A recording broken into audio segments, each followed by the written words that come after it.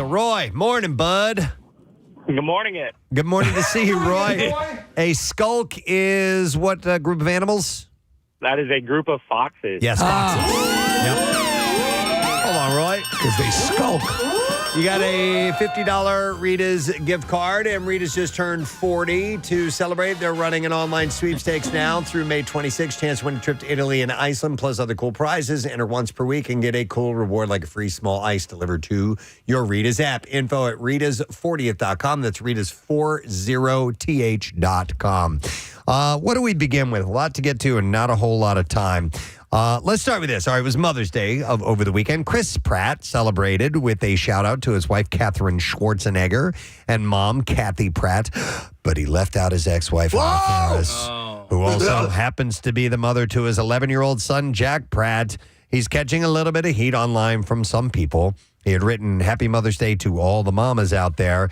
Love to my mom, Kathy, and a special thank you to my darling Catherine for all you do. Witnessing you be a mom to Lila and Eloise and a stepmom to Jack makes me fall more and more in love with you every day. So I'll pose this notion. Mm-hmm. What if he had not taken to social media at all and just conducted his life without announcing his Mother's Day wishes? Right. He would not have incurred any of this. Probably. Yeah, that's kind of what I do. It's, but, or maybe they would have gone, how dare you? Yeah. You have wives in your lives. You're not thanking them on Instagram? So while some fans are upset he left out Anna, others point out that it might be weird for him to give her a shout out now that they are split. You were great in the sack. One person chimed in and said, as an ex-wife, not all of us want some public post from our ex. No need to slam the guy, which I think so, too. It's his prerogative, and maybe he gave her a call, and maybe that's just the way they work things. Sent her a Whitman sampler. Private damn life. Goddamn right. Yeah.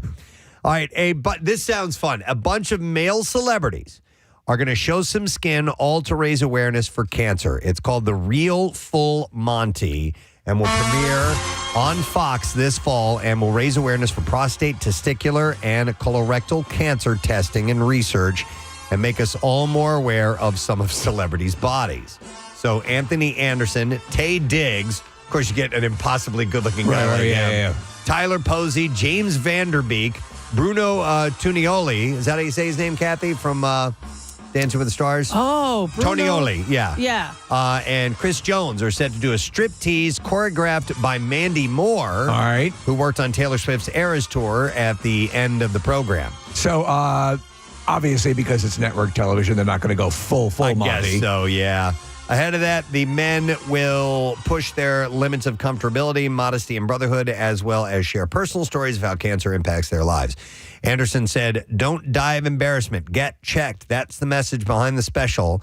I'm honored to lead the charge of rallying these fearless men to bear it all in order to provoke, inspire, and in this case, beg you to get screened for cancer. That's our goal. So what are you waiting for? Live digital rectal exams? Yeah. Maybe they will do that. You think that'll bring people around to going to their exams? Get a well-known concert pianist.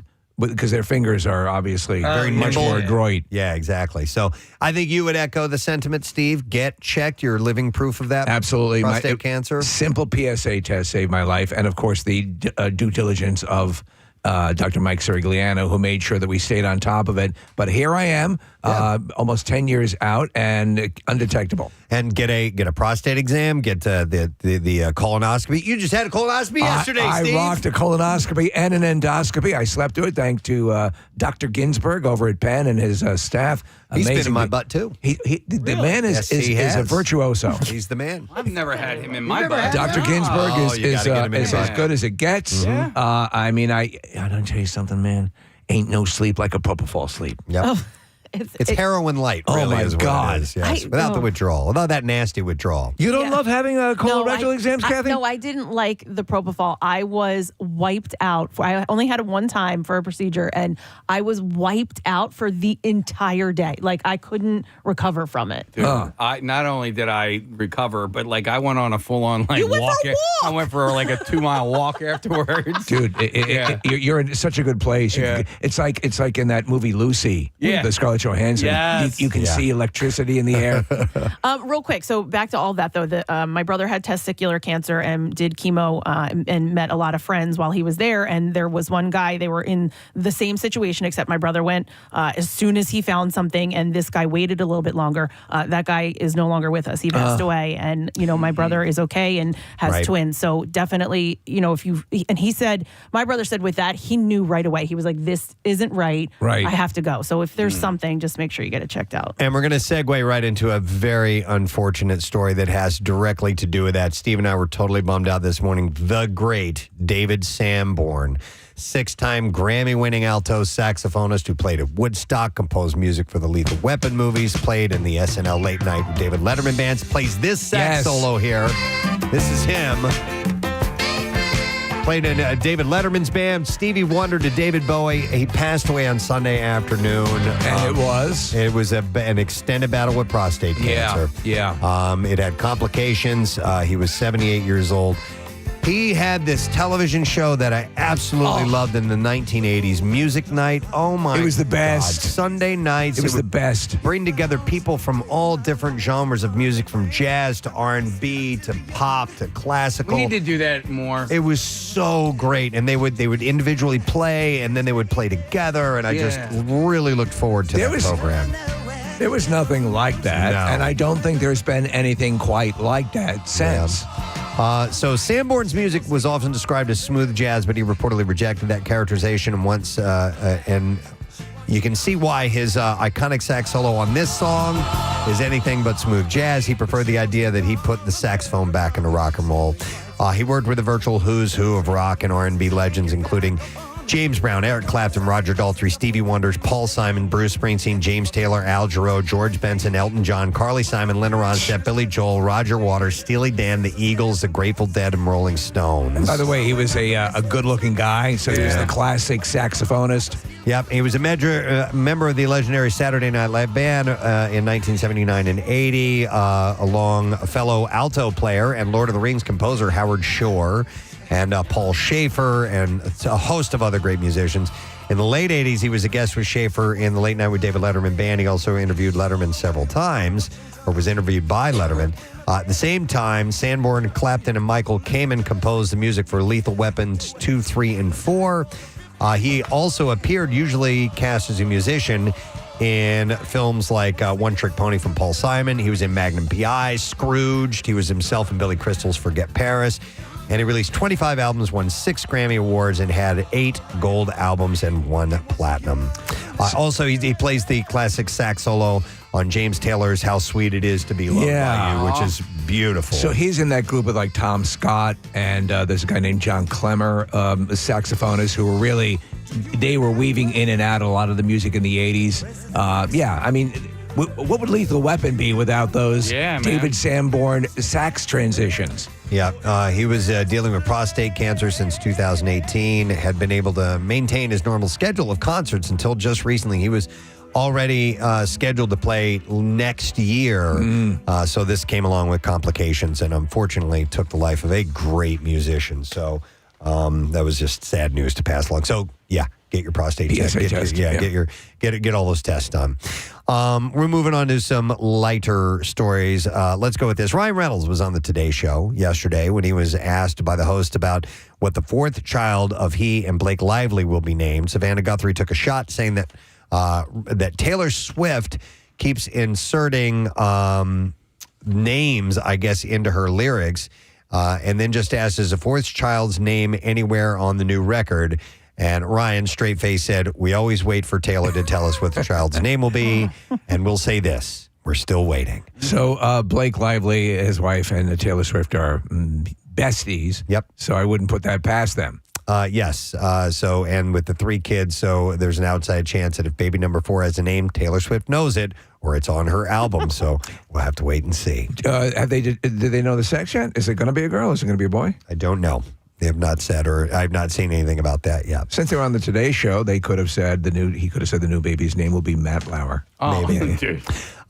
Pennsylvania-born comedian Shane Gillis has a new Netflix comedy series set in Pennsylvania. Yeah. Premiering on May 23rd, Tires follows a guy named Shane, played by him, of course, as he attempts to save the Valley Forge Automotive Center, Did he have... where he works for his cousin. Did he make a short that Yes. was essentially... He did? Yeah. Okay. And so that the show is based on that, and the shorts are really funny over the years, and he posts a lot of them on social media. But this trailer looks great. I really want to try and get him on. You know who's working for him is a guy that used to intern with Nick Murphy. I saw our buddy Nick Murphy last week, and this guy that interned with Nick, who interned here, is now one of Shane Gillis's producers, and That's awesome. and so I talked to Nick about talking to that guy Casey about getting Shane on. I mean, you try every angle you can to get to these people like this. Bank shot in the world. I saw Shane Gillis open for Tim Meadows one time at Helium Comedy Club, and Shane was so much funnier than Tim Meadows. And no disrespect to Tim, he's a really hilarious actor, but he's not, in my mind anyway, a great stand-up. Shane just killed it, and that was probably 8 or 9 years ago. The 6-episode show comes after Gillis, who grew up in Mechanicsburg and spent time in Philly's comedy scene, debuted his successful 2023 stand-up special, Beautiful Dogs, which is also out on Netflix. He co-created Tires, and it was self-financed and independently produced. So that's coming out on the 23rd. Excellent. Yep. George Clooney will make his Broadway debut in a stage adaptation of his movie Good Night and Good Luck. The original film came out in 2005, and the stage adaptation is set to start this spring. So, yeah, Casey, you talked about going to see movie stars on stage. Here's one of the biggest for you. Clooney will play Edward R. Murrow on Broadway as opposed to Fred Friendly, who he played in the movie. Edward, the newscaster, became a journalism icon over a storied career, was originally played by David Strathern in the film. All right. So speaking of people playing news people in movies, did anybody see Unfrosted yet? I did. Because Kyle Dunnigan was he played Walter Cronkite. Yeah. I thoroughly enjoyed the movie. It was silly. Well, I said Yeah. it got savaged. I liked it. It's fun. It's goofy. Yeah, and it's not a masterpiece, but it's fun. I agree 100%. The new version of Barbarella, starring Sydney Sweeney, may have found a director. Oh, man. Edgar Wright is reportedly in talks to direct the picture. Sweeney's had first confirmed she was part of the project back in 2022, teasing her new role in a post on social media. She'd be great for that role. She was built for it, for Christ's sake. The original Barbarella was a very sexy movie, and Jane Fonda, there was, a fair amount of quasi-nudity in it. Yeah. And, sure, Sydney Sweeney. Wright, known for hits like Shaun of the Dead and Baby Driver, is currently set to direct Glenn Powell, recent co-star of Sweeney's, in an adaptation of Stephen King's The Running Man. Wow. Which is interesting. I wonder what that's going to be like. Wait a second. That's a Stephen King story? Yes, but the book, I think it's a Richard Bachman. It's a Richard Bachman, yeah. But it's nothing like the movie. Okay. I mean, not anywhere near they don't have the stalkers, and it's not the big flashy TV show. Oh. None of that stuff. So I'm wondering if they're going to go more for the source material or not. But the movie I loved the movie. It's a fun I thought movie. It was excellent. So maybe they'll keep it that theme. I don't know. Or maybe they'll go for the more like the source. The 1968 Barbarella tells the story of a space traveler on a mission to find scientist Duran Duran, who created a weapon with the potential to destroy humanity. It orgasms you to death. Yes, it does. If I remember does it correctly. really? Yeah, What a yeah. way to go. The original movie starred Jane Fonda, of course, as Barbarella. Downton Abbey is coming back to the big screen for a third time. It was announced officially that the hit series will be headed to theaters once again. I wish they would have just gone on with the series, instead of making all of these movies. It seems ridiculous, doesn't it, at this point? Just reactivate the series. Yep. So according to an official release, the movie will see the return of several favorites, including Hugh Bonneville, Elizabeth McGovern, Michelle Dockery. And they're going to introduce a Spinosaurus as well. And Laura Carmichael. The movie also brings back Paul Giamatti and will feature Jolie Richardson, Alessandro Nivola, Simon Russell Bale, and Arty Fruscian. I did better than that woman did at the You did a graduation good job. ceremony. You did great. Production has already begun, and you can check out the announcements online. Did you like the movies? Did you see them both? You know what? I loved the show. Yeah. And by the way, that cast list, they could just go back and do the show. I mean, it's all of the main characters. It's pissing me off. The movies, I didn't really get into. I watched them, but almost I felt like they were on in the background. I think I didn't even finish one of them. It wasn't how I felt about the show. Yeah. Ready. We can, do the clips now. Hi. Yeah. Yeah. So, what do we have here? The PBS docuseries The Expressway explores the power of the arts across America. And in this clip, actor, dancer, singer, and host Dule Hill explains the double meaning of the show's title. Artists express themselves. They have different avenues of expression. We're all artists, though, who are using this gift that's inside of us to express ourselves. And also, we go from the West Coast to the East Coast, from the North to the South, to be able to highlight all of these different powerful voices in our country that are using their gifts. We go on an artistic expressway throughout the country, meeting people who are using their gifts to create space and empower their community. Shut up, dummy. The new episode of The Expressway with Dule Hill airs tonight. That's on PBS. Next clip. In If. After a young girl discovers that she can see everyone's imaginary friends, she embarks on an adventure to reconnect forgotten ifs with their kids. Here, Ryan Reynolds talks about planning the film with John Krasinski. Here we go. This is a movie that John and I have been talking about for years now. Way before the script was ever even written, we were kind of banging back ideas back and forth about this and about what it might feel like to shoot something that, in essence, feels a bit like a live-action Pixar film. Yeah! If opens in theaters this Friday, by the way. All right, there you go. Your entertainment report for Tuesday morning. Thank you. We made an announcement earlier. We had named Mr. William Crowell from Owen J. Roberts, coolest teacher of the year. They're in Pottstown, by the way, and we now have a new school that has been chosen. It is Burlington Township High School in Burlington, New Jersey. So if you go to school there, then you can now reach out and tell us who you think the coolest teacher of the year was. Very simple text word teacher to 39333. That might win the coffee mug, the $50 Dunkin' gift card, the $50 Visa gift card from College Ave. So we are happy to do that, and you can vote till tomorrow morning. I want to mention that it's something you wanted to bring up, Dave? Just real quick. We're doing all this coolest teacher stuff, and I really feel like I need to take this moment to apologize to all of my teachers of all time. All time? Yeah. Okay. I'd like to apologize. Looking back on things, there's only one teacher in my mind where I can look and go, no, that person was an a-hole. Every single incident that I've ever had with the teacher, looking back on it as an adult, I can go, I apologize. I apologize, and thank you. I'd like to apologize. Wow. Yeah. This just hit you, didn't Oh, man. it? Yeah. Okay. Yeah. I All right, wasn't see? the best. Kathy, anything you want to say? No, I loved school and I loved my teachers. Yeah. Did they love you? They did. Yeah. Yeah, baby. All right, well, we're celebrating teachers, and we're also celebrating the summer. Yes, we are. Because our live broadcast from Keenan's Irish Pub is a week from Friday. Yeah, we're headed to North Wildwood. And a couple of things that we want to mention. We're going to take a shot at the Seagull Screech Off again. I'm so glad. A surprise hit from last year. This thing we thought was just kind of a little throwaway. Yeah, we'll try it. People loved it. I think it's the stuff of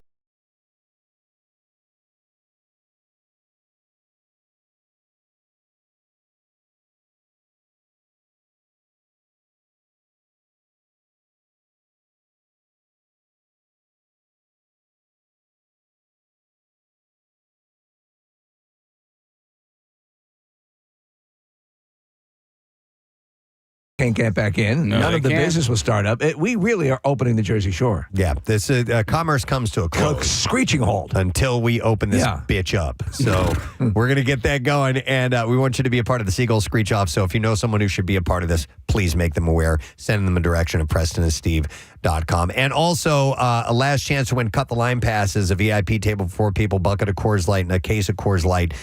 It ends on Thursday. Go to WMMR.com for your chance to win that, too. But we're ramping it up. We're getting ready. We're going to do it again. We're doing it. Yes, we are. A week from Friday. We'll be right back. Stay with us. Preston and Steve On 93.3 WMMR. Tired. Like retired. At the age of... I beg your pardon. He's retired at the age of 79. Fonda said, I think he is basically retired. I don't want to speak for him, but he has done a lot of work, and he's done very well as a person financially. What kind of project do you think would get him out of retirement and acting again? And I have something in mind. Monster Trucks 2. Oh, really? Wait a second. There's an actual monster in the... Oh, that's perfect. No, I think Connery's up for that role, Steve. Yeah, this thing just puked in the glove compartment. It's all right. It's just a monster. It's very benign and benevolent. Kind of reminds you of like a whale or something. But it's got tentacles. I don't know what the hell it is. It's a disgrace. So it's a buddy movie. Yeah, that's it. Well, Connery, I can't even put my drink in the cup holder because the monster's tentacle is blocking it. Calm down, you old idiot. but Connery, he retired a few years back as well. And I think it's just Jack's time to do the same thing. You know, God, they both have a huge body of work, and You can't say Jack Nicholson hasn't lived. so there is controversy in the offices of WMMR. I've heard. I've heard. Chuck's cereal bowl has gone missing. What? The second one. Again. Yes. Chuck's first cereal bowl went missing a few months ago. Now, the thing about this bowl, there was nothing special about it. It wasn't handed down from grandparents. Well, no. I mean, in its appearance, it was just a plastic, yellowish, faded yellow bowl. old. Well, you might even walk past it on a shelf. But when I say nothing special in appearance, does not mean that it was not special to him. Because Chuck, this was a cereal bowl from your childhood. I didn't know we were doing this today. Sorry, but Are you that's okay. emotionally We heard about prepared for this? The first one that went missing, I've probably been eating cereal out of that bowl since I was 6. Oh man! Yeah. Why would you bring that to exactly. work though? Because I love that bowl. All right. And then I eat my cereal. So you had the first bowl goes missing. How does that happen? Take us through that. It wasn't there. How it do was you that know? simple. Where did you leave it? Where was it? Probably in the kitchen. It was probably on top of the microwave. I probably do that once a week for the past 150 years. What you've done what once a week? Left it in the kitchen, or I grab it the next day. I've seen it on top of the microwave. Yeah. Chuck, son, it's not your fault. It's not. I know it's not my fault. It's not your fault. I know. And I'm going to burn this place down. I don't blame it, Kat. I totally do not subscribe to this, Kathy. Do not leave it out there. opinion. If it's your things and you want to keep an eye on it, you don't want somebody to take it, don't leave it out in a community area. Listen, I'm here at MMR where we're all family, I mean, come on. We're all family. No. Somebody's using it. Someone else is using it. Kathy. Someone else is using the family bowl. Kathy. Yeah. I agree. You see a sweet bowl like that, You want to get your hands you're on gonna it. take it. It's gotta be I'm mine. I don't care who owns it. All right. I don't care if it's the CEO of Beasley. I'm grabbing a sweet bowl like that. Well, here's Well, the deal. somebody did, right? Here's the deal.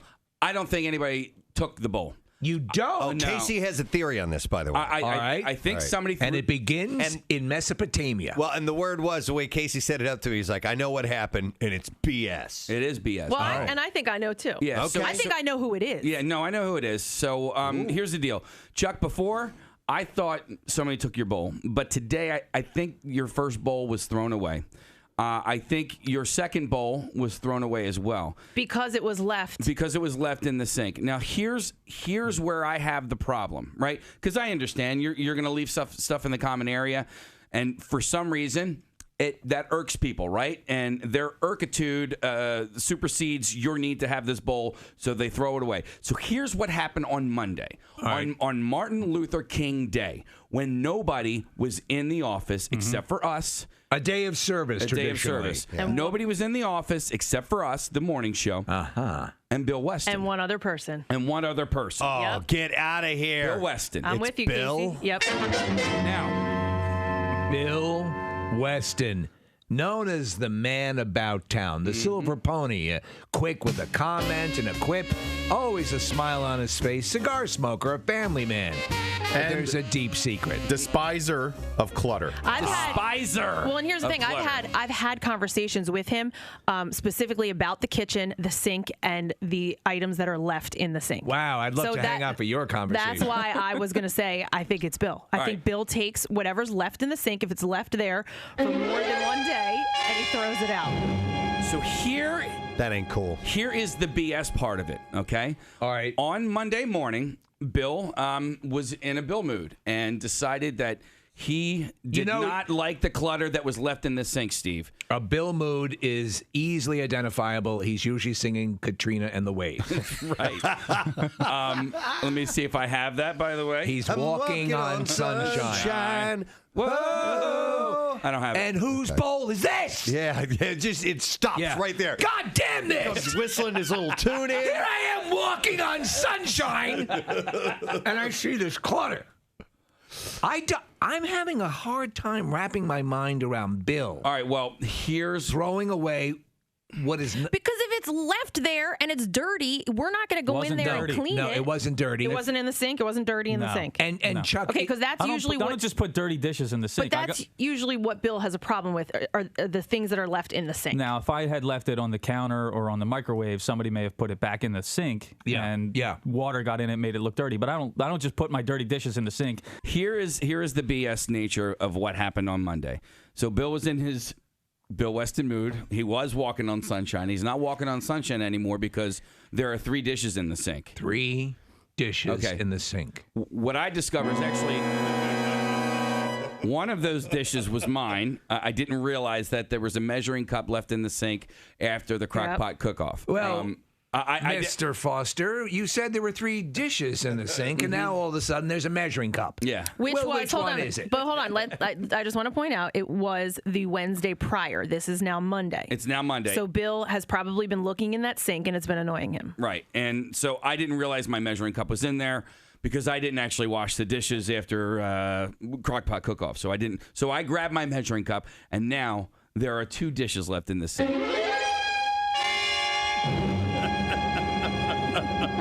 It is a plate and a bowl. Okay. Was it your bowl? Here is the BS nature of it. Bill Weston then walking on sunshine. He was walking on sunshine, not anymore, Steve. He did not feel good. No. Bill Weston leaves a sign, hangs up a sign after he got done walking on sunshine. We need like a record scratch.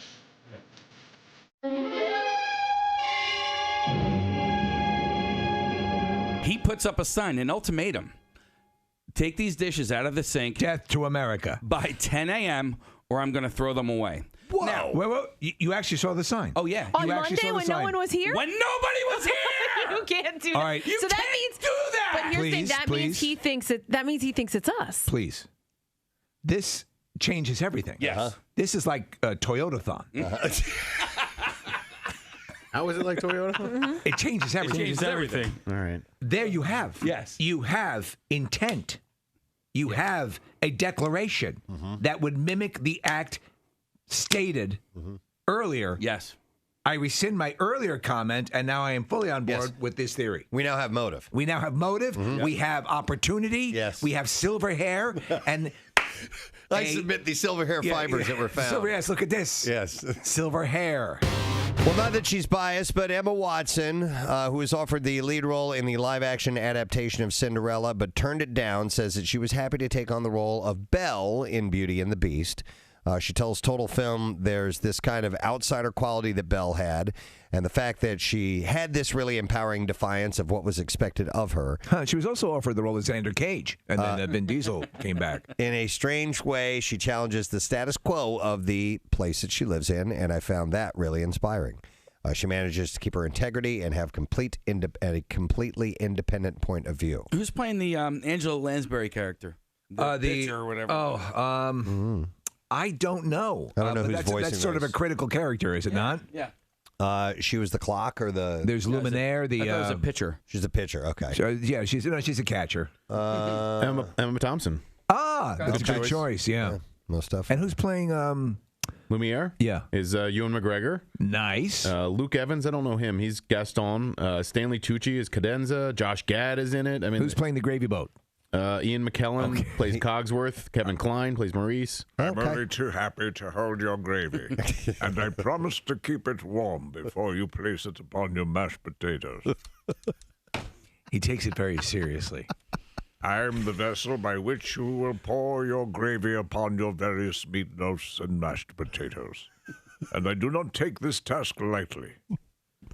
Okay. Well, he's a professional, man. He's not going to take a role that's cheesy. You know, I understand. If it is 1 degree colder, I have failed as a gravy boat, and I shall hurl myself off of the bureau.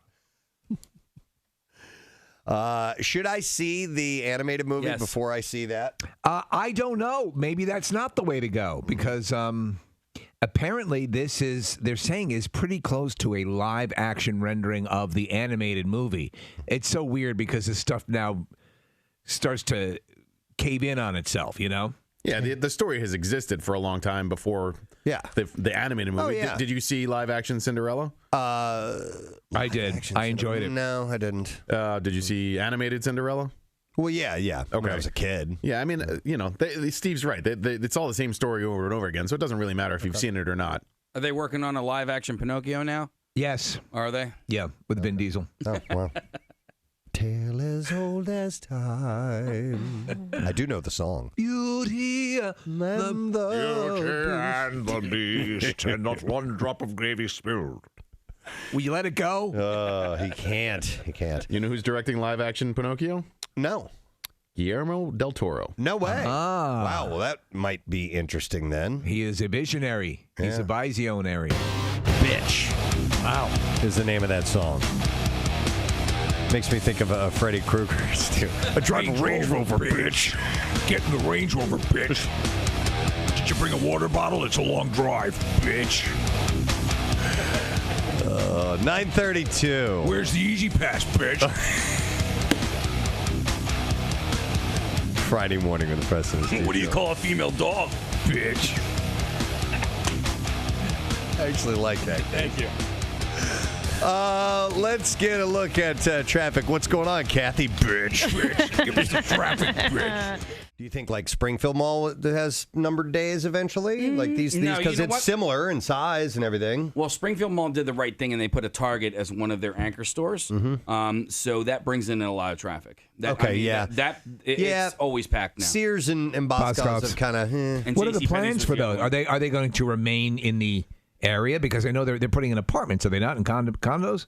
You know what? I don't know. It's going to be a town center, and there's going to be residences there. Got a Tattoos Day today, so you want to win a Preston and Steve Show themed tattoo? Text the word tattoo to 39333. Floating World Tattoo and Piercing. You can check out their website or on Instagram at Floating World Tattoos. Maybe you win later on. We'll find out who that is going to be. We have not stopped by in a little while. We have not been to the Just Saying Institute. We're The over. Just Saying Institute, home of the Casey Foster Teacher Remorse Meditation Center. Do you like this effect this way? No, I don't. Yeah, and it's going to get adjusted. Okay. I agree with you. Yep. All right, so we are going to go into some research that has been done at the Just Saying Institute. And we'll start with this one I saw this morning, actually. Some bad habits, they apparently go hand in hand, and they have found that smokers are more likely to have a poor quality diet and eat less overall than those who don't smoke cigarettes.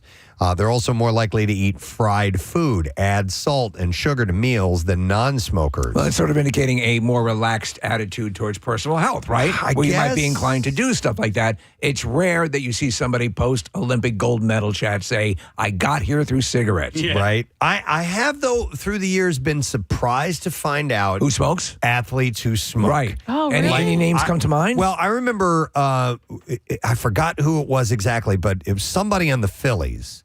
Dykstra? Yeah, I mean, all of them? Maybe it was Dykstra, but I don't remember who that I had found out had smoked. No, there was a pitcher. Dykstra Chuda. I forgot his name, but I played in the golf outing one time with me, and he told me he would slip down into the hallway and smoke cigarettes. I'm like, dude, you're a professional athlete. Right. That's funny. Steve, real quick about Dykstra. Opposing players hated coming into the vet because there would be mounds of chew spit in center field. It would leave a stain on the carpet. And in between innings, after having all of that chew and tobacco chew in his mouth, he would go down in the dugout and up the hallway so he could have a cigarette as well. You know, miraculously, though, it didn't affect his teeth at all. No, he looks like $1 million. Or his brain. Didn't he lose those in a dumpster He one did. time? We talked to him. Yeah. He His fake spent ones. about 6 hours going through with an employee. He was actually very funny about it, but yeah. And when they had to go through the dumpster. Through the that's dumpster, right. yeah. Yeah, I always found it funny, not cigarettes, but if they were smoking pot. And I'm like, it's the same thing. You're putting smoke into your lungs, because there are a lot of athletes that indulge. Yeah, for sure. Like, and when I was in the industry a little bit, I knew who the smokers were and whatever. But I'm like, you're not smoking cigarettes, but you're smoking something, and you're putting it in your lungs, and you're running up and down the court or the field or whatever. I know. So researchers have compared the eating habits and BMIs of both smokers and non-smoker participants. They found smokers are twice as likely to skip meals. What? Yeah, I found that interesting. Well, Yeah, you skip a meal with a cigarette. Well, they're also but also I've heard case that I actually, and this is common, at least it used to be the case. Models would smoke to keep their body weight down. Yeah, it can be an appetite suppressant. Yeah, you can smoke on a stick for 5 minutes, and like any sort of I run into that. Like I'm unfortunately addicted to nicotine, right. and so sometimes if I'm hungry, I'll put a dip in. Really? Yeah, and it does curb that hunger. Yeah. Huh. Well, I found this interesting too. It says smokers were 8 to 13% less likely to eat sweet foods than non-smokers, but they were 8% more likely to eat fried foods, 70% more likely to add salt, and 36% more likely to add sugar to their food. I wonder if the process of smoking deadens the receptors that will respond to the sweeter stuff. I was wondering that. I'm wondering if there is we need to conduct an experiment. An association with smoking and taste. Kathy, would you mind smoking for a year straight? No, but listen, I knew a ton of people that started smoking or went back to smoking to lose weight. I mean, listen, I'm sure they were addicted to it at one point and they enjoyed it. So it wasn't like, knowing how unhealthy it is. Yeah, that was a bad thing. But I knew a few women that went and they were like, I need to drop pounds. And that's what they did. Those points I turn to self-pleasuring. Yeah. The study author says the worry of gaining weight is a common reason for smokers not attempting to quit or being unsuccessful. Interesting. And unsuccessful in their attempts to quit. Did you ever chew tobacco, Preston? Yeah, a little bit. Yeah, I did when they came out with Bandits. Yeah. Bandits. Skull Bandits, which were, it was in a pouch. Right. Yeah. Instead of the loose snuff. I did that, and as a kid, my dad chewed. Oh my God, Did he? Levi Garrett and Redman. Oh yeah. Oh, so he did the chaw. He did chaw, Okay. and so I as a kid, I had to see what that was all about. So we did a little bit. My daddy. Yeah. Oh my God. I remember being in grade school when I tried chewing tobacco for the first time, and my friend Larry, who I was in school with, I guess his dad, he did the dip, the skull. But we didn't know any better. So Hey, Larry. We took the skull and we put it in our cheek as if it was chalk because we didn't know any better. Like the skull goes in your lip.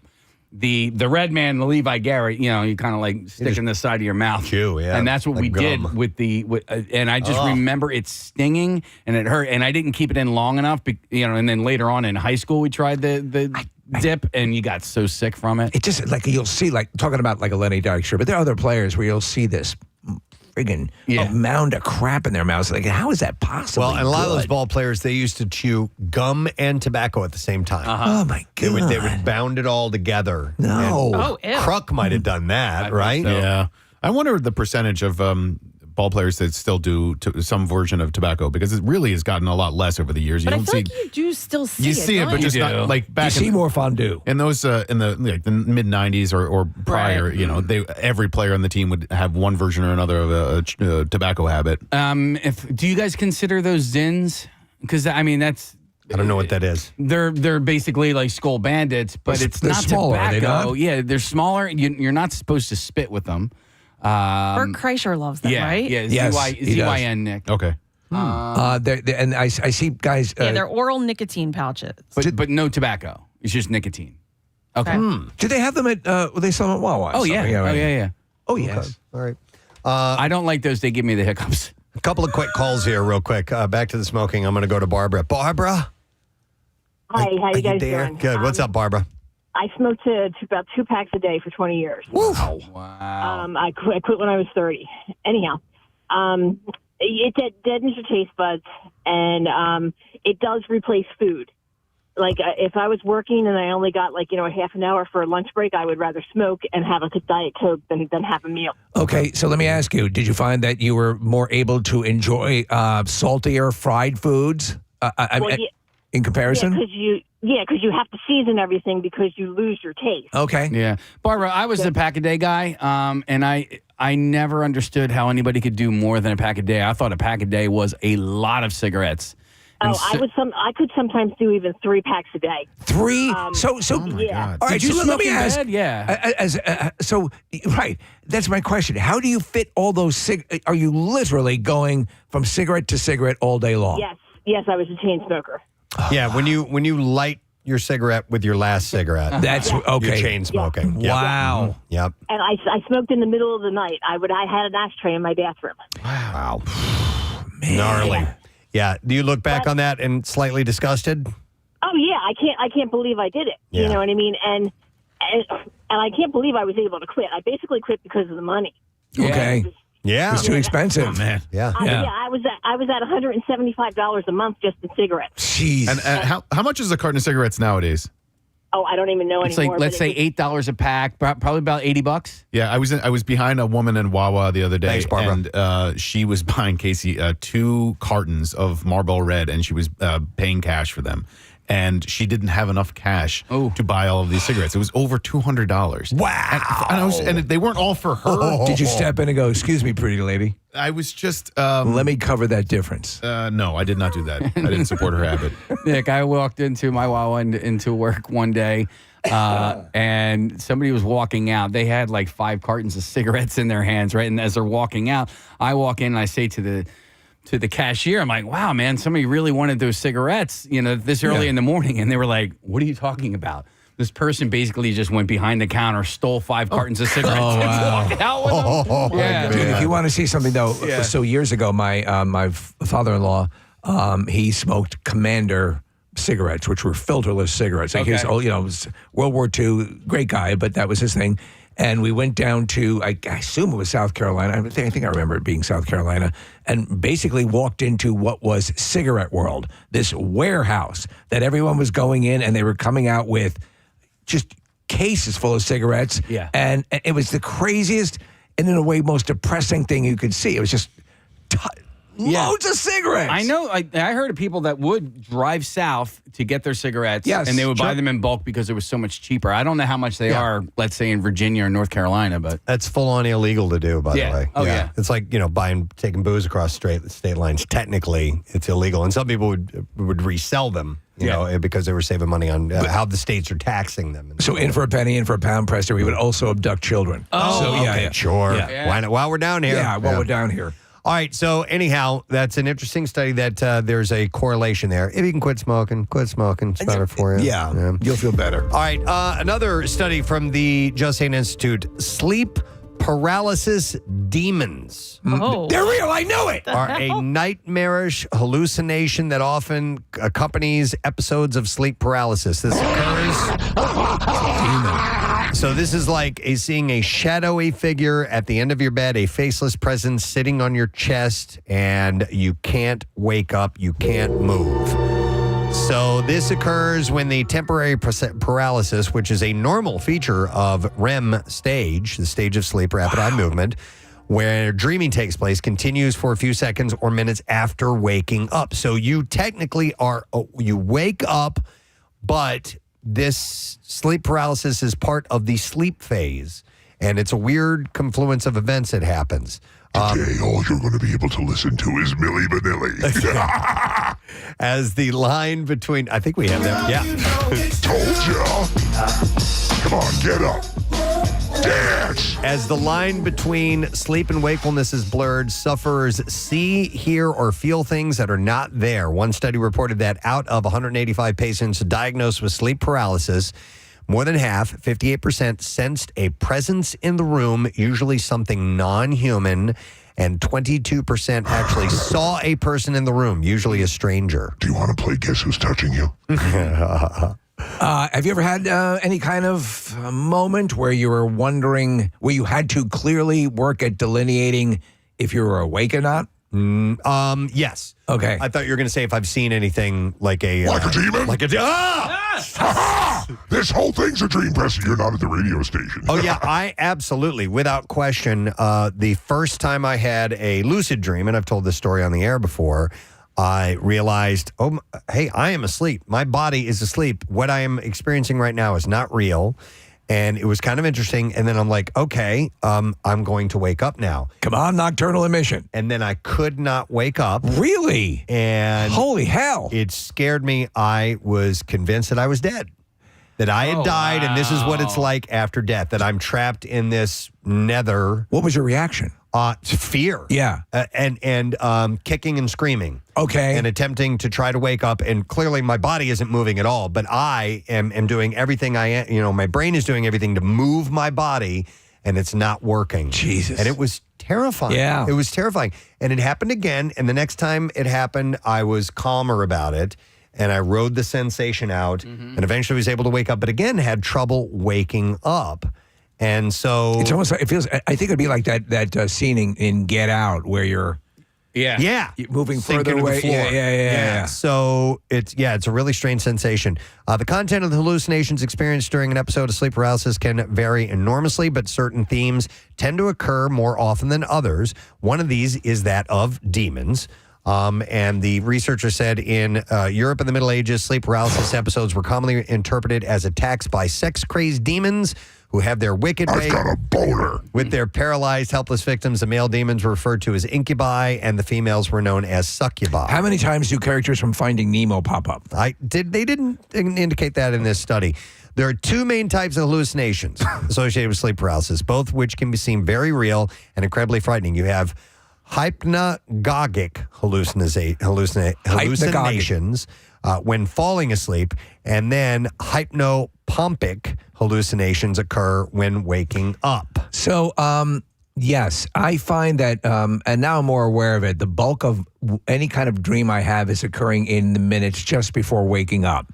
Let's go ahead. So both tend to happen when you are partially conscious during REM. So there's a tendency to see a distorted version of what's already there. So an example, a draft from the window conjures up a shadowy figure hiding behind the curtains. A pile of cushions is transformed into a monster emerging under a bed. So let me give you an example. My dad, before we moved him here with us to take take conservatorship of him for a while and get him on the right track, he had neuropathy, and he wasn't taking the right medication, and he wasn't getting sleep. I mean, the man was not sleeping. Delirious. So my wife traveled there to kind of keep an eye and to see how things were going. And at one point, he told her he's awake. Yeah. And he's telling her, he goes, there is a creature coming out of the floor over there. And he said, look at it. It's eating a dead body. So he's being straight up awake and saying that this is what is happening. And she looks over, and it's a pile of clothes on the floor.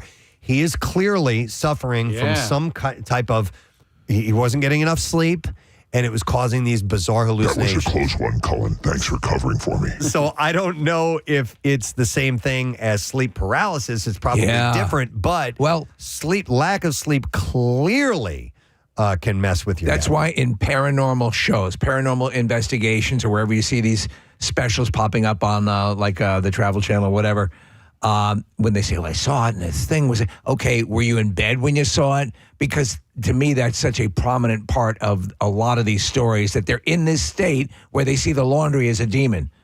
I was just going to say, Steve, that's exactly why I don't believe in ghosts. Because anytime anybody ever sees one, they're either sleep deprived or they're coming out of a dream, or there's some, your mind plays so many tricks on you. Sure. Your eyes play so many tricks on you on a daily basis. And people believe it. I believe that they believe it. In earnest, yes. Yes. So the hallucinations, and this is interesting. I'll go to calls. Our phones are lighting up like crazy.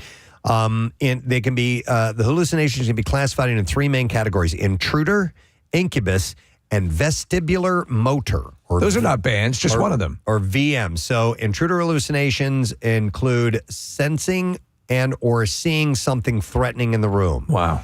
Incubus hallucinations, which often tend to co-occur with intruder hallucinations, are marked by sensations of pressure on the chest, along with feelings of suffocation or choking.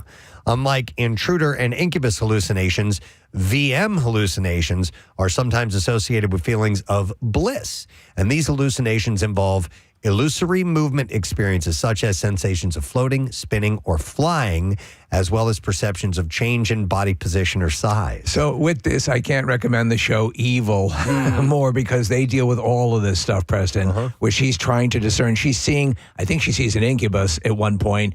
that is like on her chest, like holding down. And so she does all these things to try to figure out whether she is awake or asleep. She puts something written up on the ceiling to see if she can read it. And it's apparently when you are asleep, your language is something you can't discern. Okay. It's like you won't see a written sign in your sleep. Your brain won't process it. Interesting. All right, let me go to some calls here of people who have issues with sleep paralysis. I'll go to Nick. Hi, Nick. Good morning. Good morning, guys. Thanks for having me at the Just Saying Institute. You're more than welcome, And our guest esteemed lecturer. colleague. Yeah, as a guest speaker. Nick, what did you want to tell us? So I've had this multiple times over the years, and the one time I remember waking up thinking there's something at the end of my bed and also something holding my chest. Wake up finally after what felt like forever. It was my golf club sitting at the end of the bed. You want to hit the greens a little bit? Yeah. Need a 9-iron? Apparently. That's crazy. And how afraid were you leading up to that? It's so terrifying because you want to move or scream and you can't do anything, and you just feel like there's something holding your chest down. It's terrifying. That is a freak. I've never had it, but this sounds incredibly terrifying. Nick, is it still something that you have an issue with? Not as much. I probably haven't had an episode in maybe like a year, but early college after post high school, that's when it was like really bad, where it was almost like maybe once, twice a month, and it's just terrifying. Have you learned to cope with it when it occurs, to be aware of what's going on? Kind of. I was always told just try to tell yourself it's a dream, to say it over and over again, but it's kind of hard when you feel like there's something holding your chest down. Yeah. Well, so would it be better if you were to attempt to secure a tea time? Oh. See, I tried that. It doesn't work out as much. All right. Thank yes, you, it'll Nick. be me with the devil, please. Appreciate it. All right, let me go to Patrick. Has this same issue. Patrick, morning, bud. Hey, good morning to see you. Good morning, Ed. What's up? Hey, so I do suffer from chronic sleep paralysis. It's not as much as it used to be. It used to be almost every single night for me. Oh, man. I would wake up or I would be going to sleep and my body would just freeze up. And I used to have those hallucinations to where I would see, like y'all said, a drape or something in the window. But I've kind of conditioned my body to do one of two things whenever I realize I'm in sleep paralysis. I kind of kick my feet a little bit. I still have somewhat control of my feet, and I kind of kick it against my footboard, against my bed to kind of try and wake my body up. Huh. And two, I actually shut my eyes whenever I realize that I'm in it, because I do feel that pressure against my chest. I have a number of heart conditions as well. Oh, dude, that's so yeah. It feels like my heart's kind of jumping out of my chest whenever it happens. It's horrible. Patrick, have you ever gone to a doctor to talk about treatments for this? Yes, but all the medicines and stuff, like sleep medicines, like Ambien and all that stuff, doesn't really help me. Okay. It just knocks me out. So, Patrick, what seems to be the problem? Yeah. Wow. Honestly, I think it's stress related. I used to be really stressed. I used to be a stress freak years ago, and it's definitely sleep deprivation and stress induced for sure. Okay. All right. Well, hang in there, bud. From time to time. We appreciate it, bud. Hang in there. I got a bunch of other calls I want to get to as well, but thanks for sharing that. We'll go over next to, because Brenna had one last night. Oh. Let me go to her. Hi, Brenna. Morning. You dumb bitch. Yeah. Dumb You bitch. dumb bitch. You dumb bitch. Hey, Brenna, what's up? All right, so I experience hypnagogic hallucinations kind of frequently, but I don't wake up after like a deep sleep. It is right before I fall asleep. Like once I reach that cusp of like, all right, I'm falling asleep, I'll snap out of that sleep real quick, and then all of a sudden, like, I get super paranoid, and I get really upset when it happens to me, but I am still able to move my body, so I know it's not like a sleep paralysis ordeal. Wow. But Do you see things? I do not. I do see things, but only when my eyes are closed. Okay. I'm able to open my eyes, and then they'll go away immediately. But I'll also hear like auditory hallucinations, and it's really freaky. What was the one you had last night, Brenna? So it's like almost like unintelligible whispering. Like you can't, like there's no real words. I'm not hearing any sentences, but you can almost hear like that. Huh. I can't make it out. Okay. And it's disturbing to you. Oh, it's super disturbing. It freaks me out. She's telling you a bedtime story. Yeah. So, So let me ask you. And as the evening is wearing on and you're anticipating going to sleep, it seems like a self-fulfilling prophecy that you would get nervous, and it sort of feeds into that. Is that the case? Oh, probably, because I have anxiety, so I definitely feel like after the first couple of times it happened, I almost psyched myself out. Like, what if it happens again? Da da da da da. Yeah. No, I hear you. Wow. All right. Well, thank you, Brenda. We appreciate it. Hope this works out for you. Hope you get something. Yeah, you got it. You guys rock. All right. Thank you. Let me go to, we got a ton of calls here. I'll go to Jenna. Jenna, good morning. Gadzooks, guys, how are you? Gadzooks, we're good. Okay, so you and both your sister have a sleep paralysis issue. Yeah, so we grew up in the same house. She's 8 years younger than me.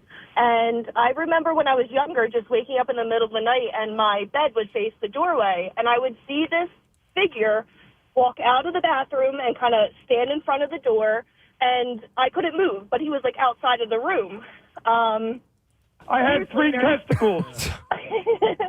Years later, come back home from college, staying home for a little bit. And, my parents converted the basement into my own room so I didn't have to share one. Right. And about 3 o'clock in the morning, I wake up to the same figure basically holding me down on the bed. I couldn't move for a good 10 minutes. The next day, my mom and I go to get coffee, and I'm telling my mom about my experience. And she's like, well, yeah, your sister sees that guy, too. What? And I was like, are you kidding me? Jenna, at any point, could you, or did it appear as if you could converse with this entity in your mind? A little bit. There was also another figure as well that I've also I've always been more intuitive with spirituality and energy. But there was 2 figures that I would see all the time in my childhood home, and the child I feel like I could converse with more, and I could say okay, I see you. The older gentleman that was holding me down, I don't really think there was that communication. I feel like there was evilness in that one. But Jenna, did this happen during sleep? Yeah. Yes. Okay. So would that make you more inclined to believe that this is all happening in your mind? Doesn't make it any less terrifying. Right. Doesn't make it any less troubling. But the fact that you succumb to this, you could then just chalk these entities up to what's going on in your mind, correct? Yes, and I feel like it was more than just my mind. I did a little bit of research into it, and the tall figure that I've seen, a lot of people see during sleep paralysis. It's Dikembe Mutombo. I'm the devil! If you Google shadow man in top hat with yellow eyes, there's lore that comes up online that tells you about why you see these people in your sleep. It's interesting, again, but yeah, whatever it is, I'll tell you what, it sounds effing terrifying. Yeah. All right. Thank you, Jenna. Appreciate it. We'll go over next, and then we got to move on here in just a second. I will go to Tiffany. Hi, Tiffany. Morning. Hi, good morning. Hey, what's up, Tiffany? So I live in an old schoolhouse, and I was in bed, and next thing I know, I start feeling a pressure on my chest like the other callers, and then I hear a voice. It kind of sounds like a man and a woman, and it's just me and my boyfriend. There's nobody else. My dog had passed away. Next thing I know, I hear her caller chasing after these 2 voices on the bathroom floor. And then the pressure seems to have gone away. But I was in tears. I wake up crying. My boyfriend's like, what's going on? I'm like, you didn't hear that? He goes, no, I heard nothing. I'm like, I just heard Snowflake chase these 2 voices away. Sounds like it happened in your head. Yeah. Does your boyfriend go, good boy? So this is happening in your head, and you're aware of this, right? But it doesn't make it any less terrifying. Right. But this is right in line with what what Preston is describing. It's this thing that's very common to people, and that's why you get these. I was just falling off to sleep, and I saw this demon. Right. It appears to be this. Yes, it also actually happened to me in Salem, Massachusetts as well. We were in a bed and breakfast, and it was a house that they converted into. So I was laying in bed, and this is very vivid. I look over, the window's open, and the curtains start moving, and then I feel somebody just giving me a hug. Nothing threatening, just somebody hugging me. It was actually scary, but also comforting at the same time. I want to kiss you. It was Joe Namath? I'd like you to meet a friend of mine. Perhaps you remember the Jets. Then I woke up, and then my Fitbit actually stopped. I had the record where the Fitbit just stopped for 2 hours of no activity. Well, clearly Joe Namath shut it off rather than be implicated in this. Crazy. Thank you, Tiffany. Appreciate it. Thank you. All right. One last call. Yeah, and then we're going to go. Then we're going to take a break. And it's Kim. Hi, Kim. Good morning. Good morning, Ed. Good morning to see you, Kim. So you have this issue? Oh, my gosh. Yes, I do. It is the most terrifying thing. I've had it for years, and then just out of the blue, it stopped, but it just happened again last month. Mine is when I'm already asleep. Okay. And I wake up in the middle of the night, and this time, it was the most terrifying thing. Normally, I'm a single woman, so I usually sleep with my gun next to on my nightstand. Okay. I've now had to move that into another room because everything is so vivid. I woke up, and there was this man standing in my doorway, towering in the whole doorway. But I saw everything. He had a red and black flannel shirt on, blue jeans, brown shoes, brown shaggy hair. I could see the sweat, the sheen on his face. And I'm like, what are you doing here? And he just, like, smiled at me. And I started throwing my pillows. I'm trying to find my way out of my room into the bathroom that's connected to get away from him. I was so turned around. It was the most terrifying thing. So let me ask you, Kim, quickly. You're saying so it's vivid. You can feel as you touch things in your dream. You can feel it. Oh, I'm not dreaming. I'm wide awake. You're wide awake. I'm wide awake. At first, I can't move. I can't move at all. I'm paralyzed. Yeah, right. And then so it's just for like a few moments, and then I can break it. And like I said, I started throwing pillows at him. Now I sleep with 3 big dogs. And they didn't even move until I started throwing the pillows. So I know that it's in your head. Yeah, it's a hallucination. Can I get a treat? Kim, have you seek treatment for it or talked to your doctor or anything? No. I had it in my other house. I lived in Harleysville, right down the road from you. Okay. And I actually thought the house was haunted until my daughter did some research because, like the previous caller, I had an old man who would come to the side of my bed. I could not move. And he would put his hand underneath my back, and my back went up. Let me ask you, you would have this experience when you were in Harleysville. Yes. Preston, did you ever take late night walks by any chance? No. You guys know about my late night walks. It's just going out to feel up some for on air. I'm going to go out and feel up the neighbors. Well, Kim, you should talk to your doctor about it. Well, like I said, this happened in Harleysville. There were 3 different people. The old man who lifted me off the bed. Then there was a shadow in the corner. And then there was a young man who stood at the bottom of my bed. Again, vivid. He had striped pants on, plaid shirt, baseball cap. And I couldn't move, but when I finally broke, I sat up and I screamed, "Leave me alone." I thought the house was haunted. Yeah, well, it's to Preston's thing. Get away from me. It was Rizzo. Thank you, talk Kim. to someone. Yeah, you should. I You can't definitely imagine should. having that going on. Sleep paralysis demons. These are hallucinations, and they are Also a legit, band name. Sleep paralysis demons. I like the name of that. So, anyhow, all right. Well, listen, we only got to 2 things in the Just Saying Institute. That means we're going to have to do it again sometime in the near future because I have many other studies, but that one had some legs to it. It certainly did. Yep. So thank you for your calls. We do appreciate that, but we got to take a break. So we're going to do that now. We have coming up the Bizarre File. Our good friend Lori Jones from Philabundance is stopping by. Their 40th birthday is happening. And we also have Tattoos Day. So text word tattoo to 39333. We'll be back in a sec. Stay with us. Preston and Steve. I don't know. Are they going to keep those stores, though? Oh, those stores? I think so. That's why they're not down. Although Sears is closing a lot of their stores. But We've got great plans for the area, bitch.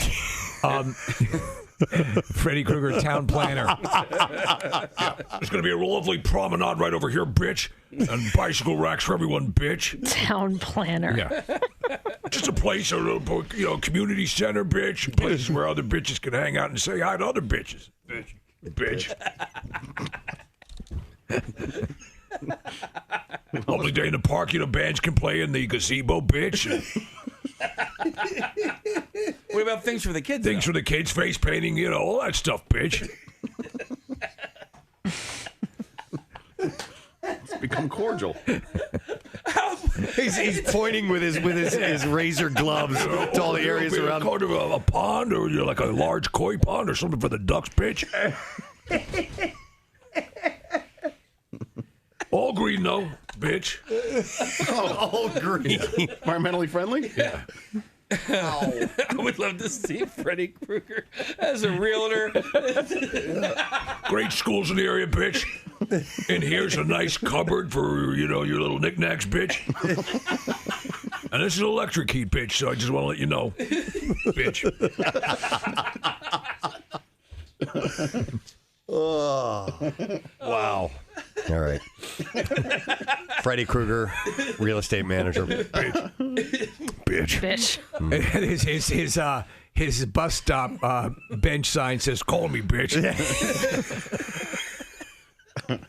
He's the his Tom, face. Tom Skivington of the underworld. Right. Of the other realm. But with the mustache. And the claws. Oh, my God. Oh, my God. Oh, my back hurts. I love it. All right. He's slashing prices. Yeah, somebody texts in, is he slashing prices, bitch? Brent Selleck, 31 years old today. And then it's my birthday.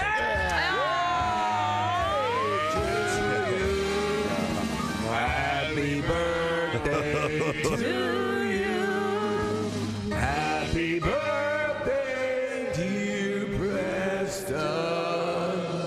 Happy birthday to you.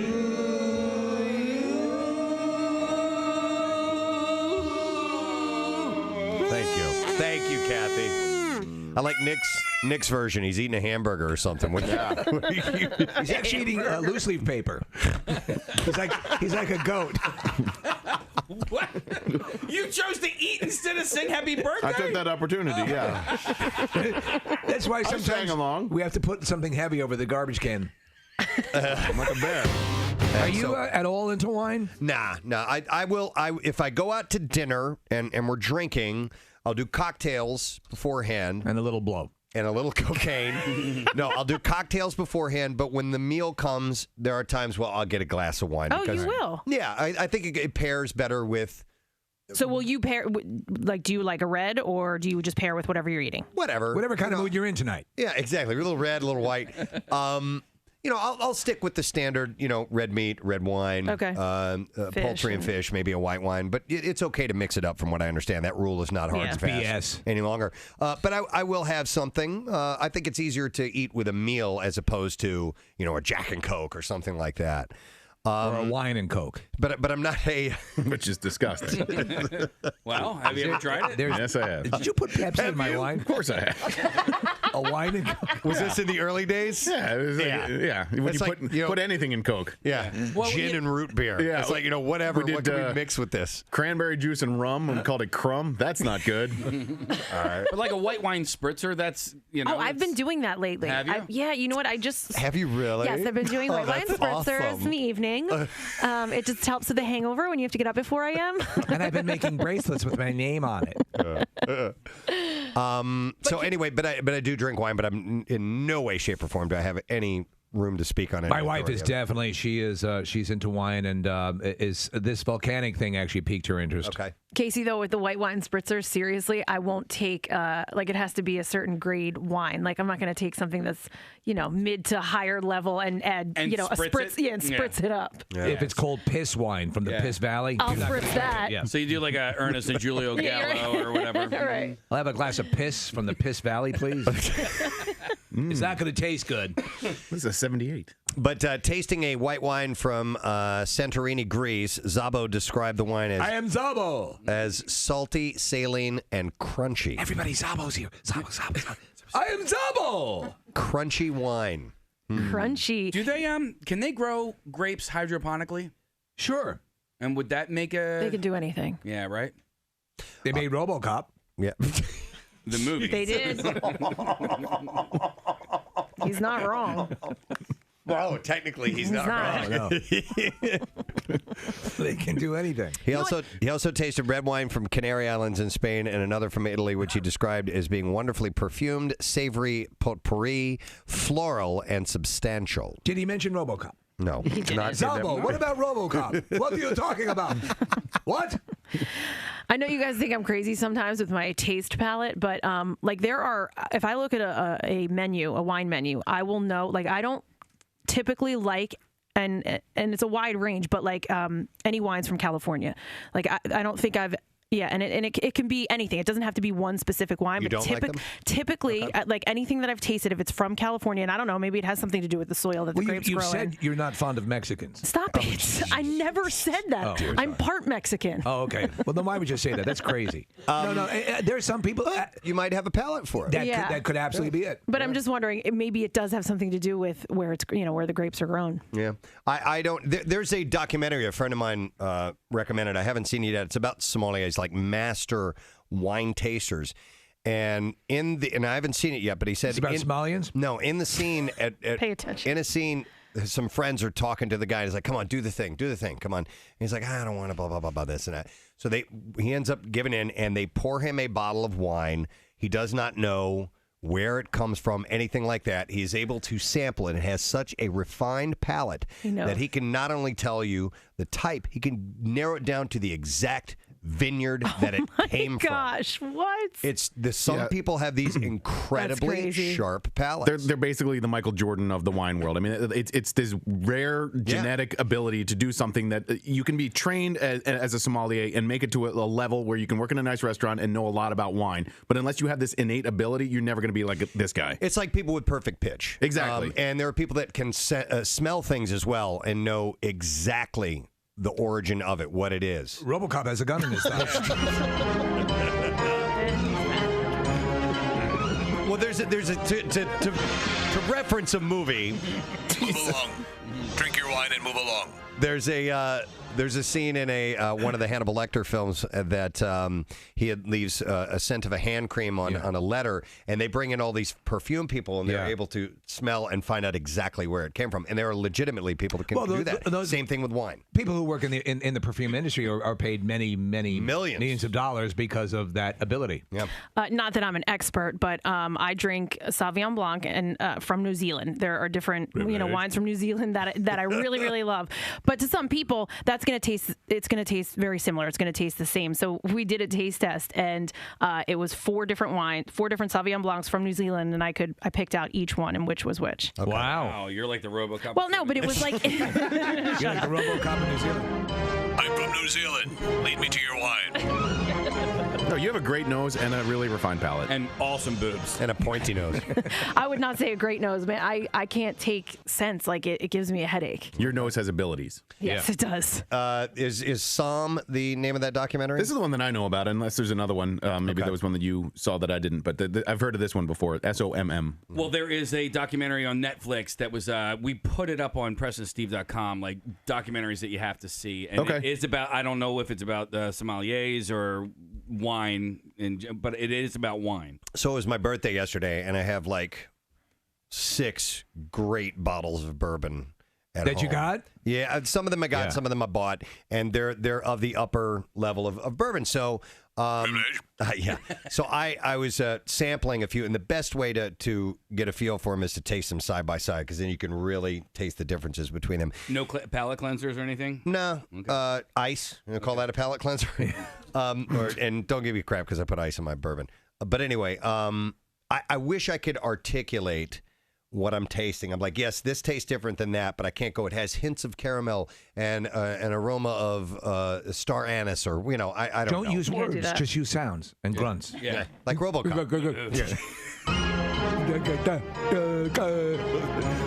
What about Bob Clip? All right, let's see if we can get the answer to this question. The poinsettia plant is indigenous to what country? 215-263-WMMR. I'm going to go to Mark for the answer. Hey, Mark, how you doing? Good morning. If I win, will this be enough to spray Kathy's bush? Yes. Yes. It very well might be. Yeah, Please, that's Mark, fine. give us the right answer. Is it Mexico? Mexico. You can spray her poinsettia. You are correct, Mark. On your fact sheet, does it say where the name came from? No. It derives its common English name from Joel Roberts Poinsett, who was the first United States minister to Mexico, and he introduced the plant to the United States in 1825. There you go. How about that? And I was just curious how it became associated with Christmas and why. Maybe just because it's red and Santa Claus and I don't know. It was Jesus' favorite plant. Oh. Yeah. I had no idea. He visited Mexico. He did a little travel in his earlier years when he was still in college. Okay. Hey, is it true though about that it is not healthy for cats? Yes, that's what I've heard. That it's not healthy for cats. Now, they supposedly created a hybrid version of the poinsettia. So if you want to take a crack at it and see if your cat will survive, go for it. Wait a minute. In the United States and perhaps elsewhere, there is a common misconception that the poinsettia is highly toxic. The misconception was spread by a 1919 urban legend of a 2-year-old child dying after consuming a poinsettia leaf. Man, that's a human child. What about cats? Let's see. Toxicity is relatively mild. Its latex can cause an allergic reaction in sensitive individuals. So for 15 years, I didn't have a poinsettia in my house. And really, I could have. You know what? I don't know. It doesn't mention anything about animals. Oh, it says there, sea cat's deadly scourge of the feline world. May sometimes cause diarrhea and vomiting. So Nothing about kitties. Nothing about kitties in the in this particular post. Why don't you Nick, just type in the Google search bar "pussy" and see what comes up? It's probably some sort of toxic pussy. All right, see what we get. All right, only $19.95 a minute. I will move along. Get back to me if you find anything, Nick. Paula Patton. Oh, yes. dude. What? I'm doing what Steve said. Take it off of images. May All I right? just So he typed in toxic pussy, but he had it on images. No, you don't want to see that. It's standard stuff. Go to videos. Maybe there's cats on that. Now we know it's bad for your cat. Go to videos. Put up the videos. What about Oh, Toxic Pussy is a band. Oh, that's a good band name. Yeah, it is. All right. Okay. What's your next story? Dan Rather announced a new social media page in the midst of January's flying fake news and alternative facts. It's called Shart.com. Shart.com. Okay. Now join me over on Snapchat where I show you a sexy new way to work out. I love your Dan Rather. He said, I got into news in the first place to be a part of something noble and bigger than myself. For those reasons, I am starting a second Facebook page called News and Guts, a digital news feed of sorts. He said the goal is to inform, innovate, and inspire. So this Facebook page will be under the stewardship of a very talented group of reporters who work at my company. These are men and women who know real news. Check it out at toxicpussy.com. It was the only domain name available. Yeah, unfortunately, Shart.com is taken. Ah, son of a bitch. I know. They make T-shirts. It actually should have been ours, right? Yeah. They've reported. We always have great ideas years after other people have had them. He said they've reported with me. Again, that's toxicpussy.com. About cats. Yes. Right? Yeah. And they're the reaction to poinsettias. Yeah, which can be toxic and lethal. Hence, toxic pussy. I don't know why I didn't bring this up earlier when I was talking about accidentally drinking last night. Yeah. But the tourism, and you guys know I'm a bourbon and whiskey fan. The tourism is way up in Kentucky. Because of this? Brought to you this morning by Sequoia Outback. Get inspired as you cruise through 3 floors of decking, pavers, outdoor furniture, umbrellas, and fire pits, all staged in the largest outdoor showroom in the country. Route 309 in Hatfield. We will start with this story in Utah. Search and rescue crews put their lives on the line in some of the most treacherous conditions around the state. They do it regularly. They often help those who bite off a little more than they can chew.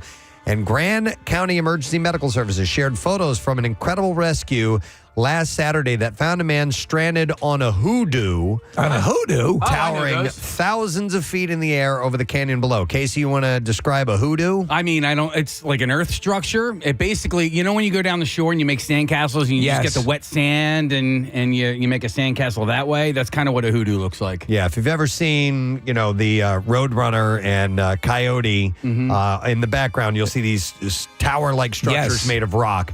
Those are essentially like Hoodoos. Go to Bryce Canyon is where I went and saw them. EMS teams were called to Pucker Pass after a male nursing an injured ankle was unable to get off of the Hoodoo with a sharp, catastrophic drop on all sides. Get down to Pucker Pass. We have a horrible Hoodoo incident. Yeah, after rigging ropes and setting a ladder over the 5-foot gap to the Hoodoo, EMT Jensen crawled over the span to get to the man. Jensen first secured the injured hiker before tending to his injuries. Go do the Hoodoo that you do so well. The man was eventually able to cross back over using the ladder, with the entire rescue taking just under 3 hours. But it looks scary. Very He's precarious. Way up high. When people do stuff like this, they forget the notion that they're actually putting potential rescue workers at risk. Mm-hmm. The EMS team said, we're always happy to do, while always happy to do their jobs, the EMS team said, as we head into another beautiful weekend here in Moab, remember, just because you saw a picture of it online doesn't always mean that it's the best idea. Right. Yeah, when I went to see Bryce Canyon, our tour guide, this guy named Nick, he does that. He does those rescues, like those. He does the Hoodoo rescues? Just ropes rescues and all that. Yeah. Jeez. Police in Philadelphia. This is a really strange story. Now, I saw this the day before yesterday.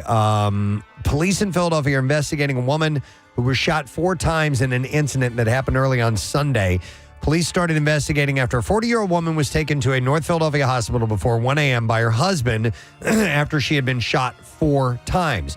Now, the man then fled the hospital, and law enforcement officials responded to a home along the 1900 block of North Krosky Street, where they found a gun and a large amount of blood. The woman was listed in critical condition. Initially, officials said that they were searching for the woman's husband. However, on Sunday afternoon, police said in an interview at the hospital, the woman said that the gun discharged as she was trying to reinsert the fallen magazine while removing the gun from her waist. And her husband, officials said, was initially a suspect as he had left after leaving her at the hospital. Now, she was shot 4 times in the chest. After reviewing the scene, law enforcement officials said the self-inflicted nature of the wounds was confirmed.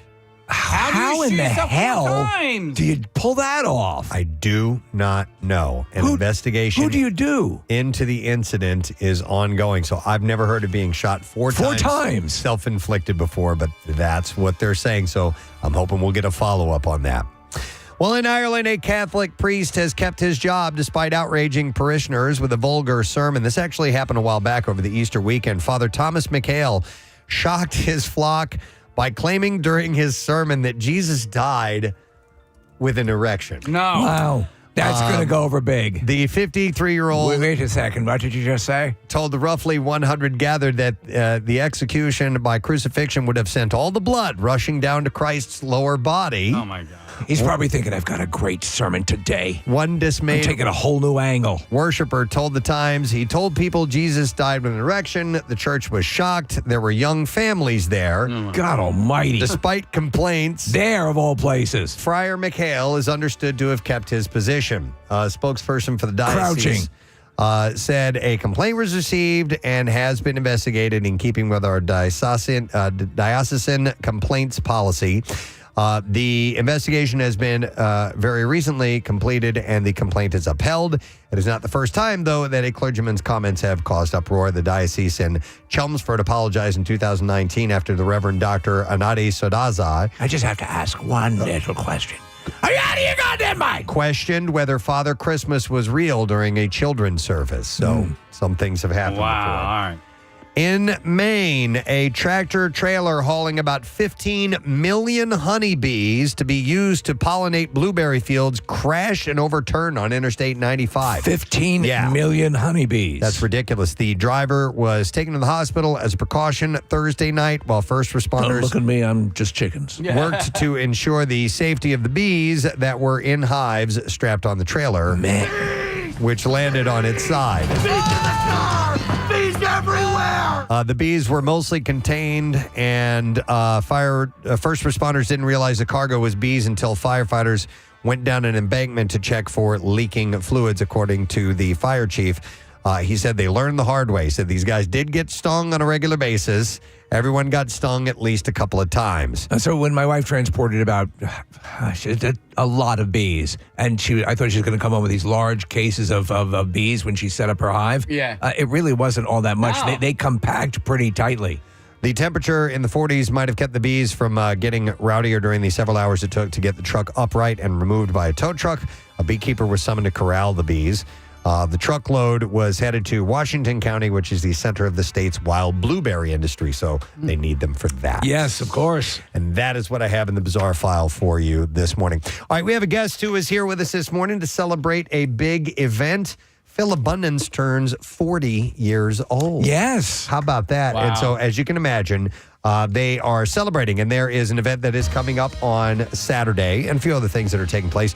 We would like to welcome our good friend, the head honcho at Philabundance, Lori Jones. Hey. Good morning. Good morning. Hi, Lori. Good morning. Nice How are you? to see you. We're wonderful. Great to see you. We're 40, but we don't look a day over 20, right? Not at all. No, it's mind-blowing to think 40 years. All right, so when is there a date, or are you celebrating the year or the month, or how's this rolling out? We are celebrating for 12 months. 12 months, We okay. started this past weekend. We were actually founded on Mother's Day weekend 40 years ago, so we're celebrating for 12 months. I love that. And so you guys have some special things planned, and we're here to hear about all of that. What is what can we expect as a recognition of 40 years? Cupcakes you're holding up? Cupcakes. I brought cupcakes. So the first thing we're doing, we're founded on Mother's Day, and mothers often make birthdays special for kids. Yeah. Well, the kids who are food insecure and the families who are food insecure don't always get to celebrate birthdays. Right. And so we're building birthday boxes. We built 1,000 on Saturday. We're building them all year. And so families that are food insecure can get a box that contains mac and cheese for a birthday party, brownies, cupcake mix, confetti cupcake mix, icing, and candles and cupcake tins, so families can celebrate birthdays. So if you go down, if you're somebody who's frequenting, obviously the facility, you could request one of these birthday boxes? You sure can. At all our partners across this region, southeastern Pennsylvania and southern New Jersey, they'll have boxes for kids when they're celebrating their birthdays. Oh, that's awesome. nice? That is great. All right, and so is the putting the boxes together this coming Saturday? It actually was this past Saturday. Oh, it was this past Saturday. Okay. But there will be people volunteering all year. And so you can come with your team. When you guys all come down, you can pack birthday boxes. If you want to celebrate your birthday by doing something special for somebody else, bring your friends down. You can pack birthday boxes. So this will be throughout the something year. that'll be going on. And what if it's not a birthday, or there's a special event or a special occasion and someone's, obviously you're trying, the essential thing is getting, nutrition Absolutely. and eating. But these are things that add quality to someone's life if they're going through a bad time. So it maybe some people might consider it a flourish, but I think it's a necessary flourish We think to just so. keep your attitude right. I think that's right. I'm thinking about it. Kids should have a birthday. Yeah. Right? And so we talk to people who are food insecure, some of our partners. And there's a woman who's in our program who said, because she doesn't get benefits, her job check doesn't come in time, she's not able to make sure that her 10-year-old kid had cupcakes to take to school. Right. And so we want to make sure we do something special. So as we celebrate our birthday, we really don't want it to be about Philabundance. It's about the people we serve. Right. And so we're going to make sure that kids have birthdays. That's a great idea. I know that a lot of high school kids have to log X amount of service hours. I know my son is surprisingly ahead of the curve, and it's because we spend a lot of time at your Philabundance location on Pattison. That's right. Am I allowed to say his name? Is that Seamus, who comes down all the time? Thank you so much for volunteering with us, Seamus. Yeah. Yes, we love it. Community, civic-minded kids come down, some because they have to, but some because they have great parents like you who encourage them to do that. Yeah. But throughout the year, they can come volunteer, and one of the things they can do is build birthday boxes. Cool. we're excited And this about is that. going on for the rest of the year. It's for the entire year. But for this month, as you know, as a nonprofit executive director, we always have to raise money. And one of our very generous donors made a match of $100,000. Wow. And so if we can get people to give $5, $10, $100 throughout this month, we can double it. The best way to do that is, if people want to donate money, Visit philabundance.org and donate online. that's it, philabundance.org. All right. Wow. And you guys, and so the green lights in Philadelphia is in honor of the birthday, right? That's right. All across the city of Philadelphia, Boathouse Row, Pico had crown lights or green lights in honor of Philabundance's 40th. Coming in this morning, my traffic light turned green. So nice. it was How amazing. about that? They cooperative. swung that. That's all for Philabundance. Anything green you see. The exit lights here in the studio. It's all Philabundance. green, yeah. We have yet to start talking about Camp Out for Hunger. We're going to get through our live broadcast from the Jersey Shore. Usually after that Sure. is when we take a little, we pause for a couple weeks and then we start going, okay. Yeah. Time to start talking about Camp Out for Well, maybe this is the year, Preston, that we combine them into one mega event. Oh, my God. A week-long Keenan's. Oh, my God. I would die. We're all in for it. Yeah, I'm sure you guys would be. We've got so many volunteers and donors who've already excited about Camp Out. I think it's going to be the biggest one yet. Oh, we're hoping, man. Yeah. Absolutely. All right, but the birthday boxes are what you're highlighting right now. And so best way at philabundance.org. Visit philabundance.org to learn. Oh my gosh, I can't even talk this morning. How do you guys do this every morning? It's amazing, isn't it? Philabundance.org to donate, to volunteer, to learn more about our great work. There we go. Oh, you did a fine job there. And by the way, Christine Del Monte, the Chief Development Officer, is Yay, here as Christine. well. Yes. So I wanted to make sure we said hi to her and everybody else that works here. So you're excited about everything as well, right, Christine? Excited. Excellent. All right, cool. Well, thank you guys for being here, for doing what you do. Yeah. It's amazing. It's a Philadelphia institution that turns 40 years old. Feeding tons of people. Yep, and we'll make sure that everybody, our listeners, are aware of what's happening, and we'll send them in the right direction. So thank you guys. Thanks so much. Enjoy the cupcakes. Thank you. Cupcakes. We love you and- guys. Thank you so much. All right, Lori and Christine and the gang at Philabundance, and we love them. We're going to take a break. We'll be back in a moment. Don't forget, 2 Ray is going to be joining us a little later on, and coolest teacher, Burlington Township High School. You guys are voting now. We'll be back in a moment. Preston and Steve. Bourbon Trail. In MMR.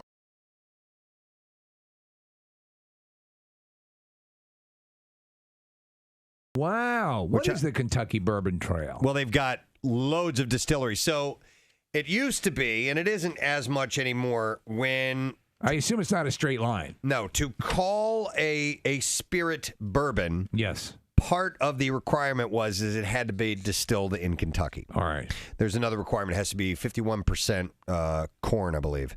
But now there are other... now people are labeling bourbon even though if it's not made in Kentucky. So they're actually... There's a local bourbon. It's called Kinsey. And it's out of Philadelphia, I believe. Philadelphia or at least Pennsylvania. And it's called bourbon. I had it. It's good. But anyhow, so Kentucky has a Bourbon Trail. So all of these distilleries, my dad and I went and visited the Maker's Mark distillery a few years back, which was really, really cool. And there's, Jim Beam and Wild Turkey and Woodford Reserve and just all of these different ones. Four Roses, Evan Williams. And you can go from distillery to distillery to distillery. How hammered are you by the end of that? Totally, because you get free samples while you're at them, and they can they do bus tours, so you don't have to drive. And they'll It's okay, I got it.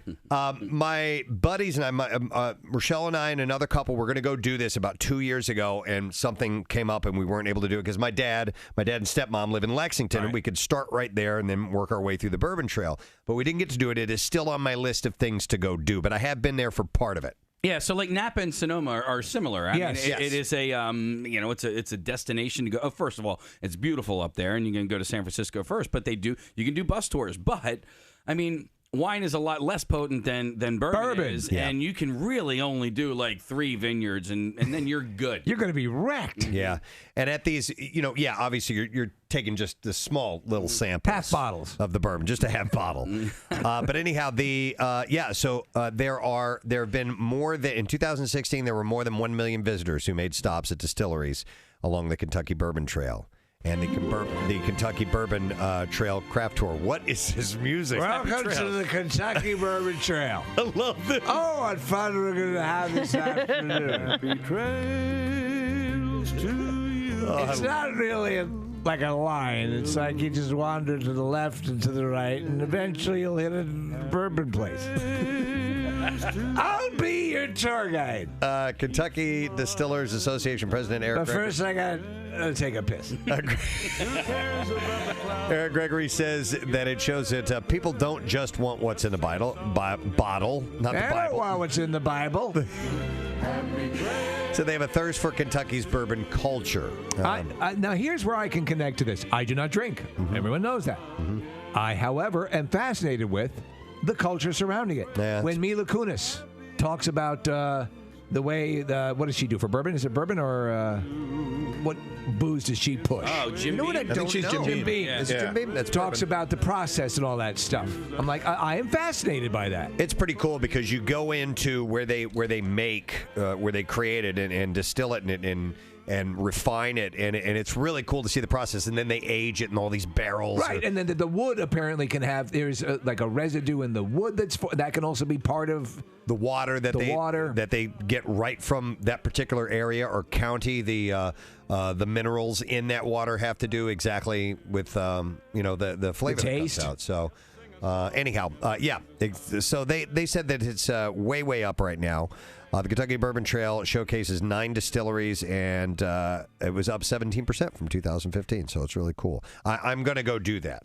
I'm absolutely going to go be a part of that whole thing. So I should have brought that up earlier when we were talking about booze. I'm bringing it up now. So there. It's your show. You can do what you want. Yeah. Damn it. Antonio Banderas appears to be bouncing back. I did not know this, but he's doing well after being briefly hospitalized for chest pains. I felt very bad in my chest. In an interview with The Sun on Monday, Banderas, who is 56, said that... I thought it was a heart attack, but I just had to fart. That he was working from home in Surrey, England. Ah, yes. Like a warm Barcelona evening.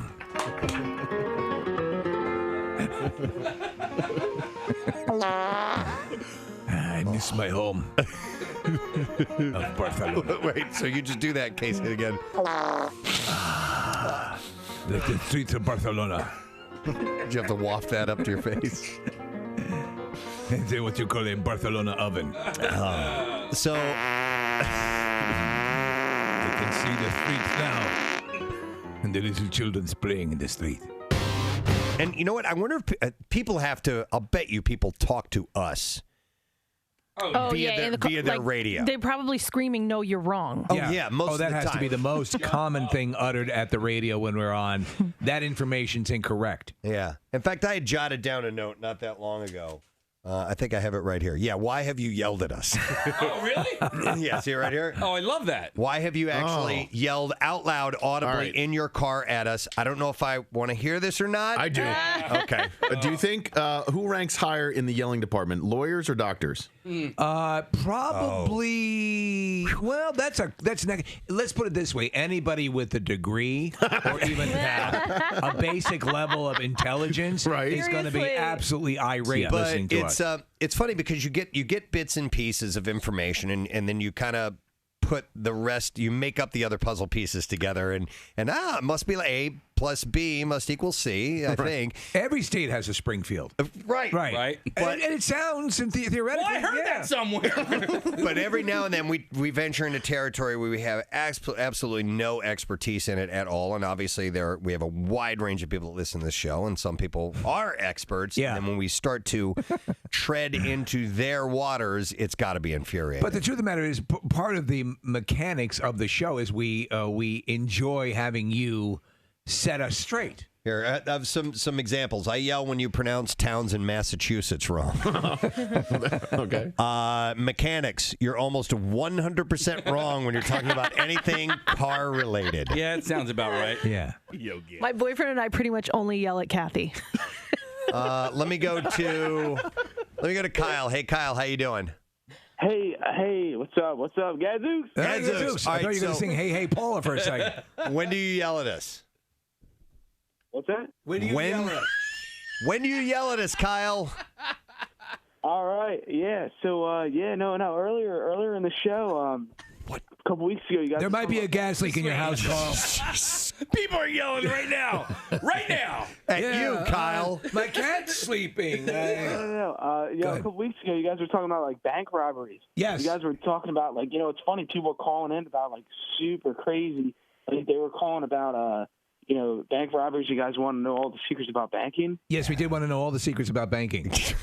All right, look, you know what? And I was listening at that, and like all like the tellers, everything, and I was hearing like TD tellers calling in about all.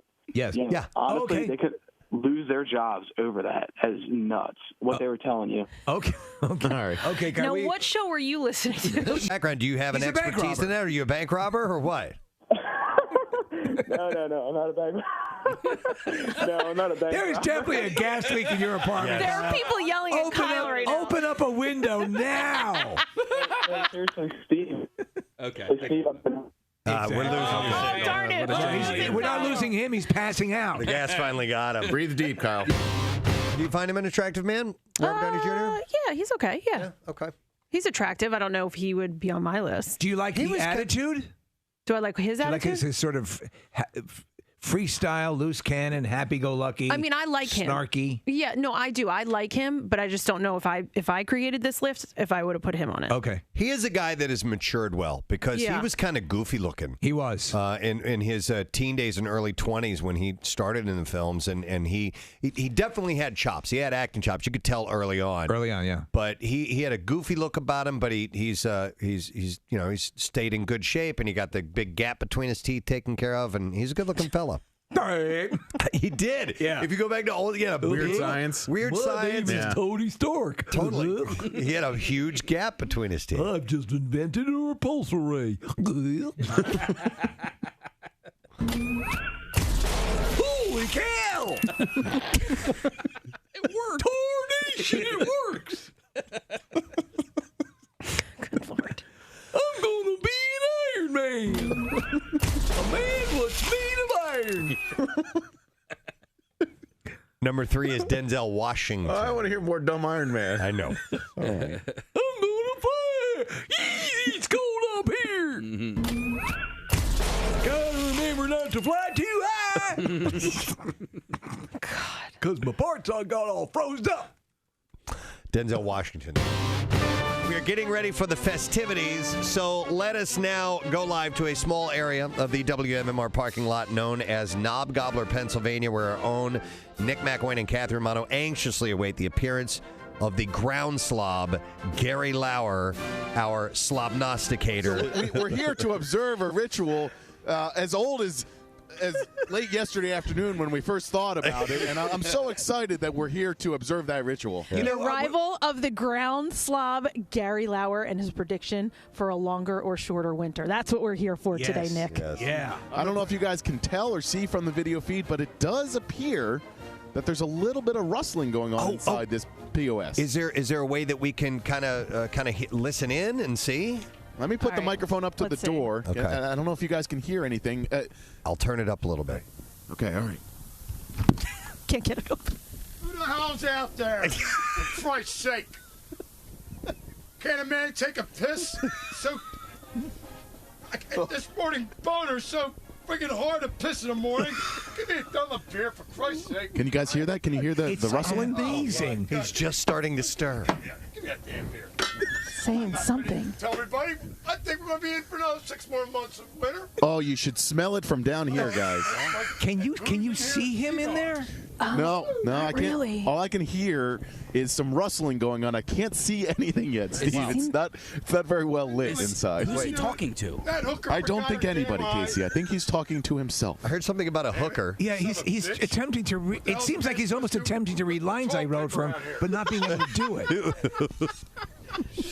He's almost missing every single line.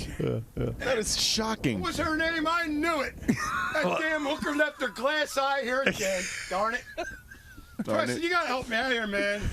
Personal best. I had MMR. All right, thank you very much, Kathy. Real quick, a couple of butt plugs, if you don't mind, some charity events and things like that to point out. I wanted to mention this, actually, because Cheyenne Forbes, our former Totally Office calendar cover girl, is the owner of Forbes Marketing, and they are together with Farmers and Bankers Brewing, and they're partnering up with the Battleship New Jersey. Oh, that's amazing. Raising funds for the restoration that's been taking place.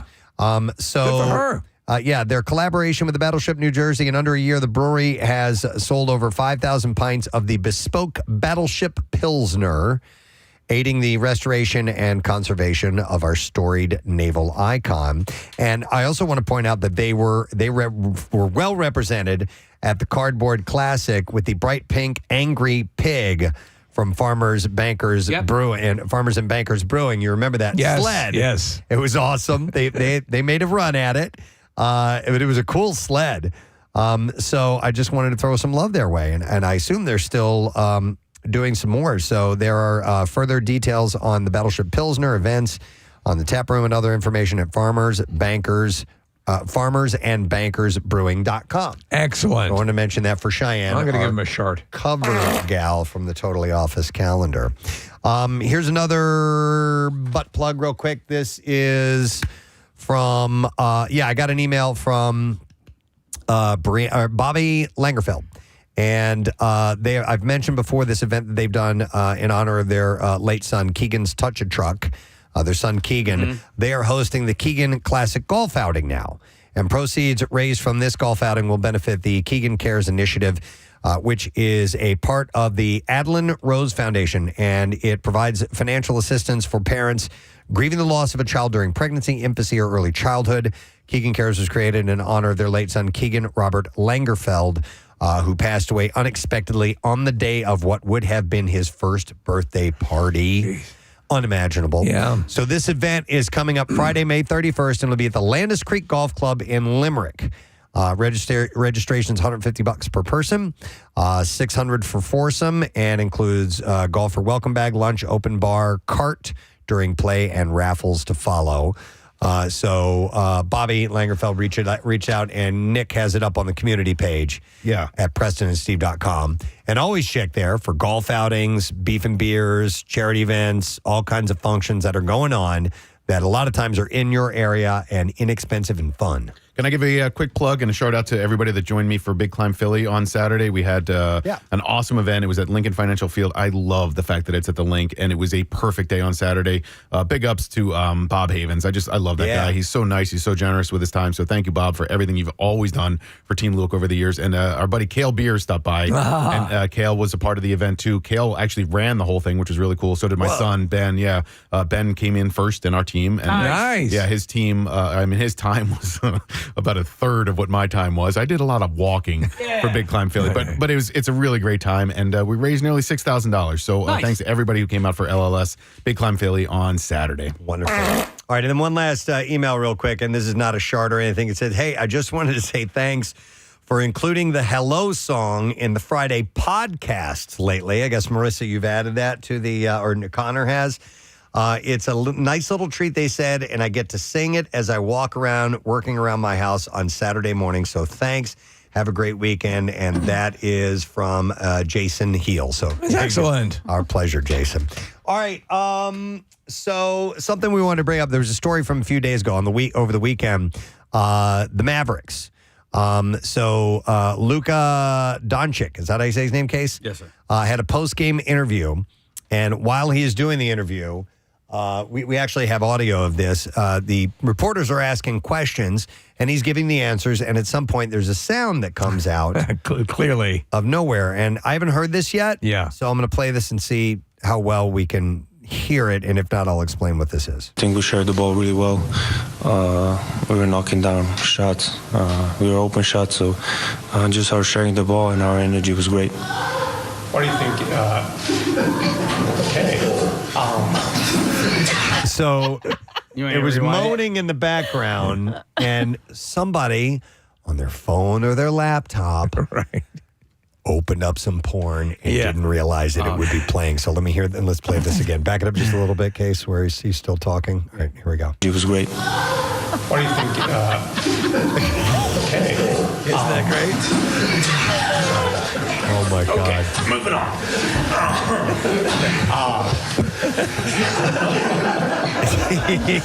They all start. I hope that's not live. I hope that's not live, he said. Oh my God. That's so Dude, good. I audio on your phone, and so we were in a meeting yesterday. We were in our meeting yesterday, and a topic of discussion was coming up that didn't really concern me. So I went and I just real quick to see what kind of messages I was getting, and somebody had sent me an Instagram link. So I touch on the link to see what it is. Yes. It goes right to the video with the audio that wasn't muted, and it wasn't anything. No. It was real talk. Yeah, there was music behind it and everything, and I'm like, we're in the middle of a meeting, and all of a sudden my phone, it starts playing. I'm like, God damn it. And you either have to You have to close out the window real quick, or you got to, hit your volume and let it turn. There's no very quick mute. If it is, it's on a screen you're not familiar with, and you don't know where the mute icon is. Well, there's also hate it. And I don't know. Maybe I just haven't investigated enough, and I'm good with tech. But there are some times where you say you're on TikTok or Instagram or something. If you lower the volume for your phone in general, the volume for those things will still be up. Yeah, there's like different.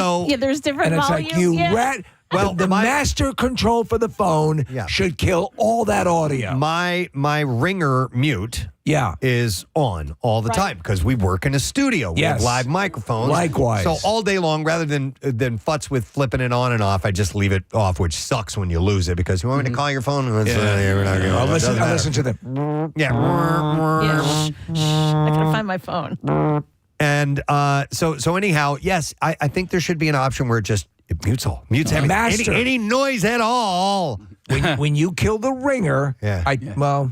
Well, if you turn it down, I don't know. Hell, one master mute button. Yeah, and by the way, whenever the ringer goes off at inopportune moments, whether you're at church or a presentation or something like that, it's always an old person.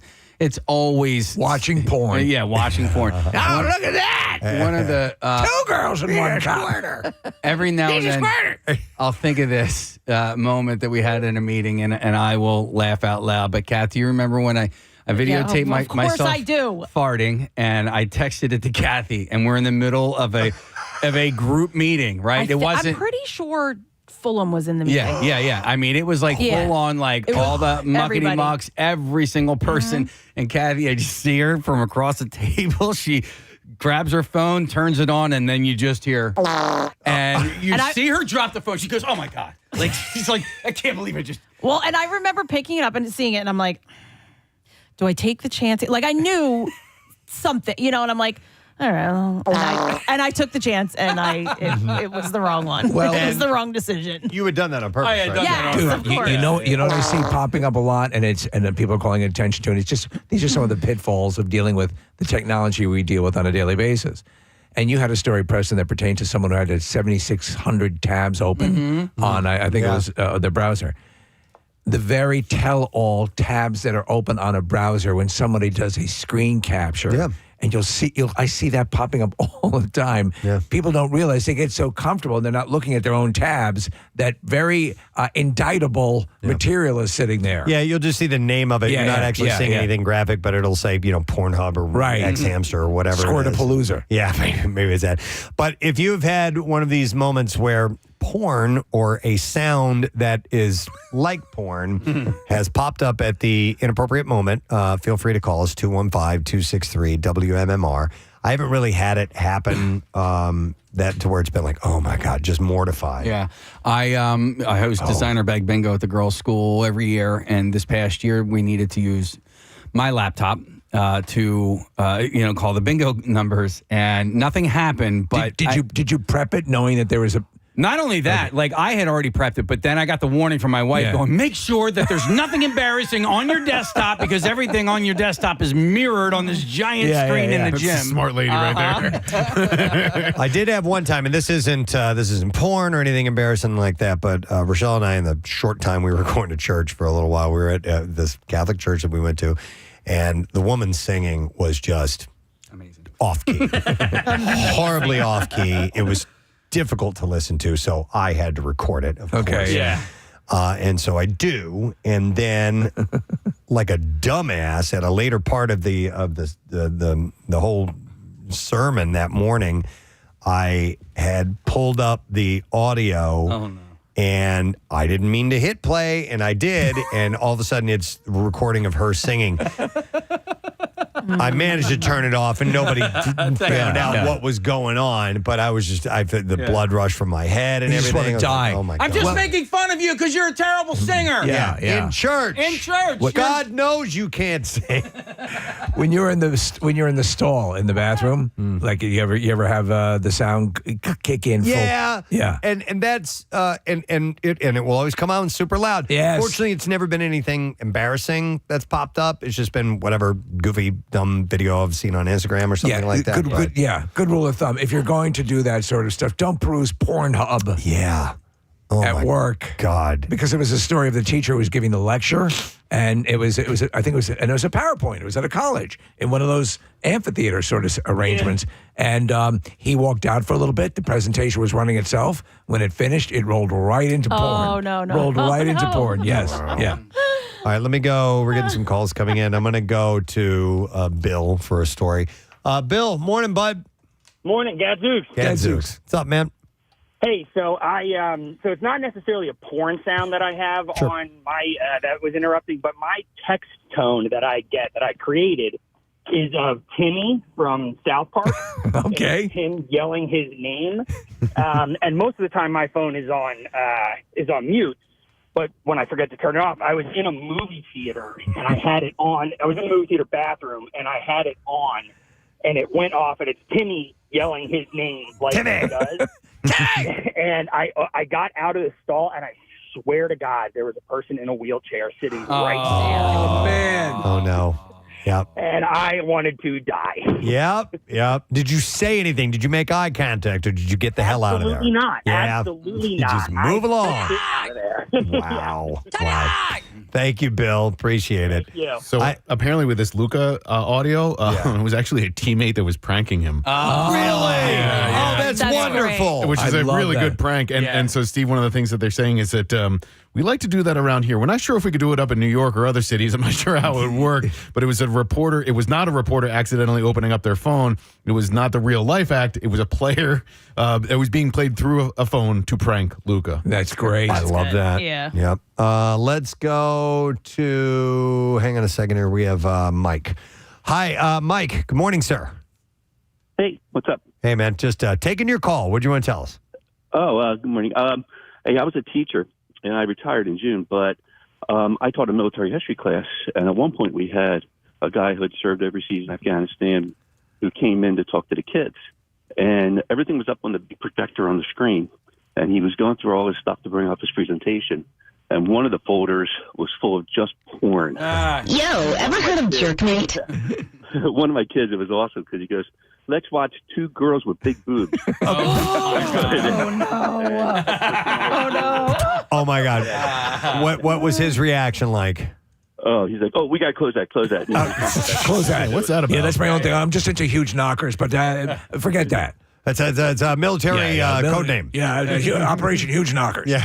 It was. Thanks, Mike. The principal. Oh. And I had to call and let the kids know. You know, Yep. it was crazy. Of course. Did you have to let the parents know what happened?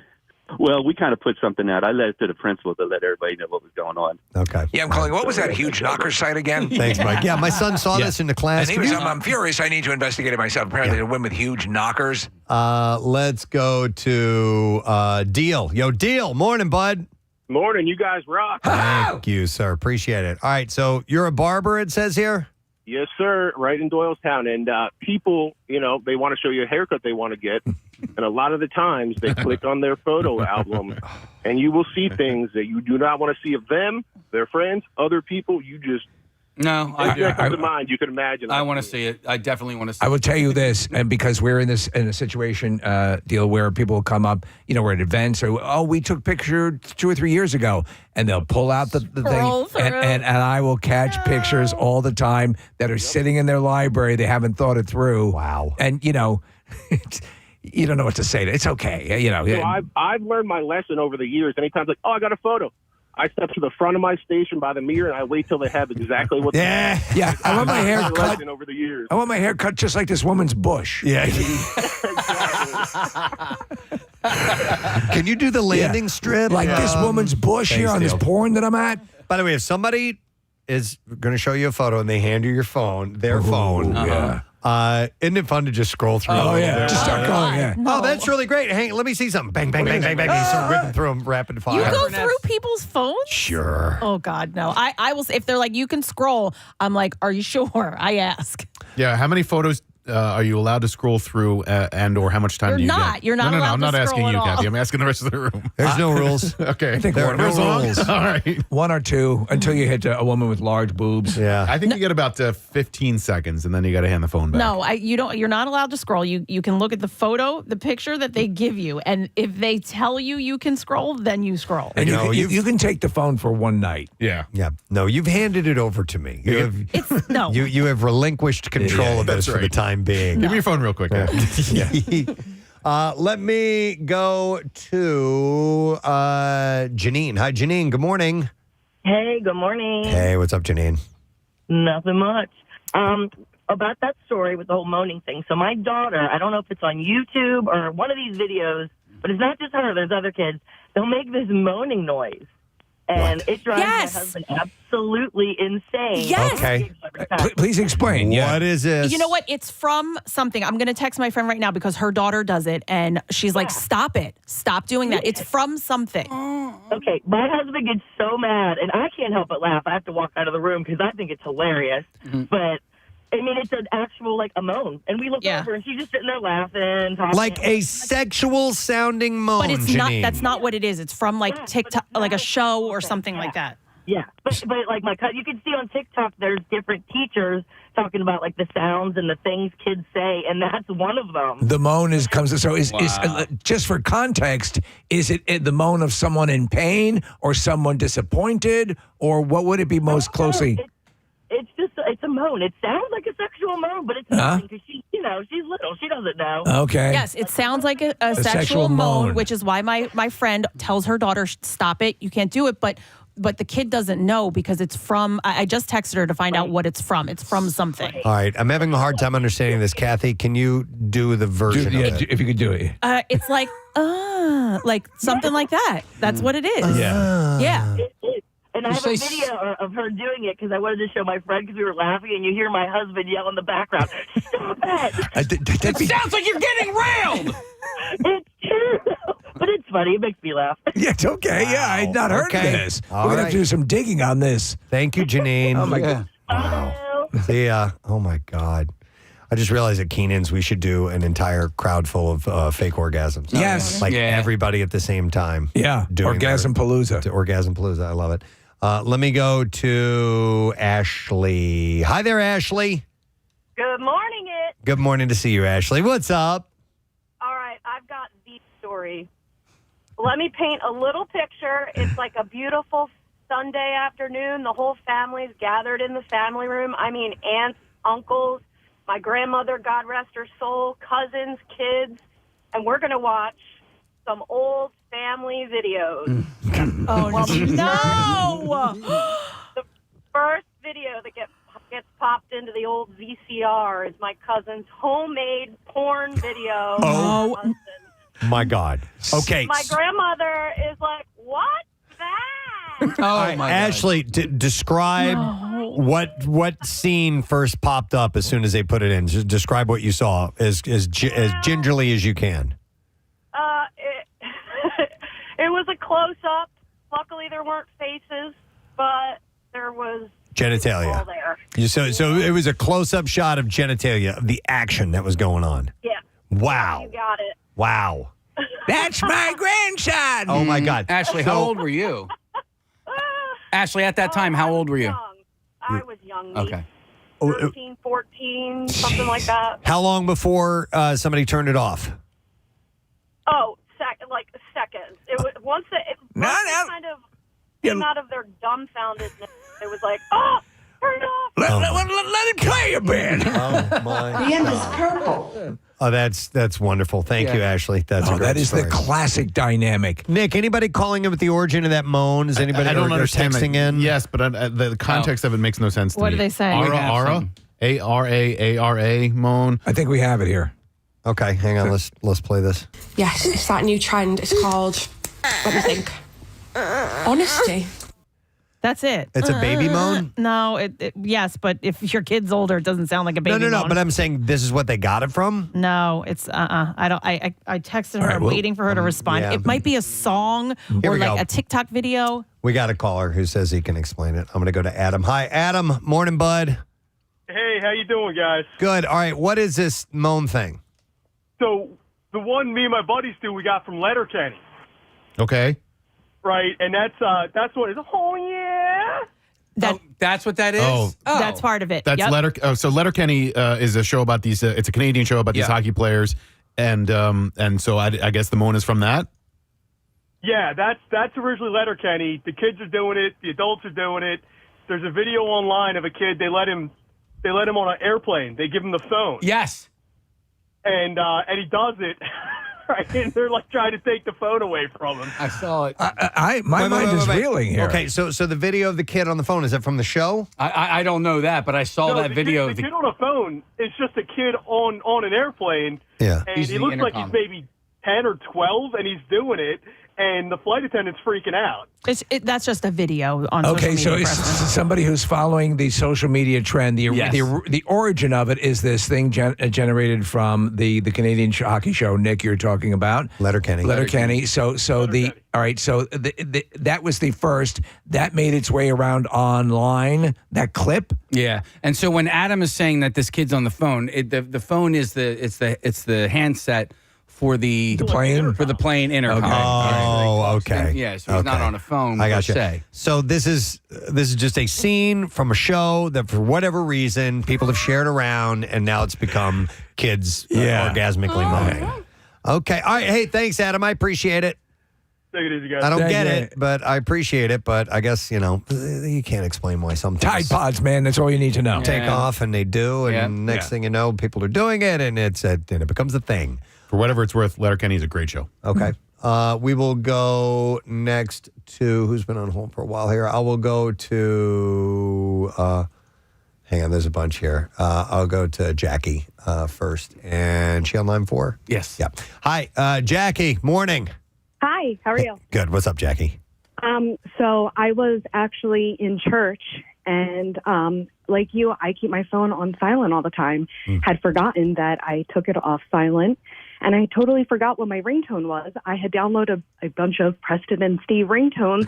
It was Casey's Wiener montage in the middle of church, where I just started saying Wiener, Wiener, Wiener, Wiener, Wiener. My God. That's actually, you know what that is? That's a collection of people saying Anthony Weiner, who was embroiled in all sorts of controversy at that time. So you're talking about this. Wiener. Wiener. Wiener. Wiener. Wiener. Wiener. Wiener. Wieners. Wiener. Wiener. Wiener. Wiener. And it goes on for a while. Wiener. Yeah. Wiener. Mhm. Yes, So and I was fumbling for my phone, so it went on for quite a while.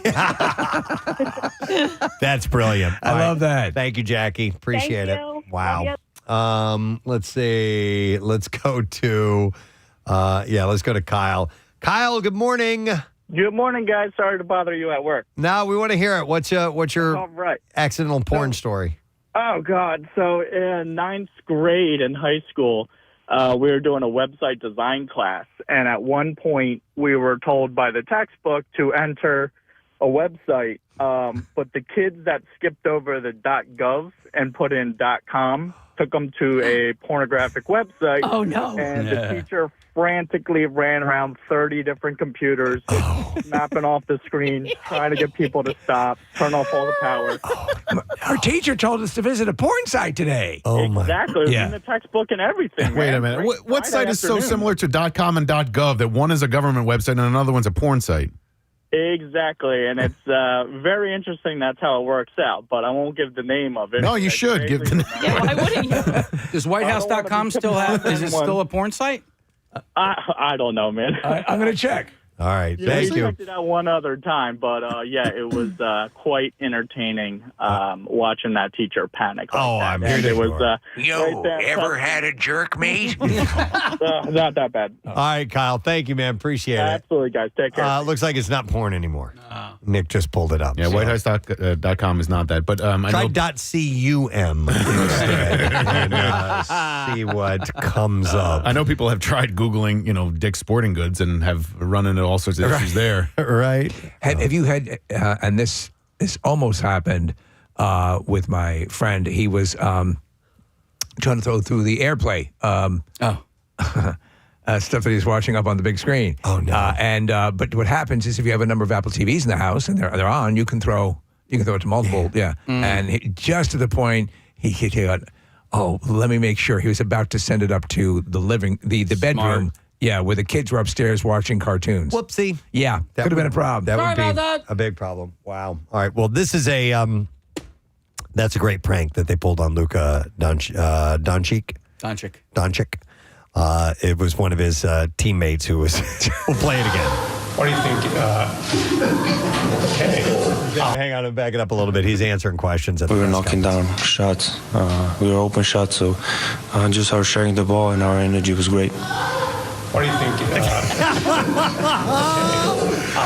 That's great. Excellent. Oh my God. I It's so love that. I love it. All right. Well, thank you for the calls. We do appreciate it. A couple of things to remind you of. We have a new big friggin' deal this week, and this is a $100 gift card to New Jersey Motorsports Park for just $50, by the way.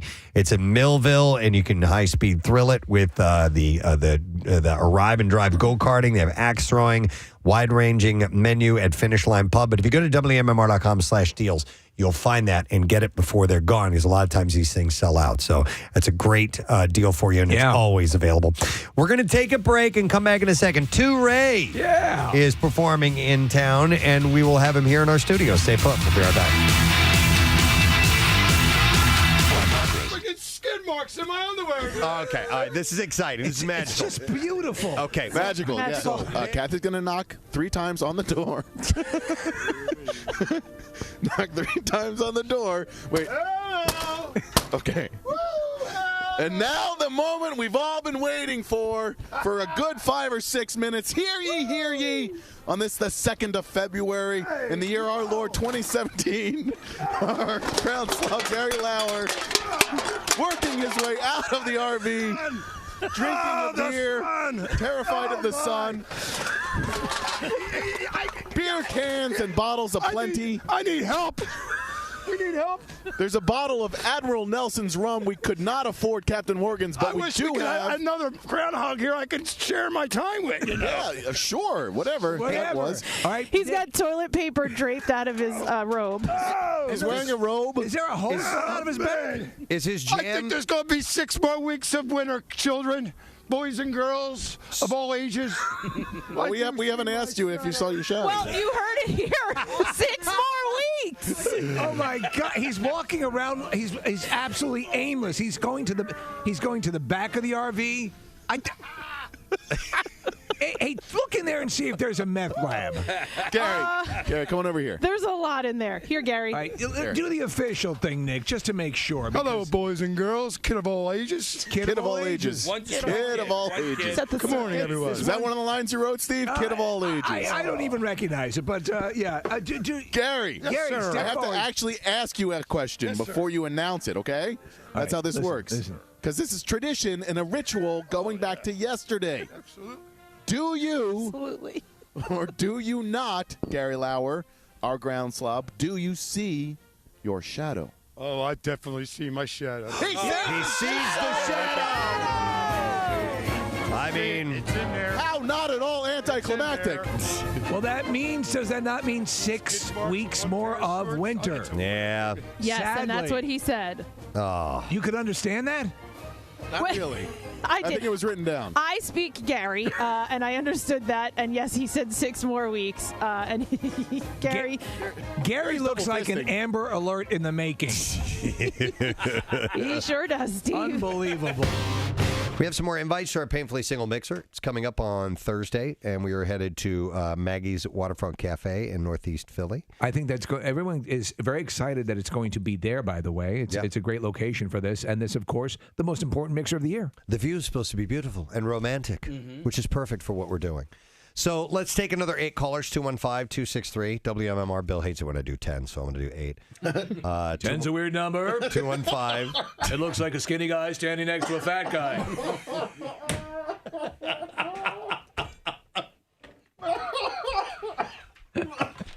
215-263. WMMR. If you're at least 21 and you can join us, it starts at 6 o'clock, so it's kind of a little bit early. You go straight from work and head on over. And first Butter Bud Light is complimentary, and we'll do the free happy hour buffet, and then hopefully we'll hook you up with someone. We're going to try, but as you said, and you've been saying many times, Preston, Work with us. 10 callers now. 10. All right. No, 8. No, 8. No, we're doing 10. We are doing 10? Oh, no, we're doing 8. Yeah, Yeah. doing eight? Come on. I'm sorry. 8 Which because one is it? It's 8 because Bill thinks 10 is a bad number. Finally, just one more story. Papa Roach has released an official performance video for the song Crooked Teeth. The track is taken from the band's upcoming 9th studio album. Hey, we got crooked teeth. Which is tentatively due out later in the year. It's like the John Wick theme. Papa Roach released Crooked Teeth as a single in late 2016, also incorporating the song into their live set. Okay, do you still have your Billy Bob teeth? Oh, yes, I do. As a matter of fact. Yes, I do. Because you could sing a little bit of the We Got Crooked Teeth song. Was it got lint in it? No, but how, I'm so hillbilly that I just broke my crooked teeth. All right, go ahead. We got crooked teeth. Look at the camera. We got crooked teeth. I got a guitar. It looks good, yeah. Sing it. All right, write it. All right, here it goes. Right, so right here. We got crooked teeth. We've got crooked teeth. We got crooked teeth. That's it. I love it. Do crooked teeth again. So we have a couple of guests in our studio, and we might be adding a third in a little while here. I hope you have had a chance to see the teaser for the show Crashing, which is going to debut on HBO on February 19th. It's the world of stand-up comedians, and we'll get into the more details of that. But there's a show tonight. These guys are going to be at the Trocadero, and we want to welcome to our studio two gentlemen. First of all, welcome Pete Holmes to the program. Oh, yeah, okay. Star of Crashing. And we'd like to welcome our great benefactor of the Camp Out for Hunger for years, the one and only Judd Apatow. You guys have cost me so much money. But you've done a good thing, man. You know? And the great Arty Lang is here. I haven't seen you in so long. They're doing their pleasantries. Yes. Arty's making his way over. We'll set him up on this. Sorry, this is better television than radio. Arty just walked in. He stole a cup from the hotel, it looks like. Get everybody set in place here. That's very cool. You got to put a chain on that like a pen at the bank. Wow. How you doing, Arty? All right, how you doing? The show, we were looking at the trailer. We love the concept, and this is actually sort of, Pete, this is your sort of a paraphrasing of your life Oh, experience. I thought you were going to say this was your baby. I was like, I've always wanted a baby. Yeah, it's a fictionalization. It's what Jed is so good at is taking something that's true. You know, I was religious. I did get married very young. My wife did leave me for a very small man named Rocco. He legitimately was named Rocco. Yeah, she left me for a boxer named Rocky. That is Boxer, real. wait, that's a detail I never heard. And here we are in Philly. It's so perfect. It's so perfect. But the show is much funnier. That's what Jed. You know, we talked about what actually happened. The emotion we got correct, but then Jed is like, a real divorce isn't fun or funny or eventful. But you know what? There's a lot of sleeping and masturbating. Of course, that could be said of any lifestyle. All right, so I gotta ask about this guy because What's my excuse? I'm still doing that. It's been a decade. There's a little detail that I saw in the trailer, and it's when you come in and you realize that your wife is sleeping with another man, and he has tattooed on his chest the L from Laverne and Shirley. Oh my God! I know. I had to pause it to make sure that was legitimately. I wish we could take credit for that. Oh. That is the dude's real. That's George Seriously? Basil. Are you That's kidding? his real tattoo. Jesus. He's a friend of mine. He's hilarious. Because the character's name is Leaf. I thought he put the L on his chest to be show. funny in the audition. Wow. And he was like, "No, that's my daughter's name. Starts with an L." And I was like, "All right, well, everyone's going to be making fun of you on the radio." Oh, well, it's funny because we like to go behind the curtain on stand-up comedy and all of that. And this, Judd, correct me if I'm wrong, but this is catching the process in the open mic stages, which is almost never explored. But it's when a comedian who's finding themselves is the most vulnerable. Yeah, and you're vulnerable in your own personal experience to begin with because of finding the Laverne and Shirley guy. How dare you? And then you're trying to you're starting out in comedy. My question is, you're a hilarious comedian. how did you retrain yourself to appear that you're in your embryonic stages? Comedy is so hard. It's so easy to revert right back to the beginning, I feel. But Jed, you would have us do the same material more than once for the same audience, which would manufacture. Okay. We would just bore the people who were watching us tape. So I would just say, Pete, do your act. And he's like, well, how do I bomb? I'm like, just do it and then do it again. And by the third time, they're just going to naturally not like you. They hate you. They're so mad. So I would do bits that I've written recently and bits. It was nice to do jokes that I wrote in my early stages as well. But I like origin stories, you know what I mean? Like when I want to see how Batman becomes Batman, because there's more risk that he's going to get beat up, there's more stakes, you're more worried for him. And Jed and I were excited that there hasn't really been a show about a comedian becoming good instead of just already being great. And Arty, so you have, from what I see, you have him on your podcast. Right. Is that legitimately your podcast, or is this just made up for the show? No, it's people I could never get in real life on the podcast. I've known Sarah Silverman for like 30 years. I can't get her on the phone. But so it was fun for me to get to have Pete and Sarah there, and then we have my real producer of my podcast came in, which was a great detail that I guess was not necessary, but no, we like to do that. We wanted to get some of the real people. Oh, I loved it. Sure. Yeah. It was awesome. I love telling him not to speak. If you talk, we owe you $1,000. Please be quiet. He's in Chicago. He's got a rare thing, an effeminate Chicago accent, which is rare. Like, it's usually Mike Ditka, almost impossible. but he's like, listen, guys, I've got to go to the Bears game, and I've got Bears tickets, and and he doesn't drink, but sometimes I think he likes to get out of doing me favors to tell me he drinks, and he goes, I'm hammered. And he lives with me, so he weaseled that, and it was like Felix. He told me he was going to leave in 2 months, and then so he just does everything for me now. There you go. And they put him on the show, which was really cool. I mean, he was very excited about that. As you're coming up as a stand-up comic, I love stand-up comedy. I've always wanted to be a stand-up comedian, but I realize how hard it is, and I'm not brave enough to get up on a stage and do that. But as you're doing this and you're doing open mics, and you have this vision of who you are, but that's not necessarily who you really are. Like you are who you think you are, and how you're perceived by your audience. So where do those two meet? And where does the success come from? Well, I think that's one of the interesting things we're exploring on the show is the role of failure and like a lot of pain and crappy experiences, kind of refining comedians into funny people. Because when you start, you're absolutely right. And the material you're doing is very bad and light and jokes that anybody could do. But the great thing about stand-up is it's so painful, you have to get better or you'll just keep getting hit in the nuts. Can you say nuts? Yes, absolutely. We have a nice relationship with Mike Barbarella, and what I should have said was nothing.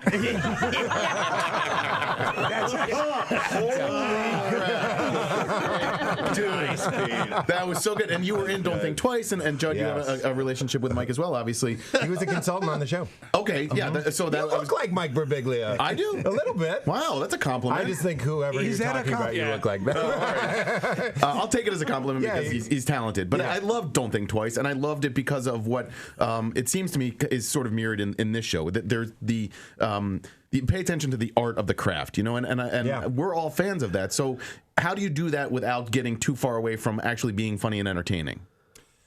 That's a great question. I don't know. I think we might have failed. Doesn't look that way. Well, it's about suffering. I mean, it's definitely about, it's a weird profession because you have to do it in front of people while you suck. Right. Yes. Like, that's a bizarre part of it. Yeah. And so if you're trying to make money and you desperately need to pay for your bills, and it's hard to get anyone to pay you when you're bad at it. So it's strange. Hookers do that, too. It's only other profession. They learn on the job. The hooker open mic scene is brutal.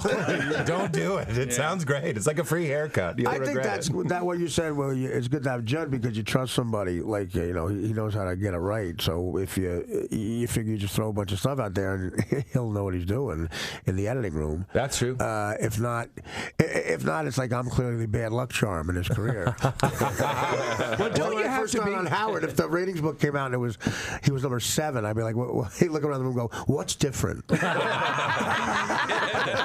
What's the reason we suck now? Well, that's actually true. One of the great scenes in the pilot, and a big reason why I think we got picked up, was this amazing scene that Arty did, that Judd directed in the pizza place, where the film we shot on film, so you only have 15 minutes per reel, and Judd just yelled out like, Arty, talk about what you would warn a new comedian about. And Mr. Lang here, I'm a mess and I can't. It kills it. Consummate professional, destroys the reel. Everyone applauds, like Nick Nolte doing an amazing monologue.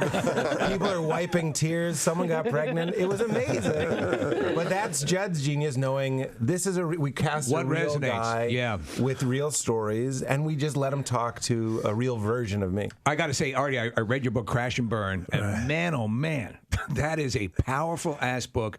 Your ability also to be as candid. Thanks, Kath. We're not sure where Ture is. We're going to see if he gets here during the segment or not. If not, we got some other things we can do. So both Casey and Kathy have a couple of different things. So I'm intrigued by what Casey said here. If you don't mind me going to him first, sure. Because he said something. You said this is something that's impossible. Yeah, all right. So there are two things. One thing I think is possible, but looks goofy as hell. And so I brought this to my son last night because I was like, dude, I thought he would get a real big kick out of it.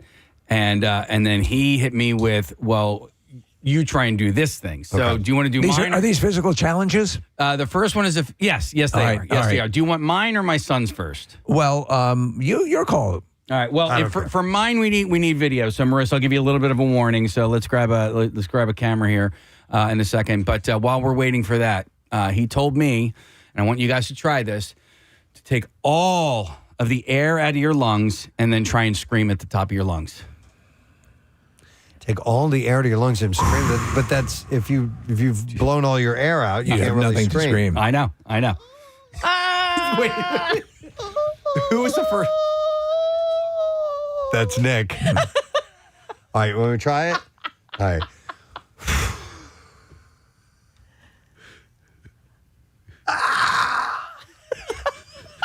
Okay. It was a lot of fun. So.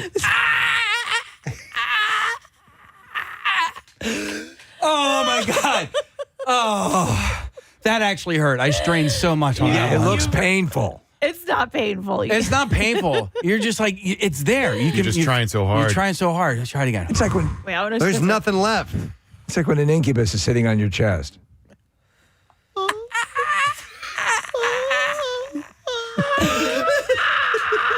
Are you really trying? Yeah. Of course I'm trying. Do it. Try it, Blow Steve. all the way out. All the way out. Everything out. Okay. And then. Yep. It kind of hurt. Well, maybe I'm trying too hard, but it hurt my back a little bit. Well, it shouldn't hurt your I back. think it's a good way to make yourself pass out. Yeah. Now, the next one I want Kathy to do. Oh, okay. All right, we need to open this door. Okay, so when you run, Kathy, usually you pump your arms opposite of the leg. Yeah. So now try to run with your, so if your right leg is run, your same leg, same arm. Same leg, same arm. I've already done that. I've done that before. Can you do it? Not run, but I've walked that way to see what it feels like and why we need to do that for balance as human beings. You can do it. You can do it. It just looks you want me to do it? dumb. Yeah. Yes. Hang on. Running? Yeah. You have to think about it. Yeah.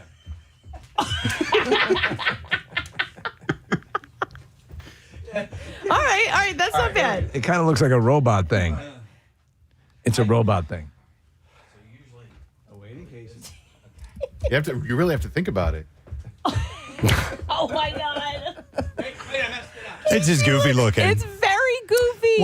What it's like, Steve, is if you remember Galaxy Quest. Oh yes, that's the way the aliens would walk, and that's why they looked weird. Only they would raise their hand up. They would go like this. It would walk like this. Oh my God, that's so. They funny. were walking counterintuitively to exactly. To create it was their version of mimicking human walk. Right. So let me see you do it. All right, hold on. Kathy's gonna try it. All right. So when you we counterbalance by swinging the opposite. Are way. you right-handed? Yeah. Okay. It looks like the worst square dance. Looks like the worst square dance ever. Yeah. Do you remember when we first invaded the Middle East and you saw the videos of all the Iraqi and Afghani troops trying to do like jumping jacks? Yes, they all did it differently. It's kind of like that. And then who won, Case? We won.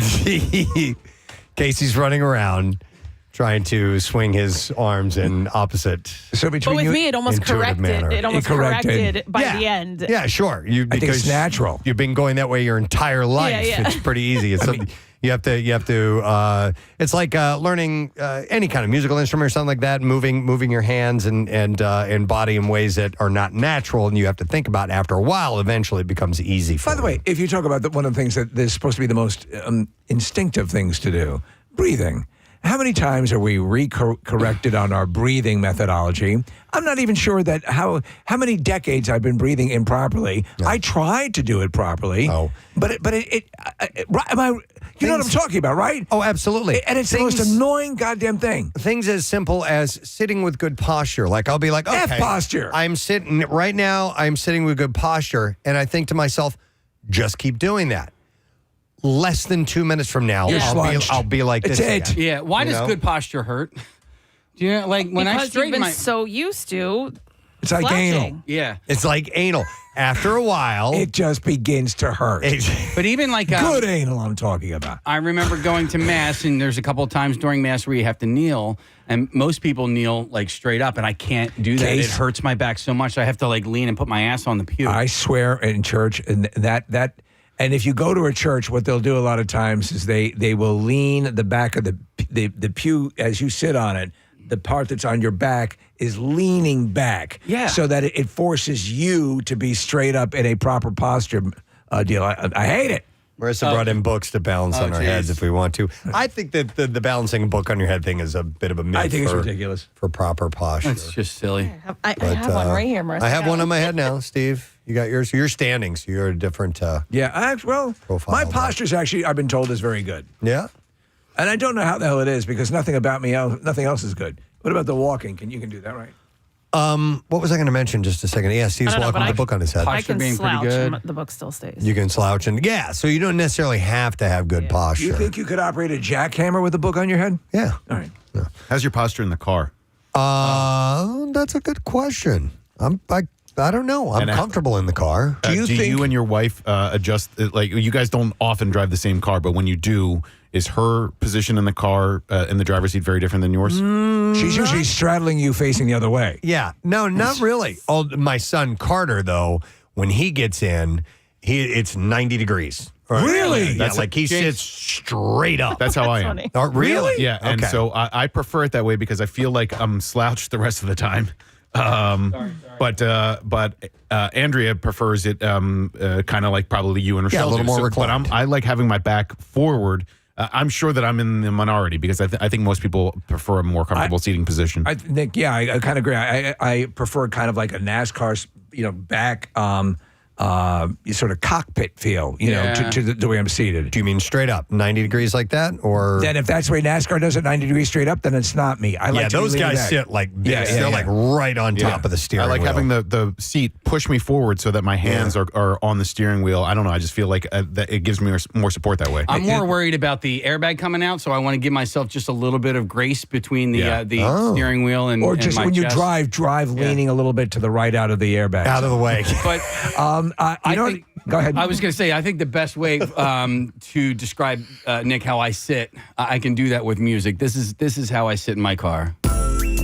Oh, really? Yes. Oh, so you mean the front seats and the back seats, basically? Yeah. Do you remember the guys that would ride with their seat reclined all the way into the back seat? It was crazy. Yeah. I'll tell you what is one of the greatest pains a human being can experience is when if your wife is smaller and you get into the car after she's borrowed your car. Ow. Jesus Christ. Yeah. It's the worst. I know. So we did a spec video one time. It was me and Jackie Bam Bam. We were potentially going to maybe do a video series called Casey and Cars Getting Cookies. I mean, it's a straight up ripoff of Jerry Seinfeld. So Jackie Bam Bam was my first guest, and I put him in the front seat of the car, and I told him that the seats were broken, and the seats were as far up as they possibly could go.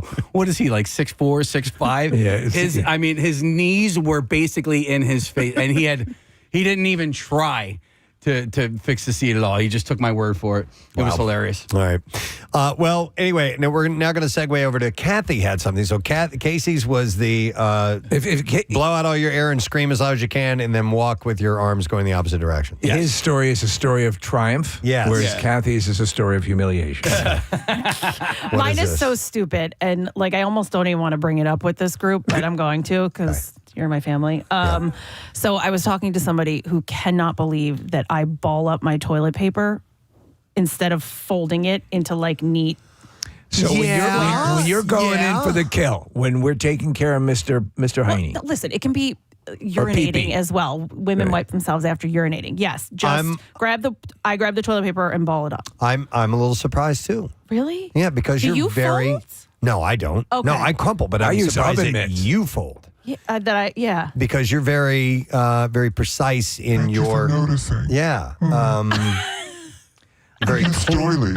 You're very clean. You're very. so that's why I do it though, because You don't want to get any pee-pee on your hand. correct. If it's folded, it's almost like a soak thinner. through. Yep, a thinner layer, and it'll soak through. And if I bunch up, nothing's getting wet. So here's the thing. It's similar to this. When if the cat throws up in the house, I don't care. I take a huge wad. I do not want that cold, clammy puke. Right? You know what I'm saying about? I am with you, Yeah. and I will clump up the toilet. I mean, the paper right. towels I don't instead of folding want to it. feel it. Steve, when you pee and you're going to wipe, do you ball it up or do you fold it? So what I do Just is from peeing. I will use my shirt. Okay. Yeah, because my shirts tend to be longer. It's a good thing we don't have to wipe after we pee. We did get that, didn't we? You shake. Yeah. If you're at the urinal, you shake, and if you're over the toilet, you're good to go. Yeah. Oh, we got so much. We did, yeah. I mean, we So can much. Stand Stand up. outside. Yeah, all that stuff. Poop outside. Don't have Poop we in don't the have a ocean. period. Yeah. Oh God! Can never get pregnant. Yeah. Yeah, you guys, I feel sorry, We got ladies. screwed. Yeah, you did. Well, no, I am a little bit. Surprised too? A little surprised Oh, as well, all right, but okay. once you've explained your Yeah. reasoning behind the methodology, now I do understand. Well, you probably thought she would probably prior to wiping would iron it as well. Yeah. Make sure it was creased. The monogram was written clearly on it. KR. And all that stuff. Yes. Wait, I do know somebody who has monogram toilet paper in their house. No kidding. It's one of your Yeah. super wealthy friends? Yeah. Come on, We man. had for a little while. Look we at had, I'm wiping my ass with my own letters. We bought the little sticker that Oh, yeah. with our initials Initial- on there like a that, new roll. that you get at a hotel. Yeah. And for fun, we had put that on our toilet paper rolls for a little Okay. while. That's when Devin was helping us Yeah, out, yeah, helping yeah. out around the house. We had Devin put the sticker on the toilet paper roll. So we haven't done that, but we haven't gone as far as monogramming. So nonetheless, all right. Well, thank you for sharing, Kathy. sure. That was a very personal peek in your personal life. So we appreciate that. It must have been hard to admit. Our guest is here. Hey. He's late. Two Ray. What the hell? I'm glad I didn't wear my Black Lives Matter t-shirt. Stereotypically late, man. I'm sorry. It is good to see you, though, It's man. good to see you guys. How too, you man. been? I've been better, but I'm good. Why? Two Ray's going to be, by the way, at Helium Comedy Club tomorrow night. I want to make sure that I plug that. Two Yeah, Ray so- and friends at Helium Comedy Club tomorrow night. I need you to buy tickets because just went to the Netflix of the Joke Festival in LA. It was great. I seen our Jay Okerson and our guy Kevin Hart. Got back Sunday. I had 3 shows on Sunday, and on Mother's Day I had a show at City Winery, Philly. I had a show at the Queen Theater in Delaware, and then I had another show in Harrisburg. Damn. Whoa. Did him, I knocked him out, got home on the red eye. Well, not on the red eye. Got home about 11:43, knocked him out. When I got to Harrisburg to go check into my hotel, I realized someone had stolen my bag. Ooh. You know how we all have a bag, with the laptop and the passport and the credit cards. Oh, man. And the Toomey bag that costs about $600 on its own. So that was my yesterday, figuring out all that. This But- guy clipped. You were in Delaware? Yeah, it was in the garage, so somebody took it out of my car. But Did they break in? They broke in the car. You left it unlocked? yeah. Oh, I was smart enough to leave the car door unlocked in the garage. Man. But Is there I got the anything- email to come here yesterday, so things are looking Appreciate up. that. So when you when you lose to me a passport, you had a passport. man. Passport's a mofo. Yeah. Because that's accepted. It's like you got to start all over. Yeah, right. Yeah, it was like, I It's- was like, I saw, I went online, I'm like, oh God. It was like, you apply in person. I'm like, oh. Do you keep a copy? I do have a copy. Okay, so if you have a copy, I don't know if that'll expedite the procedure. does. Yeah. That effing blows. Yeah, man, it got me. And it feels like... And I had a half ounce of some good in there. You know what I mean? Because that's what made me look for the bag. I was like, why didn't you include the number of a hot ex-girlfriend, too? He just dropped an F-bomb. Oh, he did? Yeah. Oh, I'm sorry. I didn't even hear it. It was very subtle, but I heard it. You heard it. With my ear. But yeah, man, it got me. And that's what made me realize that I had been clipped. Was man. My good was gone. Was there anything in there that has a tracker on it that you could locate? I'm telling you, I'm just the greatest. Okay. Please love me. So I have a Toomey bag, which comes with the tracker on its own. The bag comes with the tracker. Yeah. You have to register it. And you didn't. I didn't register it. The only place this registration number exists is on the bag. So none of my receipts, none of the shipping order, none of my online account is Man. on It's like the getting bag. a safe and never locking it. Yes, so of course I had a MacBook in it, and that tracks until they turn it off. Right. And so, But when they turn it back on, did you hit the function that will erase everything? Okay, Yes. well, at least you're protected on that. I cannot recommend more the Apple AirTags. I got to. I have everything. Yeah. Anything I think will be clipped. I swear to God. AirTag on it. Kathy, my Halloween decoration. Well, you got it because people be hating. Yeah, Somebody like, no, I'm tired of this pumpkin. This one is going with me this year. You got to tag the Apple decorations. I just don't want to feel that I rolled over and made it easy for them. Yes. All right. So, at what stage of the grieving process are you right now? Are you in acceptance? Like, is it gone? Gone? Yeah, and you know, it's when you get to that part and everybody else hasn't. So I've got 3 phone calls this morning. Is any update? Yeah, it's gone. Yeah, that's the update. It's gone. It's gone for real now. Well, Nick had your laptop clip. They broke in, right? I had the window smashed, but there was the moment, and then eventually I reached the acceptance stage to Ray. But I went to the local pawn shop. I looked around to see if it was show up somewhere. Yeah. It was gone. It's gone. I didn't have any good in there, but it was gone. It was gone. And that's so bad because it took me quicker. I got to acceptance quicker because when I posted. I was the promoter I was working for was like, hey man, post it up. Maybe somebody. I'm like, I'm a realist. Ain't nobody going.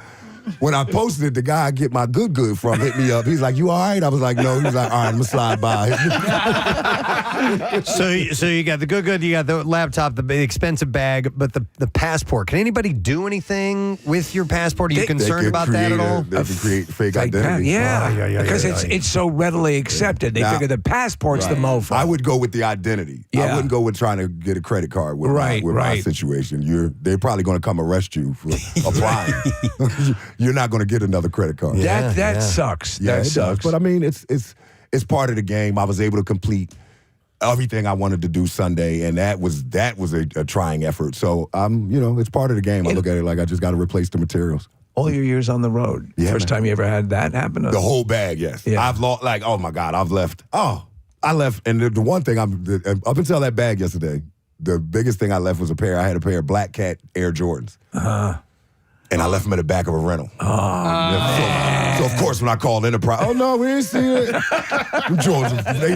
And I got them for sticker. They were like $250. On StockX, they like $1,500. So I can't replace. It's like, so those are the things that bother me when you buy something, when you lose something that you can't immediately just go replace. But see, what you do is you get your Dr. Scholl's, put your AirTag underneath. Exactly. I'm telling you, I'm on the AirTag, Steve. I'm getting a bunch of AirTags now. Wow. Well, that puts a Yeah, so I'm definitely going to have something to talk about tomorrow night at Helium for Two Ray and Friends. Well, the last time you had your big anniversary, just recently, your comedy college. Yes, man. All this stuff is. I'm working. Yeah. I guess I got to because people keep. I'm working. I'm careless, but I'm working. Yeah. That's got to feel good, though, right? Yes, it does. It does. It feels good to work, especially coming off the Netflix as a joke festival. Just seeing that in its entirety of 2 weeks of comedy. L.A. Everybody. Did you go to the roast? I did not go to the roast, but I saw the It was roast. long. Yeah. I enjoyed it. And I'm glad you guys, and I'm glad I want to talk. Because it's like so many people are so offended, and I was like, I'm like, y'all don't know how roast used to be. Oh my God, no! Y'all didn't see the Dean Martin roast. Y'all didn't see those guys used to go in. Well, carry it further back to the Friars Club roast, which that's why it was private. We used to get recordings, and they would release somebody press a record, and you'd say, "Oh my God, you can't believe!" Yes, but that's why it was private. That's why it's private. But I enjoyed the roast. I enjoyed. seeing Kevin Hart at the Hollywood Bowl was phenomenal. Like first of all, that was my first time at the Hollywood Bowl. So to see him there performing, it was great. It was a great show. It was funny to see him descend into drunkenness. I mean, he wasn't blasted. No. But like 2 hours in, he's like, let me tell you guys about And I mean, it just flows. I mean, when you do these big sponsored festivals and all that, it's like there's open bar at every event. Mm-hmm. And especially with Kevin, he has his own tequila. So I'm sure during the roast, he was drinking his own tequila, and about 2 glasses of that will have you slurring. So I'm looking through your Instagram too, Ray, and you posted some pictures from L.A. Yeah. And there's a photo of you and Kevin. It's a great shot of the two of you, but it's a photo dump. You saved the photo of you and Kevin until like the 8th or 9th went into the photo. Why not lead with that one and tag Kevin in it? I did tag him. I don't know. Like, Kevin's my friend. I don't always like to. Sometimes people put him forefront so that they get the attention from it. Right. I don't always like to do that, so I just, put it up in the order it went. So the first picture is City Winery. And me, it's like an inspirational, like, hey, I lost my bag, but I'm still here standing. It's an inspirational post. That's what it is. It's like, but I'm crying about the third picture, bro. By the third slide, I'm like, that's my laptop, man. The story of inspiration. That's my MacBook. Yeah. Kevin and I are great friends, man. I enjoy when I go hang out with him. Jay Oakerson was out there. It was good to see all of the comedians that took place in Is it too much? Is it too much? Because it gets to be like if you don't pace yourself, it'll overwhelm you because it's it's like comedy all day long. So festivals are nice because you get to just jump around and do them. But I enjoy seeing my guys that are, Jay and Kevin that are doing so well. Yeah, and hanging out with them because everything's free when you hang out with everything. It's like everything free. You can't beat that. Netflix is at the top of the heap right now. I went to a Heartbeat brunch, which is Kevin's production company, and Netflix. They did a brunch, and the brunch was nice. And you think normally when they have finger foods, it's not going to be filling. They actually had some quality finger food. They had the lamb chops, they had the chicken sandwiches. Really? It was enlightening. I said, this is nice. All they had was tequila, though, because that's okay. It's a brand. So I had to drink this tequila. I didn't want to. Kathy's a huge tequila fan, by the way. Oh, how's his? It's very good. Yeah? And I told him this. I said, I've been trying to hate on your tequila, but it's actually very good. Because it's like, who are you to just be jumping into tequila? But it is very good, and it's a crystal. Its first one is a crystallized. But it's the Reposado, so it's silver, but it's a Reposado. Oh, wow. Yes. Okay. That's and then he interesting. just brought out his Añejo. Yeah. Okay. Añejo. That's the one he just released. It's not out yet, so they were sampling that with shots. So yeah, we had a good time. It was a great time. But his tequila is very good, and I'm not just saying that. It is very good. You go back. Oh, sorry, Preston. How long were you there for? Thursday through Saturday. Okay. That's about enough time, yeah? Yeah, it definitely is enough like time Vegas. to get out of there. Yeah. Oh, yeah. Just a couple days. And I was just in Vegas last week of April. So, yeah, it's time to get it. You don't do those places long unless you live there. Right. It's super expensive. Could you see yourself? Because there's a lot of comedians that are kind of just, that the Vegas is their place, and they, they're always Vegas is a burgeoning comedy scene. They're trying to get it up to the level, and Vegas is a lot less expensive than California living rise. Right. Doesn't pay much as far as the comedians performing. So. Right. I wanted to ask you about the Kevin Hart, and you go all the way back, to the beginning. And there's a rumored story that I'm going to bring up, right? The pull over. And I've never heard this story. It is legendary, and I've never heard the ending. That's funny. Yeah, and I've never told my version. Like Kevin's been on I think he was on $1 Million Worth of Game. He said his. Mike Blackson did his, and. There was another comedian in the car with us, but I've never told my version of the story because I'm like, okay, so Kevin Hart, myself, and Michael Blackson, and a comedian from Philadelphia by name, we're all from Philadelphia, a comedian by name of Buck Wild. We're going to New York. This was at least 25 years ago, maybe more, because my twins weren't born yet. Yeah. And we go and we meet at what was called Club Winners. It used to be a non-alcoholic comedy club at 11th and Arch. And it's a furniture store now. But we met there, like, let's meet at Winners, and we'll all, car up. So Buck pulls up with his, I think it's 90-something, but it's the new Maxima with the new body. And I'm like, that's the new one. And I'm like, where did Buck get a new car from? And then it was like, well, Mike, you can drive. And I'm like, I know a lot, but I know if I just got a new car, ain't nobody drive. So that was the first thing to me. I'm like, so we up the turnpike. And this is back in the day when New Jersey Turnpike for black men was not the place to be pulled over. I mean, and I'm not saying that on some crazy, because I do believe in police and enforcement. But they had a bad rap. Like, it was like, yo, what are y'all doing up there on the turnpike? Right. And we got pulled over, and they pulled us over from running our tags from behind us. So when they pulled it over, it was on the loudspeaker. It was like, hey, driver, pull over, put your hands out the car. It was that because they already ran the tags. It was like, we're making a stop. It's not like we're going to come up and figure out what's going on. We know that car's stolen. Okay. Pull it over. Wow. So they pull over. Mike Blackson's driving. Mike, heavy accent, African accent. Mike, for lack of better words, not the most brave guy in the world. Okay. So he starts snapping immediately. Go, Buck, whose car is this? What you got me into? Blah, blah, blah. And I'm just sitting in the back like, I knew it. I ain't say nothing. So they get Mike out first. And they, standard step out, put your hands up, walk back to us. He starts walking forward. I was like, they're going to shoot Mike. They're going to shoot Mike. I said, so they get him down, they get him cuffed down. Kevin's in the front next to Mike. They get Kevin out, down, cuffed. A passenger, they get Buck. Then I'm last. So now we're all face down, cuffed, facing each other on the ground. Kevin, for some reason, is laughing hysterically. I realized it was nervous. Like he was laughing. And so to the point where the officer said, he looked at me because I'm pretty much the only one behaving with any sense. Right. Tell your man to shut up. Okay. Tell him to stop laughing. I was like, yo, they're not playing. Like, chill out. So Buck, street dude, with a lot of street things going on, had some funny money on him. This is back in the day when funny money used to be. He takes it, throws it. I'm telling you, these troopers, they were state troopers. Yeah. They should have got a commendation. Because they get the money out the grass and gave back to him like, you dropped this. Oh. You're not doing that to us. We're not them cops. We're making a legal stop. We're not in here infraction of nobody's rights. Wow. That's your money back. Do you have a wallet? Do you have ID? You have ID, you have ID. So they give everybody's ID. Mike gets his ID. Mike has a picture of him and his son, and it's a wallet. So the guy goes, oh, this is your son? That's a good, cute kid. Mike, yes, that's my son, officer, and I want to see him again. I'm like, so they get us up. We are taken in for receiving stolen property because Buck says that he didn't know the car was stolen, and the tags were stolen. I didn't know. I bought it from a guy. So they take us in, receiving stolen property. We sitting in the holding cell. This is when we knew. This is what I think I should have known that Kevin was going to be a star. We're in the holding cell.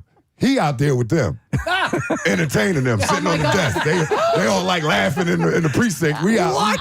We looking through the window. And so, when I say we, it's me and Mike. Yeah. Buck is in the back of the cell, really pensive, just biting his nails. Yeah. He's trying to mar his fingers so the fingerprints don't come back. Oh, my God. Because if those fingerprints come back, as he said, I'm gone. I turned around and I think, before I had children, I was a lot less sympathetic or sensitive. I turned around, I said, and you should be. Because you got us into this. I don't care. Now, a lot of people don't know. There was a time, because people all know the story of Touré starting Kevin Hart. Right. Buck Wild introduced Kevin Hart to me. Okay. Buck and Kevin went to community together. I was at the Laugh House. Buck was like, yo, you got to see this kid, bro. He's funny. Send him down. That's how that relationship started. But I say that to say, there was a time when a young Kevin Hart idolized Buck Wild. So when they put Kevin back in the cell, all of a sudden, we look back, Buck and Kevin have green juice running out their mouth. Oh, no. So me not paying attention, I'm thinking that they got some drinks or food. I said, where y'all get food from? And Buck ain't say nothing. I'm like, what y'all eating? Oh, my God. And the money. Oh, they were eating the money? The funny money? The funny, because of that's federal. And the Yankees. Where you get this from? That's it. It's absolutely. They're talking about, I need y'all to help me. I eating said, the money. I said, I'm not eating. You know what I'm saying? I said, I wish I would. I said, y'all on y'all own on that one. Oh, dude, I'm surprised they didn't. So, wow. So they're eating, how much did they eat? I don't know, enough. Because they let us go with a ticket for receiving stolen goods. Now, it's funny, I never understood that you got to come back. Yeah. So I, went on about my business. And for the next 4 years, I actually moved up to North Jersey. I was living in North Jersey for about 7 years. And for the next 4 or 5 years, every time I got pulled over in Jersey, they would take me out the car like, you got a warrant. I'm like, for what? Yeah. Wasn't until I finally went and took care of the warrant, went to court, and the judge herself said, "Why am I looking at something from 1995 on my docket?" I said, "That's what I'm trying to figure out, Your Honor." And she said, "Get this out." She case dismissed because it was old. And that's cool. But yeah, that's the end of the story. Was we were released. So Buck didn't get Grand Theft Auto? It was receiving stolen property? It wasn't Grand Theft Auto. He basically bought, back in the day when they switched the tags. Okay. Yes. Yeah, and that's what he did. It was a lot looser, and you could pull off stuff like that. Yes, he did. Yeah. How much? The green ink just cracks me up. Hilarious. Oh my god! Because I'm serious. Like it's like it's one of them. It was a nice size holding cell, so I had room. So I'm pissed. So I'm sitting on the other side. So it's like I turned around. It was like that Vincent Price scene with it was like, what are y'all eating? And it was like, oh, y'all eating them. I said, no, y'all on your own on that one. I'm full. That's I already ate. Yeah. But that's the story, and we all went on to do like Buck. It's funny because Mike and Buck and Kevin took care of the court appearance. They just went. He's like, they would say that to me. He's like, you never went back up there? I'm like, no. Yeah, well, I had to. You have I had to. some of your friends on the show with you, right? Yes, man. Who do you have with you? Well, we're doing Touré and Friends at Helium tomorrow, and what I've started to do instead of just being and locally because of the fact I have a large platform locally. I want to bring some cats on to the platform with me. I want to bring some friends on my show. So I got Ray Garrett.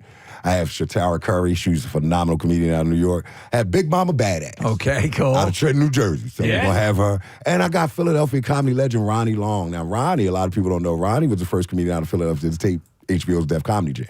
So is that right? Yeah, man. Yeah. Wow. So it feels good to be That's able a big to get distinction. Yeah, we all looked up to Ronnie, so it's like, get him back on the shows and I like how you start do working this. together. So, You put together these, for lack of a better word, a party. Yeah. You know, and the last time we had you in here, you were doing. I think it might have been for your birthday.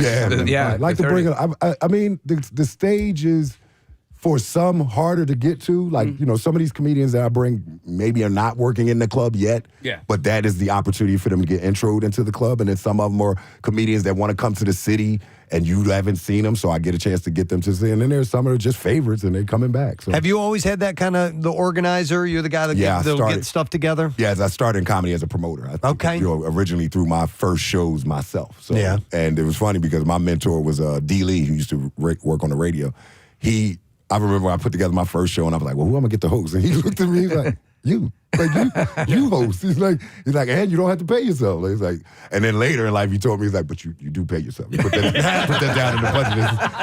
But it started like that. So I was always a promoter. And I like, as much as I like standing on stage as a comedian, I like when people walk out of my shows and go, yo, that was funny, or he was funny. When I do the brunch show, I have Brunch So Funny at City Winery now. And I say, that's a neat show. It's for, people that, people don't like to be out late. Old people. That's it. It's for older people. They're daytime events. So, it's just, I enjoy promoting. I like bringing different comedians and putting them all together and seeing how that works for a show. That's awesome. Yeah, like what they used to call a review, a full, blown deal. But you got to get along with the other comedians. But you have that sort of paternal, cultivate. Yeah. Who's next? Who do you think is going to be the next person to break big in stand-up? Who's got the most buzz? Ooh, I like a lot of cats, man. I mean, not to reiterate or go back, but I did see Kevin's new set. It's very, very funny. Yeah, really. That new set, y'all gonna enjoy that. There's a young man out of L.A. named Sidney Castillo. He's out of Fort Worth, Texas, but he lives in L.A. I got a chance to watch Sidney. Janelle James was out in L.A. From Abbott Elementary. Right. Janelle plays the principal. She's great. She's a phenomenal. She's so good. I didn't realize she was that funny. Yeah. Her set was right to watch those guys. Sidney and Janelle, I think, are going to make noise in the next couple years. Break big, yeah. So you'll see them on stand-up level. Like, they're already making noise in the industry, but you'll start to see them set apart as stand-up. Huh. Nice. All right, well, listen, the show is tomorrow night, Helium Comedy Club, Touré and Friends. It's an 8 o'clock show, and you, of course, get tickets at heliumcomedy.com. Then you got a Memorial Day weekend thing coming up, too, a festival that you're doing down the road. Is that local, or is That's at Punchline Philly. That's at Punchline. All right, cool. All over. Excellent, man. All right, well, listen, it is great to see you. Thank you for sharing that story with us. Thank y'all for having me. Y'all always. Pat House says to tell you hello. Pat House said to tell. I can't forget. He texted me this morning. He said, have a good time. I love those guys. I said, I do too. And I want to thank y'all. Y'all guys always let me come up and talk and push my stuff. So Our thank pleasure. y'all for that, man. Anytime. Appreciate y'all. And thoughts and prayers for your lost bag. And my condolences. Yeah, good luck, man. All right, Touré, everybody. We're going to take a break, and we'll be right back. Stay with us.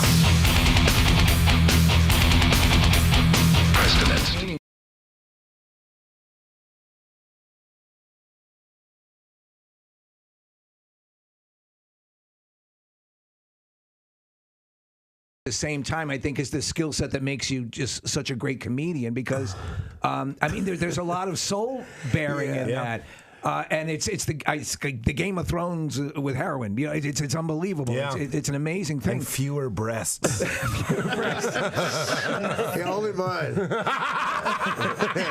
I'll say this though, I think you have a real solid dramatic capability. I know you're a Godfather savant. Why haven't you been? Does that entice you at all? The idea of perhaps dramatic acting, because I think you possess that ability. I've done it before, where people cast me and stuff, where they just say, I know you can do this. Like a director will say, I know you can do this. Don't worry about it. This guy cast me in a movie called The Fourth Floor. Yeah, in like 1998. And I told my agent, the guy had seen me on Man TV, and he said, "No, I know Arty can do this." And it was playing the murderer in this movie, and opposite Juliette Lewis and William Hurt. Right. And I said, "Listen, I can't go to the Yankee Padre World Series if I take this part." And it was being shot in Nova Scotia. And I said, "So I'm going to have like 30 grand on something I'm not watching on television, and it's my team." So you're Robin Williams in Good Will Hunting if he didn't meet his wife. I don't have to go see About a Girl. That's the riff of the year, I think. I'm more like Goodwill Forte. I'm trying to think of a will. Goodwill Forte. So he agreed to let me do it. I agreed to do it. Oh, you did do it. I did do it. It's called The Fourth Floor, and the director was wrong. Yeah. No, I think it was. I did a good job, but it's so funny. Juliette Lewis and me have scenes together the whole time, and I was used to acting with people like Norm Macdonald, comedians who were trying to act. And in the first scene, I'm supposed to yell at her, and I yell, and she goes, ugh. And then I thought I really scared her, so I went, whoa, I'm sorry. And the director said, no, she's acting. And I genuinely thought, but she was so sweet and got me through it, and I think I did all right, but I don't know. I would love to try that. Yeah, I mean, it's something that, and it depends on the material. Yeah, I don't think Marlon Brando would have been any better than the guy who played the skipper in Alan Hale. It's just crappy material. Alan Hale in The Godfather would have been fantastic. That would have been bad. That's the thing. When you can call Luca Brasi little buddy, that's I remember I was talking to Norm Macdonald. I was trying to get him to act in this thing, and that's always easy. And at some point we said, Norm, you know what? We're not going to have you do it. He's like, oh, good, because I don't know how to act. He goes, you know how I act is I'll think of like a guy from a show, and I'll just do like a impression of him. Like this. I was thinking about doing Inspector Luger from Barney Miller. Wow. I opened up for him doing stand-up once, and they would yell out stuff from SNL. I go, do Burt Reynolds. And he would go, I need the mustache. I never saw a comic just say no to something. He's a method everywhere. Excellent. Yeah. Well, good luck to you guys, and enjoy the evening in Philadelphia. So Judd Apatow, Pete Holmes, Arty Lang, thank you guys crashing. I love it. We're going to take a break, and we'll be back in just a second. Stay with us. Police are searching for a suspect who allegedly opened fire outside a nightclub in the Philadelphia section of Port Richmond. It happened at 11:15 last night at the Penthouse Club in the 3000 block of Castor Ave. Witnesses told police a gunman got out of the vehicle and opened fire into the crowd. The patrons then ran for cover, but they say it appeared 2 of the 3 men were the intended targets. Those men, after getting shot out, ran back into the club and eventually got into a vehicle without contacting the police. So there were 15 shots. They were shooting at 3 guys, and no one was hit. Wow. They don't believe anybody was hit. Stormtroopers? Many of the witnesses Guys can't hit anything. Yeah. say they hid for 30 minutes, fearing they would be hurt. Police found no blood or evidence that anyone was hurt at the scene. They've checked area hospitals, but so far no one has come forward. Investigators found strike marks from the bullets and at least 15 shell casings. One of the bullets hit a nearby car and a neighboring building. They walked single file to hide their numbers. Hide the numbers, yes. And those shots, you can see in the marks that were too accurate to be sand people. Police say the suspect was last seen running down Castor Ave. So far, there's no word on a motive for the shooting. We go down to Obi-Wan Kenobi at the Penthouse Club. As you can see, these marks are too accurate for sand people. They always march single file to hide their numbers. Back to you. He's a field reporter. Yes, we're outside of the Penthouse Club right now. I'm surveying the damage. This is clearly not the work of sand people.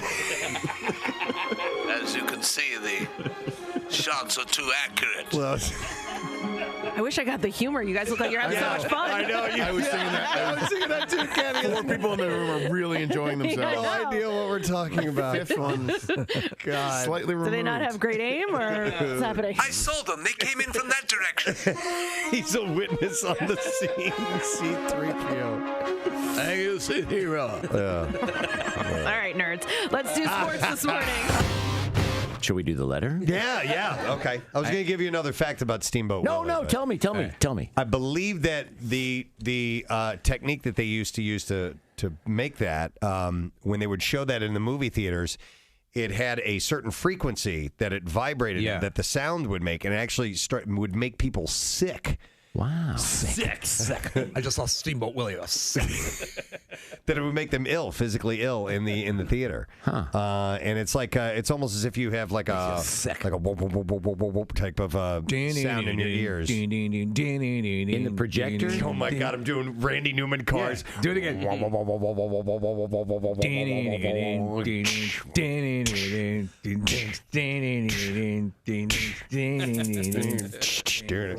You said Randy Is this, Newman. Survivor? Bum, bum, bum, bum, bum, bum. It's the eye of the tiger. Eye of the tiger. It's a survivor. Survivor. It's Rocky. Looking stocky. Don't mock him. Just rock him. Wow. Here in my car. God almighty. That was some of the best verse spitting I've ever heard, Pierre. Rocky looks stocky. Rocky, well, looking stocky. Don't get too cocky. Now we can do the letter of the day. Fantastic. Here we go. Preston and Steve on 93.3 WMMR. Now, the Daily Letter. I'd actually like that to be on the Daily Rush. It was the very end of the show, but... Well, you started to do the sound, and I heard Gary Newman. That was fun. All right, the Preston and Steve show is brought to you today by the letter U, as in utility. All right, and we have a trip for you to L.A. for the premiere of Warner Brothers Pictures' Kong Skull Island. On March 18th, Kong Skull Island hits theaters nationwide on March 10th, mind you. So we'll give that away tomorrow. It's a very cool thing. How about the show today, Pierre? So we got more Philly Home and Garden Show tickets at the Expo Center Friday through Sunday, which will be fun. And we've got a block of Avenged Sevenfold. Yesterday we did Volbeat, one of the opening bands from Metallica. Avenged Sevenfold, another of the opening bands. And... right? Wow. Oh, yeah, Kathy has her lipstick on. Oh, my God. Hello. Wow. Do you know, that's horrible. What it looks like is it looks like you've been huffing paint. It does. Yeah. It really does. Yeah. You know what though? I'm thinking. So it's one of these little samples that comes in. You know, where you get like a little bag of samples. It's something you can subscribe to, and I did it for years, and that's what this is from. But I'm thinking it might not even be lipstick. Really? Yeah, I don't know. Maybe like a liquid. Car paint? No, like a liquid eyeshadow or something. Because the way it's sitting on my lips, it's not. It doesn't feel like lipstick. No. Well, it what does does not the feel like lipstick. bottle say? It doesn't. It's just a little tiny sample, so it doesn't say. What color is it labeled as? No idea. Fragrant pink? Oh, it's like a gold. Metallic gold. There's a character that Dave Chappelle does where he's a crackhead. Yeah. And that's what he looks like, yeah. What's his name again? Oh, I wish I could remember. Rose gold, Pierre. Rose gold. Okay, so it's got a little pink or red in it. Kathy, give us a big toothy Kathy smile with those. Wow. Hold on, I'm looking up. Thank you for doing that. No, that's beautiful. Time for the news. That was the thing that first attracted me to her. Here's the theme for her news. It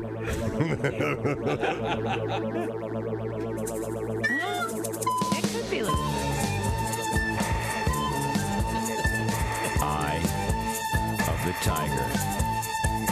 Eye of the tiger. What rhymes with tiger? Liger. Have a lager because it's beer week. Okay. Don't be a freak. Honestly, if we don't sell those as albums, two separate albums, I think that's album worthy. Right. right, we shall see if we can get an answer to this question. What kind of a tower do we want named after us in Bristol? 215-263-WMMR. I will go to Dan. Let's see if Dan knows the answer. Hey, Dan, how you doing, bud? Yo, what's up? Yo, Dan, what kind of what kind of tower do we want in Bristol? What kind of tower? Milkshake. Yeah, he said it. Milkshake. Hang on a second. He's using that vagina lipstick. Yeah, he's trying it out. Dan, hang on. We're going to get your information, and we are going to set you up with a 4-pack of tickets for the Progressive Atlantic City Boat Show. March 1st through the 5th at the Atlantic City Convention Center. And you can visit them at acboatshow.com, by the way. Boat show. Boat show. Going to the boat show. Lots of boats. What's that over there? It's a boat. What's that over there? It's a boat. Boat show. Boat show. Boat show. Boat show. At the boat show. See you at the boat show. Boat show. Boat show. Boat show. Boat show. Boat show. See you at the boat show. Atlantic City. Boat show. Now, Preston and Steve's Music News on 93.3 WMMR. You're a real crumb bum. How to do that again? And we'll only get one more. We only get one more day of that, folks. By the way, there's a few different things we're going to go through. As I kind of notice these things. Really? Yeah, I think so because Around the corner, down a dark alleyway, across an empty field. He is the noticer. This one Nothing gets past Preston Elliott. This one the I noticer. I on noticed. the Preston and Steve show. All right. This one I 6 noticed to 11. because Steve said it to me. All right. Human Steve beings. sent this to him. We as human beings get turned on by many things. Most commonly, we're turned on by other people that Yes. we are sexually attracted to. And animals. There are also people. What? Oh, I'm sorry. No. There are also people who are turned on by inanimate objects. I've mentioned that stuff on the Bizarre File before. Hence people marrying the Eiffel Tower. But this I've never seen. There are certain women who are turned on by themselves. Oh my I gosh. wonder where a woman like that might exist. Where a woman who would find themselves so beautiful, they would get aroused. It seems almost impossible that such a woman would exist. Yep. They What are you saying? They stare at themselves in the mirror and they think, I'd like to tap that ass. Well, yeah, but then you don't actually get turned on, right? No, these people do. Well, we don't, but you do. According to yeah. Oh, yeah. Oh, yeah. So beautiful. I'd hit that. According to Dr. Michael Aaron, a New York City therapist and author of Modern Sexuality, The Truth About Sex and Relationships, it's extremely common for a woman to be sexually attracted to herself, and it is called autosexuality or autoeroticism. Yes, so just the visual is enough to get this type of person worked up to the point of being orgasmic? Well, no, not They're not going to stare at themselves and actually have the orgasm, but they will. It will turn them on. What about a person who wants to vomit whenever they see themselves in the mirror? They didn't Like cover myself. that. Is that you? In the study. Oh no! Oh no! And is as vain as it sounds to want to have sex with yourself because you're so hot, it's not narcissistic, apparently. The doctor, because it's true. The doctor said it's very common for people to be aroused by themselves to varying degrees. Some experience it more like an orientation in that they feel more aroused by themselves than by others. So do they use themselves as a benchmark to compare other people to? In other words, will they not? Does someone have to exceed their own level of beauty to warrant a physical encounter? I don't know. Another psychologist explains the easiest way to tell if someone is autosexual is from their self-pleasuring habits. If she's picturing herself and thinking about how sexy she is when she's doing that. Yeah. That's weird. Is that how you do it, Kathy? Stop She's it. obviously an autosexual. Hey, we'll be giving that away shortly. If you've not done it yet, text the word tattoo to 39333 because Floating World Tattoo and Piercing gave us $350 gift certificate to possibly give to you. Check them out at 1729 South Street in Philly. But text that now because we want you to win. WMMR presents Preston and Steve's Bizarre File. Brought to you by College Ave. From application to graduation and beyond, College Ave has you covered with flexible student loans designed to keep your life simple. And you can apply today at collegeav.com. So a Florida man is recovering after being bitten by not one, but two sharks after falling into the water in the Bahamas. And Just now not he's his day. sharing his terrifying story of survival. Marlon Wakeman said, next second I'm in the water with, a lot of sharks. I knew immediately I got to get back in the boat or this is going to be really bad. The 24-year-old was on a fishing trip. He said, I was still holding onto the boat when I got bit. So the waters, he says that the waters in Clarence Town's Flying Fish Marina are infested with dozens of sharks, and it's known as a popular spot because the fishermen clean fish and they throw the scraps in the water. So it's like chum. And that's where they wait. And his name is Marlin? Yeah, that's true. I didn't even think about that. He said these sharks have learned that there is regular amounts of food being tossed into the ocean. When they get into that feeding frenzy, they're out there to compete against other sharks, and they want as much food as they can, as quickly as they can. He said, when I was underwater, it was like 2 seconds. And mainly the worst thing I thought was, I don't want to get eaten by 10 sharks. Wakeman was 6 will do. Stitched up in the Bahamas and flew back home to Florida the next day. Doctors believe the shark was at least 7 feet long and his wound was over a foot long. A foot-long wound. Yep, and it just missed his artery. He said, I realized how lucky I got. Wildlife experts say that if you do end up in the water and there are sharks, obviously, you got to get out as soon as possible.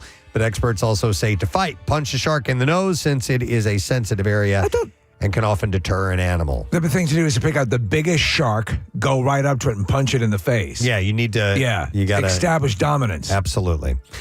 Thailand authorities made a startling discovery when they busted open life-size Transformer robot statues, and they got about 700 pounds of ketamine in there.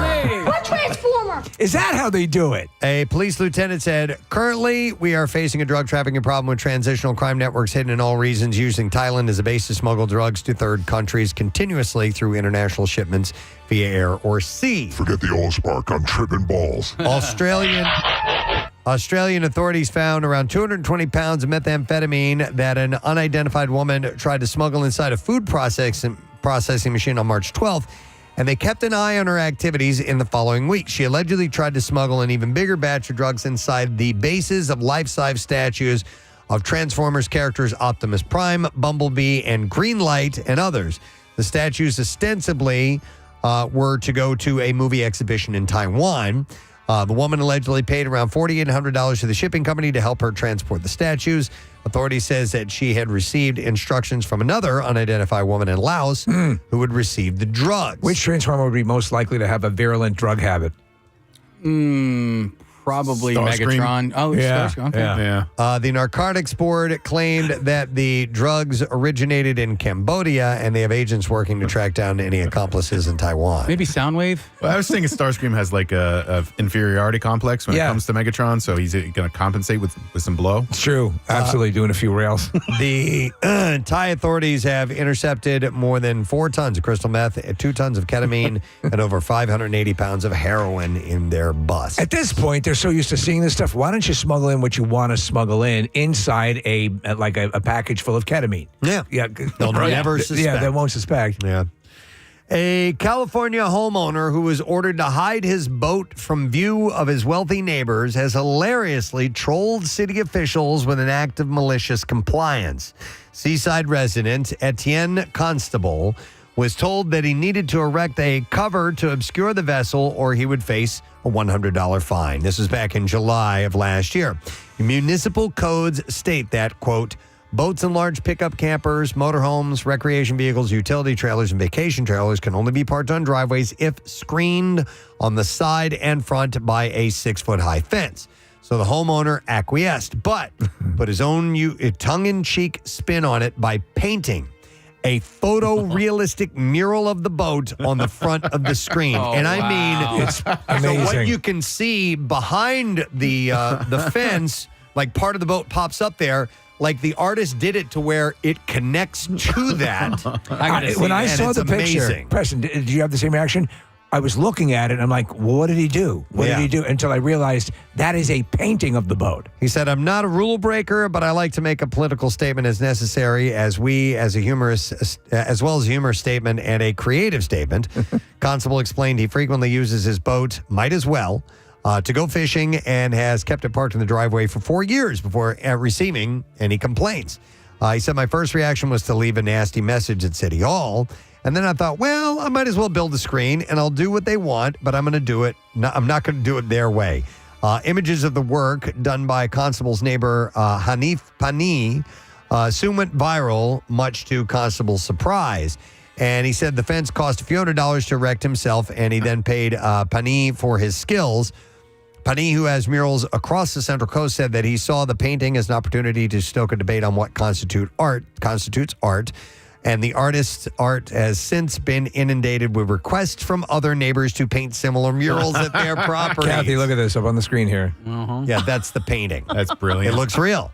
Constable confirmed he has not heard anything from Seaside officials, but he assumes that they are aware of what's going on. I follow this guy on Instagram, and what he does is he will do things like kind of paint in this method, Preston, to sort of blend into the scenery around, but he'll take like a tree and paint it in a way that you believe you're looking past the tree at some point, where it just appears to be hovering by it, like it's cut in half. There's a chunk taken out of it, and just a toothpick is holding it. It's amazing. That's cool.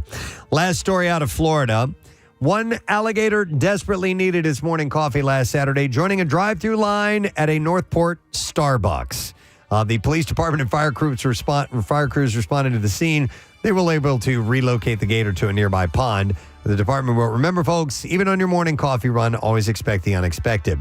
This gator sighting is just one of many. Already this week on Thursday, the Florida Fish and Wildlife Conservation Commission rescued 4 baby alligators who were snatched from their nest by poachers.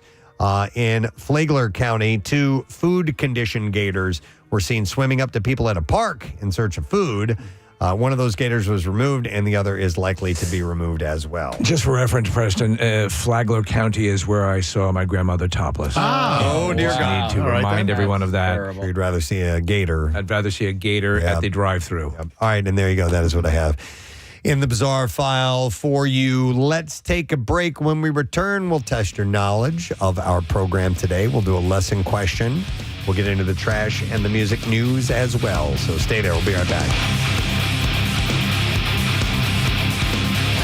Yourself mostly when you're going at it? I'm asking in the most clinical ways. We're gathering data here. When you are there, when you're upstairs, when you've got the device, when it's plugged in properly, you have it in the power strip so it doesn't short out. Need a surge protector. Right, or a surge protector.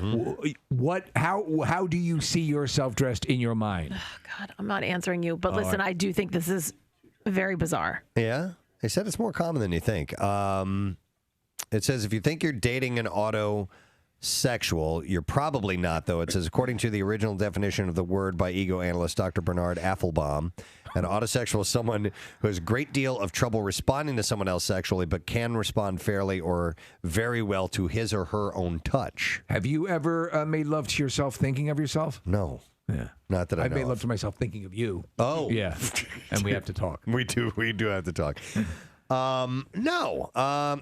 That's, how is, I don't even see how that's possible, but some people apparently would someone like this spend a lot of time looking at themselves in the mirror? I would think so. Yeah. Yeah, I would imagine that is definitely part of it. So. Well, I don't know who would be like that. Continuing on the sexual. More stuff from the sexual world. Yeah. The noticer notices everything, even sexual stuff. All right, this other thing I noticed, and this speaks to a few of the people here in this room. This speaks to people in this very room. It does. The noticer has no pity on you. Who here does not shower in the morning? Me. Nick and Casey. I don't shower. I shower at night. Nick, Casey, and Kathy are disgusting. Marissa, you shower in the morning. No, you're showering right now. She's big.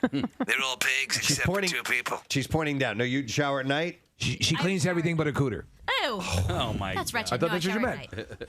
She showers at night as She well. showers at night. Okay, so Steve, you and I are the only morning shower people. Oh, yeah. But apparently... Morning shower people, shower every morning, it's true.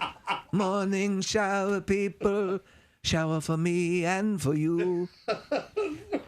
It just seemed like a song, didn't it? A folk song. Yeah. Is there a night shower people song? Night shower people. That's very similar. Arrive at work very smelly.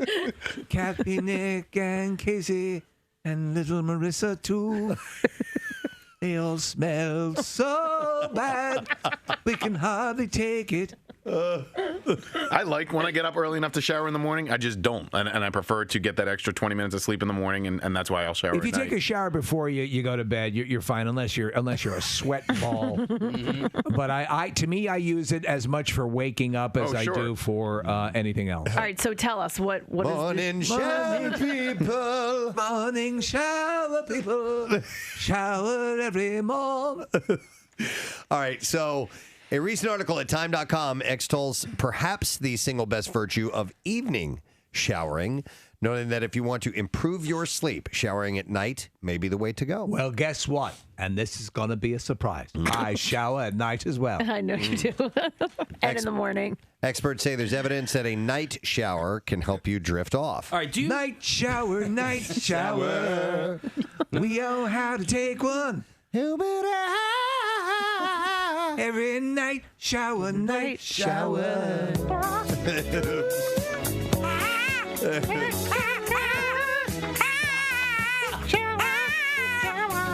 Grabbing for the loofah. Getting in the shower. All right, what were you were about to say? I was going to ask if you shower fully. Night shower, night shower.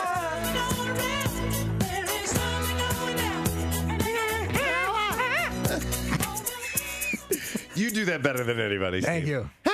I got my higher end back. Go ahead. What were you going to say, Case? Do you fully shower both times? At night and I in the do morning. military showers. I have no hair. Yeah. That cuts down on a lot of it. However, at night I take a hot shower, a quick hot shower. In the morning I take a wake up shower. Okay. I don't know why I just enjoyed you saying, I have no hair. The goddamn truth. I just have In no case you haven't hair. noticed, the same way Kathy pleasures herself to herself. I have no hair. Do you guys ever wash your pubes with shampoo? Oh my God. Every day. Why? With shampoo you do? Yeah. Okay. No. Not I do soap? No. Toothpaste. When I'm washing my hair, You then go downstairs. I have soap in my hand, so Right. use it on your pubes. He's got soap in his hands. For his nails, he's got soap in his hands. For his nails. This is getting ridiculous. We had 3 hours of sleep last night. And there are real musicians in the green room listening to this. They probably I don't think they're listening. We may be inspiring a new song Napping. from Dorothy. Bedazzled Shimmer Takes Time. La La Land star Emma Stone was the belle of the ball at the Oscars, winning Best Actress, and she's absolutely looking the part. You go back and see the photos, thanks to some seriously hardworking fashion folk.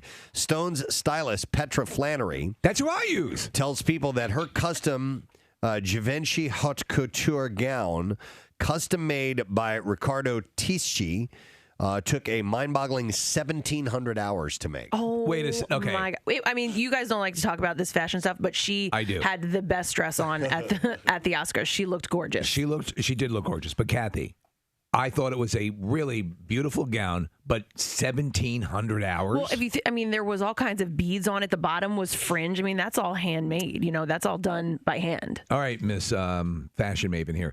She also had a lot of the of glitter. It appeared glitter in her makeup. Mm-hmm.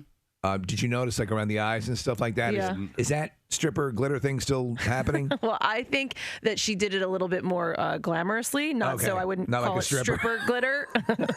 But she looked great. Whatever she did, she looked gorgeous. Do you think she's I mean, because Preston, that's your style there. Yeah, porcelain skin, red hair. I think she is pretty. I think once again, some people make her to be this stunning goddess. I just think she's very pretty. Yeah, I agree. Yeah, and she looked good. Riccardo Tisci says it took over 1,700 hours and a team of 11 from the Givenchy atelier. He said it's a beaded wonder. When you see it up close, it's a marvel of various golden color shapes and sizes. It's just incredible. Yeah. You get closer, it's like, oh my God, it's the Ark of the Covenant. I get weak in the knees.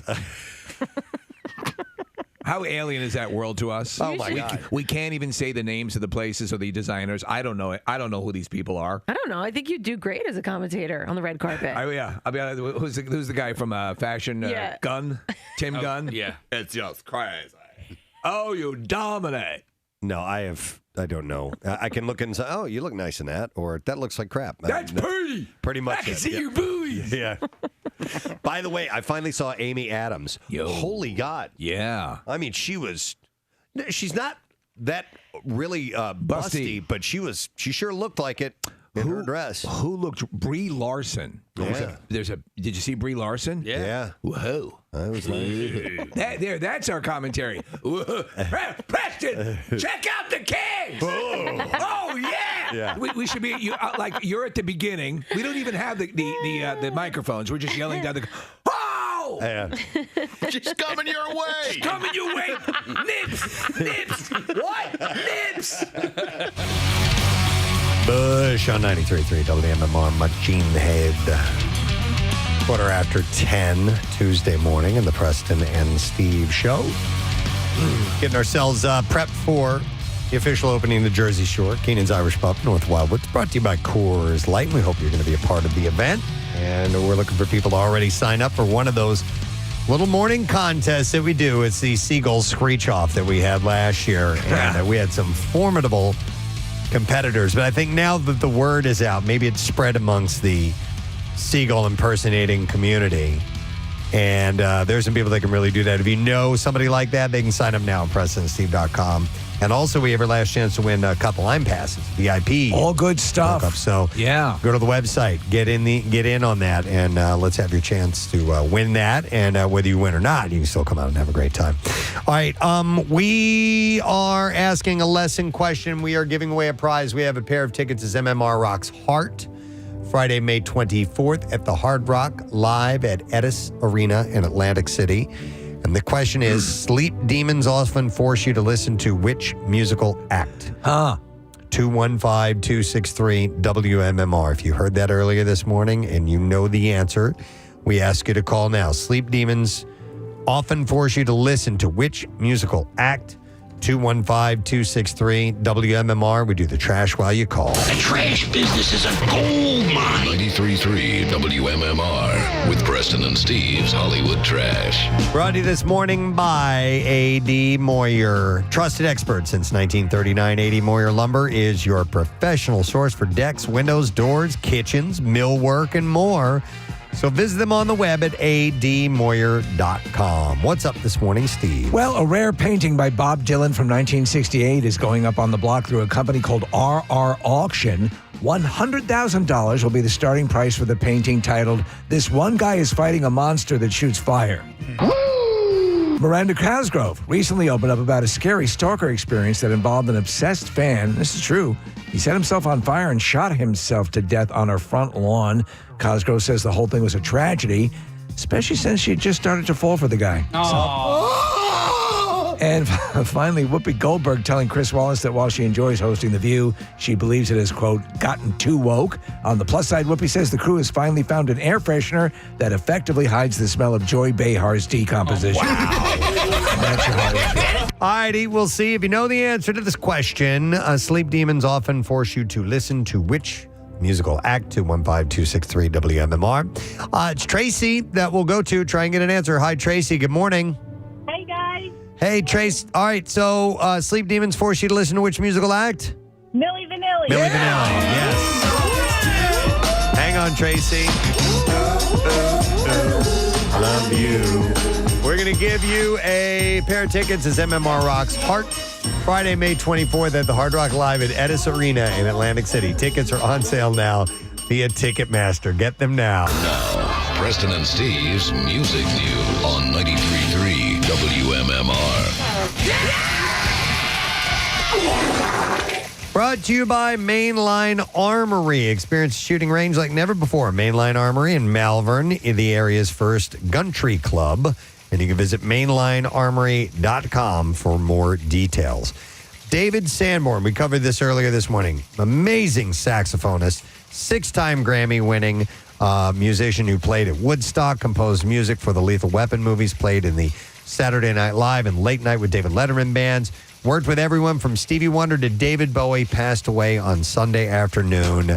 This is him on saxophone and Young Americans. He was amazing. He had an extended battle with prostate cancer with complications. He was 78 years old. Sanborn's music is often described as smooth jazz, but he reportedly rejected the characterization, and you can see why. His lively, iconic sax on this song is anything but smooth jazz, and he preferred the idea that he helped put the saxophone back into rock and roll. Yeah, and I believe he made a strong case for that. He worked with a virtual who's who of rock and R&B legends, including, and this is a voluminous list, James Brown, Eric Clapton, Roger Daltrey, Stevie Wonder, Paul Simon, Bruce Springsteen, James Taylor, Al Jarreau, George Benson, Elton John, Carly Simon, Linda Ronstadt, Billy Joel, Roger Waters, Steely Dan, the Eagles, the Grateful Dead, and the Rolling Stones, and many others. So we talked about the Wrecking Crew, and we've talked about great studio musicians. With Mike Post, we did as well. A guy like David Sanborn, if you're putting together an album or an artist and you want to really make an impression, you bring in the big guns. You'd bring in a David Sanborn. Yeah, most definitely. In TV and film, he was a member of the legendary Saturday Night Live band for 1979 and 1980, alongside fellow alto player and future Lord of the Rings composer Howard Shore. He was future Late Night with David Letterman band leader Paul Schaefer, of course, in there, and on keyboards, his future frequent collaborator bassist Marcus Miller. In the late 80s, he was a guest with Schaefer in the Late Night with David Letterman band. He was also interviewed by Letterman several times. At the same time, Sanborn, Clapton, and Michael Kamen composed music from the Lethal Weapon films, Lethal Weapon 2, 3, and 4. He also appeared as a usual cast he appeared on shows usually cast as a musician and movies too. Paul Simon's movie One Trick Pony, Magnum P.I., Scrooged. He was himself in Billy Crystal's Forget Paris. Released 25 albums, won 6 Grammy Awards, and had 8 gold albums and 1 platinum. Wasn't able to capture the role of a shirtless saxophone player in the Lost Boys? No, they needed somebody beefier for that. Okay. That dude is actually, I saw him interviewed, he's actually a pretty cool guy. But if you want to talk, that should have won an Oscar for the most baby oil featured in one scene. James Taylor, the sax song on his classic song "How Sweet It Is to Be Loved by You." I love that song. That's David Sanborn. There's a song I have on several of my playlists. It was from his one of his solo albums. It's called "Bang Bang." It's just an instrumental, and I just love it. It's just fun, upbeat, great party jazz, and he could do so much. And Steve and I were talking earlier this morning that we used to love this show in the 1980s called Music Night. It was on Sunday night. Sometimes it was just called Sunday Night. And he and Jules Holland would bring in these musicians from all different kinds. I went and watched a little bit of an episode this morning because I'd gotten the news that he had passed. And it's like Lyle Lovett and Carlos Santana and Hank Williams Sr. and all these people. Eclectic. It could be classic musicians, classical. Yeah. It didn't matter. He would bring them all together. Oh, and his band was phenomenal in that show. It's you can find it on YouTube. It's great to go back and see some early performances. Do you remember? So there was a point in time where, and this is the first time I ever heard the term fusion jazz, and I remember Spyro Gyra and even Chuck Mahavishnu Orchestra, where it would sort of veer into that. I loved a lot of that stuff, like Lee Ritenour, the guitars. Weather Report. Yes. Yeah, all that stuff. And you don't really hear a lot coming out of that genre anymore. No, it's not as, I'm sure it still exists and it's around, but it was groundbreaking. Yeah, I loved it. In the 1970s and 1980s, so... David Sanborn had been dealing with prostate cancer since 2018, but had been able to maintain his normal schedule of concerts until just recently because he was scheduled to perform through 2025 as well. So as a nod to the what we said earlier, which was, I don't know what his situation was or when he caught it or what exactly the level of prostate cancer he was dealing with. Obviously, it ended up being lethal, but my life was saved by getting the PSA test, getting the prostate check. It's the kind of thing, if caught early, even a little bit far along, they're doing amazing things. As Dr. Mike says, no one need ever die of prostate cancer. Yeah, so sad news. Sad news from the world of music. Some more light and fun stuff. Foo Fighters pulled a huge prank on their Welcome to Rockville audience with the help of Wolfgang Van Halen. They were capping off their U.S. tour by headlining the festival in Daytona, and Dave jokingly complained about he never gets to play a guitar solo at his own shows. So after playing covers of Beastie Boys, Ramones, and Nine Inch Nails, he launched into Eruption from Van Halen. So he leans over and he starts playing, and then he turns to the audience and he's doing the finger tapping. Yeah. And after some onstage banter, so apparently they showed him playing, and then all of a sudden he puts his hands up and the guitar keeps going. And then the screen that shows him switches to Wolfgang, who's just off stage, and he's the one playing the solo. So they kind of, jab back and forth at each other. And then they started going into a snippet of Hot for Teacher. And then Grohl says if they started playing Van Halen, they'd never stop. So then he heads off on the way after that. But it was kind of fun. Yeah, I thought that was neat. And this was interesting. Pearl Jam guitarist Mike McCready took a nasty fall off the stage during the band's recent sold-out show in Vancouver. Nick, did you see this? It was the first night of the show, or first night of the tour, I mean. No, I have not seen it. Have you? It's caught on video. I have not seen it yet. He lost his footing while confidently approaching the crowd during a guitar solo for Porch, disappearing from view after the mishap. McCready was quickly pulled back onto the stage by a nearby roadie, shaking his head slightly before continuing the song with no issue, though he kept his distance from the edge after that. It's okay, folks. I'll check him. How many fingers am I holding up? They're currently... I'm using the Preston Elliott method. Yes, he's okay.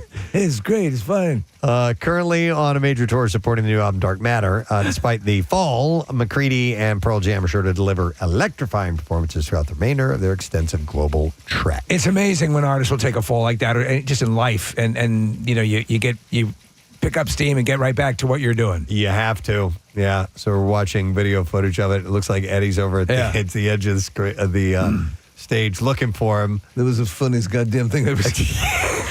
You can't help it. You can't help it. The look on your face. All right. And then finally, what am I? Nope. What? Not finally. Some fun breaking news at the end. All right. We'll do that in a minute. Okay. Brazilian drummer Eloy Casagrande has opened up about leaving Sepultura to join Slipknot, revealing that he had to audition for the band over several days in Palm Springs before being unanimously approved by the 9-piece group. After Sepultura announced their split, the 33-year-old seized the opportunity, saying the band was going to break up. I didn't want to stop playing drums. Yeah. He then discussed his first nerve-wracking rehearsals with Slipknot, admitting that he thought he was terrible at first, but improved each day with the band's support. And he made his debut at a surprise intimate show in California on April 25th, just one day after being announced, before headlining the Sick New World Festival. So sick. In Slipknot is sick. It was in Las Vegas. Sensational. With 25th anniversary U.S. tour featuring Knocked Loose on the horizon, Slipknot is entering a new era with Casagrande behind the kit. So his old band dissolved. Yeah, I guess so. All right, so am I announcing this? I mean, This was just handed to me. So the 2024 Wawa Welcome America concert. Yes. On July 4th in Philadelphia. Yes. And headlining are Kesha and Neo. Thank you. We got Kesha. Yeah. We got Kesha. Yeah. And it comes to a dramatic end with fireworks over Philadelphia. Oh, they're going to do fireworks. Yeah, fireworks. Oh. Yep. That's me doing Kesha. Mayor Sherelle Parker and Wawa Welcome America President and CEO Michael Delbene made the official announcement just a few minutes ago. So Wawa Welcome America is, I'm reading this verbatim. No, is 60. Hot off the press. This is not You're even like Cronkite after the Kennedy assassination. Wawa Welcome America. Is 16 days of free events celebrating. Line up for the Welcome America Festival has been announced. Look, this is horrible. This was too muddy, right? Yep. Freedom and Liberty, June 19th. This effect sucks. To July 4th, 2024. So it's still a free show, right? Yeah. Is it? Yeah, it is. I think listen, the fireworks and the whole presentation, it's amazing. Kudos to Wawa for keeping it going all this time because it was about to go away. Yep. Lest we forget. There will be loads of people that go to the event, of course. Kesha's parents. Of course. And there you go. That's it in music news for you, friends. We are going to take a break. We're going to come back, and we are going to wrap up our radio program. Jackie Bam Bam, and once again, in for Pierre, so he'll be in a moment. Stay with us. We'll be right back.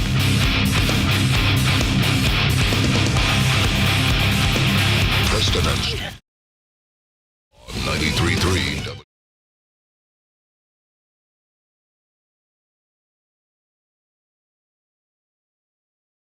He kicked off the red carpet so fast. Brie Larson showing Nim. Steve, the grade scale would be how many of those Marky Mark pals we throw out. I give it 4 pals, man. Yeah. That would be it. Pow! Pow! Now that's red carpet coverage. Yeah. Yeah, but Steve, like on the other end. Hey, which one? Brie Larson! Ryan Gosling's sister! Yeah. Huge kids! I hear ya! I'm waiting! He's yelling over her. Yeah, she's on the way down. Right here. The Preston and Steve studio is the arena where the invincible men of cheat cooking skills await their challenge. Using all their senses, skills, creativity, and succulent delights such as ramen noodles, canned chicken, and Doritos, the Iron Chi-Chi chefs will prepare new, original Chi-Chi never tasted before. Reputations are on the line in the Preston and Steve studio, where the Chi-Chi chefs pit their garbage bag creations against one another. What inspiration do our challengers bring? The heat is on. Who will be the Iron Chi-Chi chef? Wow. All right. Love it. And by the way, the winner of the competition will get the coveted Golden Shiv Award. That is correct. Which we have in the corner. Now, to paint the picture, our studio has been completely done up to mimic a prison. So we actually have bars on the windows. We have our various cell blocks, which are numbered and lettered. And we also have what you can and cannot do. There are some rules on the walls as well. In fact, it says privileges. You are entitled to food, clothing, shelter, and medical attention. Anything else that you get is a privilege. Yes. And we also have our prison commissary set up, which is being guarded by a full-size Hannibal Lecter statue that we have in the corner. And he is holding the Golden Shiv Award. Yes. And listen, guys, just to be nice, we're also going to throw in a couple of other things. We have some toilet wine that we have over there in the corner. We have an actual toilet in the corner with a jug of wine in it. You'll win that too. And we'll also give you a $100 Visa gift card. So we have our 3 judges. We have Nick, Michael, and Joe. Let's now meet our contestants this morning, okay? And their intros are short as well. Let's welcome Iron Chi-Chi Tim to the program. Hey, what's going on, guys? How are you, Tim? Good. How are you?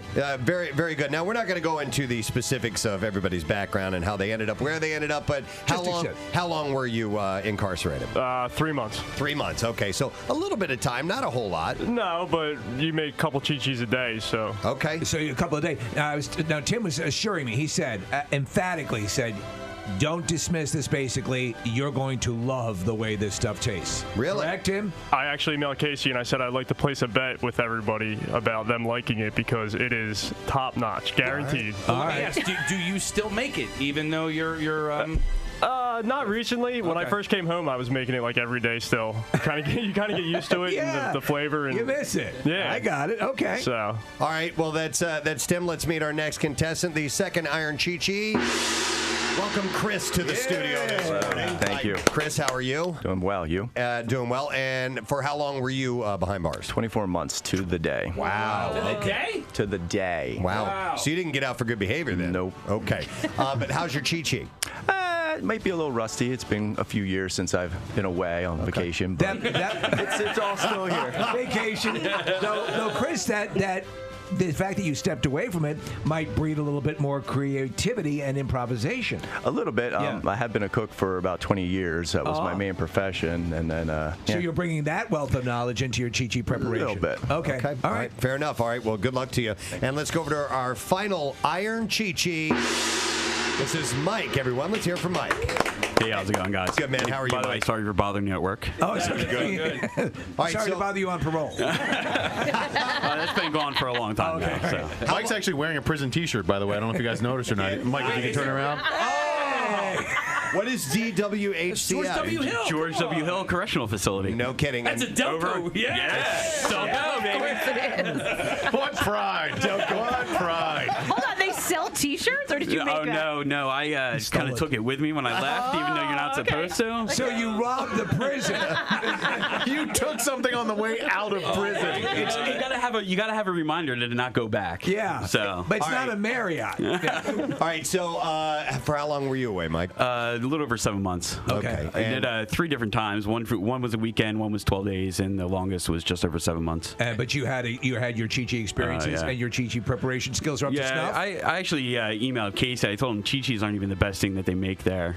So yeah, he said he was going to make a stromboli. Wow. They call it a wrap in Delco. It's a stromboli in where Tim's from. Okay. All right. And by the way, these guys all sat in the lobby together for a little while, and so they were sharing stories. None of them served time at the same place. They were all 4 different places. Perfect. Then we might get 4 different completely. Foods are they're just different regions. Italian cuisine that will give you different tastes. So maybe we'll experience that as well. Okay, are you guys ready to get started? Yes. All right, let's Iron Chi-Chi. Head over to the commissary and get what ingredients you guys need. I see immediately that Tim is going for the cheese puffs and ramen noodles, and Mike seems to be still considering what he wants. Chris has grabbed a lot of macaroni and cheese. We have enough for everybody of every ingredient. So So I see Chris took all the ramen noodles. There's more up there. That's not right. There's a whole nother. That's good. They're sharing as you do in prison. Yeah, not unlike Iron Chef. I mean, there's a pantry of items that you can go to. Now I see some Cheez-Its are being taken, or no, not Cheez-Its. Is that rice? I believe Tim has some minute rice, instant white rice. Cheese Whiz. Cheese Whiz. Refried beans. Refried beans. Very good for that Mexican sort of flavor. We have both Cool Ranch Doritos and regular Doritos. Did you need beef ramens? Because that's top shelf right there. Top shelf to That is top shelf beef ramen right there, buddy.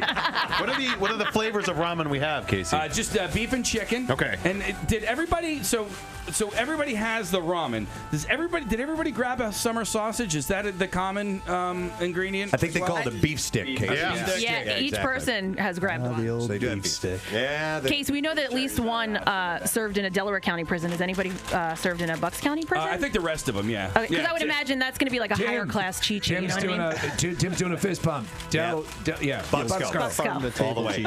I'm looking at Chris. He's got a technique where he's smashing up the cheese puffs inside the bag. That seems like a common it tactic. all break down so it's like a cheese sauce, no chunks. Oh, okay, and you're going to mix that with the hot water? Correct. Yep. Okay, all right. So we used to let it sit in the sink and run the hot water over it. That would be the insulation idea he's using, but we're going to have to, so there's have to make it work. Very similar techniques being employed here, but a different selection of menu items, which I think is intriguing. Oh, you know what? Preston had a question yesterday about smoking in prison. Is it illegal to smoke cigarettes, and do people smoke? Yeah. But you can smell it though. I can only speak on Bucks, but it is illegal to smoke in Bucks County Jail. Mm-hmm. People do smoke in the jail. But if it's an infraction, though, they can send you to jail, can't they? That's the thing that sucks, is you might actually get arrested. But all right, so if you were to smoke, where would you smoke? I'm not going to say that you empty the toilet out and then... Enjoyable day today. Tuesdays are nice to work their way through. We had a number of things taking place. We congratulated Mr. William Crowell from Owen J. Roberts High School in Pottstown, who's our coolest teacher. And then after that, we spoke to him. It was awesome. We chose, or Nick did, out of nowhere, Burlington Township High School as the next for coolest teacher. So we'll find out tomorrow morning who that is going to be. We had a nice, lovely chat with our friend Lori Jones. Yes. The CEO of Philabundance. Their 40th birthday celebration is happening right now, and they're doing these birthday boxes that you can actually order, that you can get for people who have some food insecurities. And also, they're anytime you can help out. It's wonderful, either donating or volunteering your time. But it was great to have Lori Jones to tell us about the 40th birthday and all that. They're celebrating all year long. They are, and I love that idea. So people who are, perhaps food insecure, and a kid's birthday comes up and they don't have the resource to do a little something nice, they're going to help fix that with these birthday boxes. Yep. And thank you to Two-Ray. Hey. He's at Helium Comedy Club tomorrow night, 8 o'clock for a Two-Ray and Friends show. A bunch of really cool comedians are on the bill. It's always great to talk to him. It's Tattoos Day. Case, can we get a winner? All right, we would like to congratulate Tom Dent of Burlington, New Jersey. Tom was chosen to receive a Preston and Steve Show themed tattoo via a $350 gift certificate from Floating World Tattoo and Piercing. 1729 South Street in Philadelphia, of course. And you can check them out at floatingworldtattoos.com and also on Instagram at Floating World Tattoo. So congratulations, Tom. Hope you get yourself something fun while you are there. Speaking of something fun, Jackie Bam Bam just arrived. Fun. The Lost Boy has arrived. Nice to see you. Another day in for Pierre Robert. Yes, and I heard you talking about the Lost Boys. I was smiling on my ride in here. Who was that? You know the guy's name? That saxophonist? He's also a guitarist. David Sanborn? No, not David Sanborn. The guy who was in the Lost Boys. The guy with the famous. Oh, no, but I know. Yeah, I know that scene and all that. But yeah, he's a big muscle-bound guy. He goes around shirtless and plays. There's saxophone. like 100 memes of that guy. Oh, SNL did a parody of it where it was John Hamm playing that guy. Yeah, his name is Tim Capello. Oh, yeah. okay. There's a great meme. It's a picture of him as and it just says, "You know what this movie needs?" ... And it is a picture of the muscle-bound guy shirtless playing saxophone. I love the Lost Boys, though. Star, let me focus here. Oh, she's gorgeous. Yeah. Gorgeous. Yeah. All right, dude, focus and give us the letter of the day. You ready? I'm focused. Preston and Steve on 93.3 WMMR. Now, the Daily Letter. And the Preston and Steve show is brought to you today by the letter... The letter A as in Aquarius. A as in Aquarius. All right. Wait a minute. Did you just hear me listening to that song? No. Age of Aquarius? I was just listening to The Fifth Dimension. What, when you were in the other room? In the other room, yeah. Is that where that came from? I didn't know. I just in case Nick's in the other room, but no. Yes. It's a long... It's vampire powers, That's Nick. weird, man. That's really weird. Well, we're going to give away $500 from the Bagster. The Bagster. The Bagster is by far the most convenient and affordable way to help with your home cleanup. So you go buy it at any home improvement store, fill it, and simply schedule your collection, and it is gone. Clean it up with the Bagster, dumpster in a bag. So what you doing on the show? Yeah, there it is.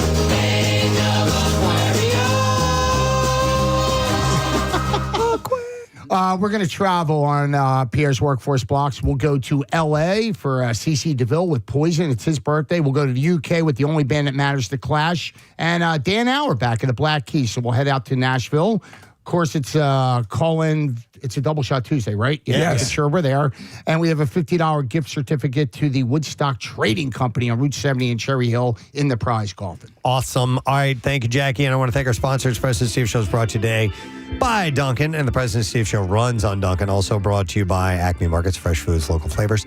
And by A.D. Moyer, your professional source for decks, windows, doors, millwork, and more. admoyer.com.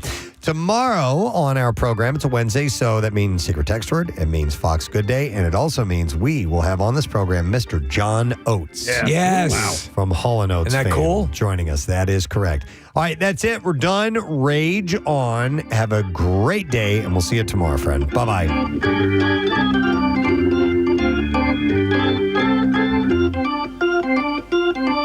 Preston and Steve on 93.3 WMMR. Bing there. Doo doo be do. Doo da da doo dip ba doo doo ba boo ba boo ba ba doo da doo doo ba ba ba ba.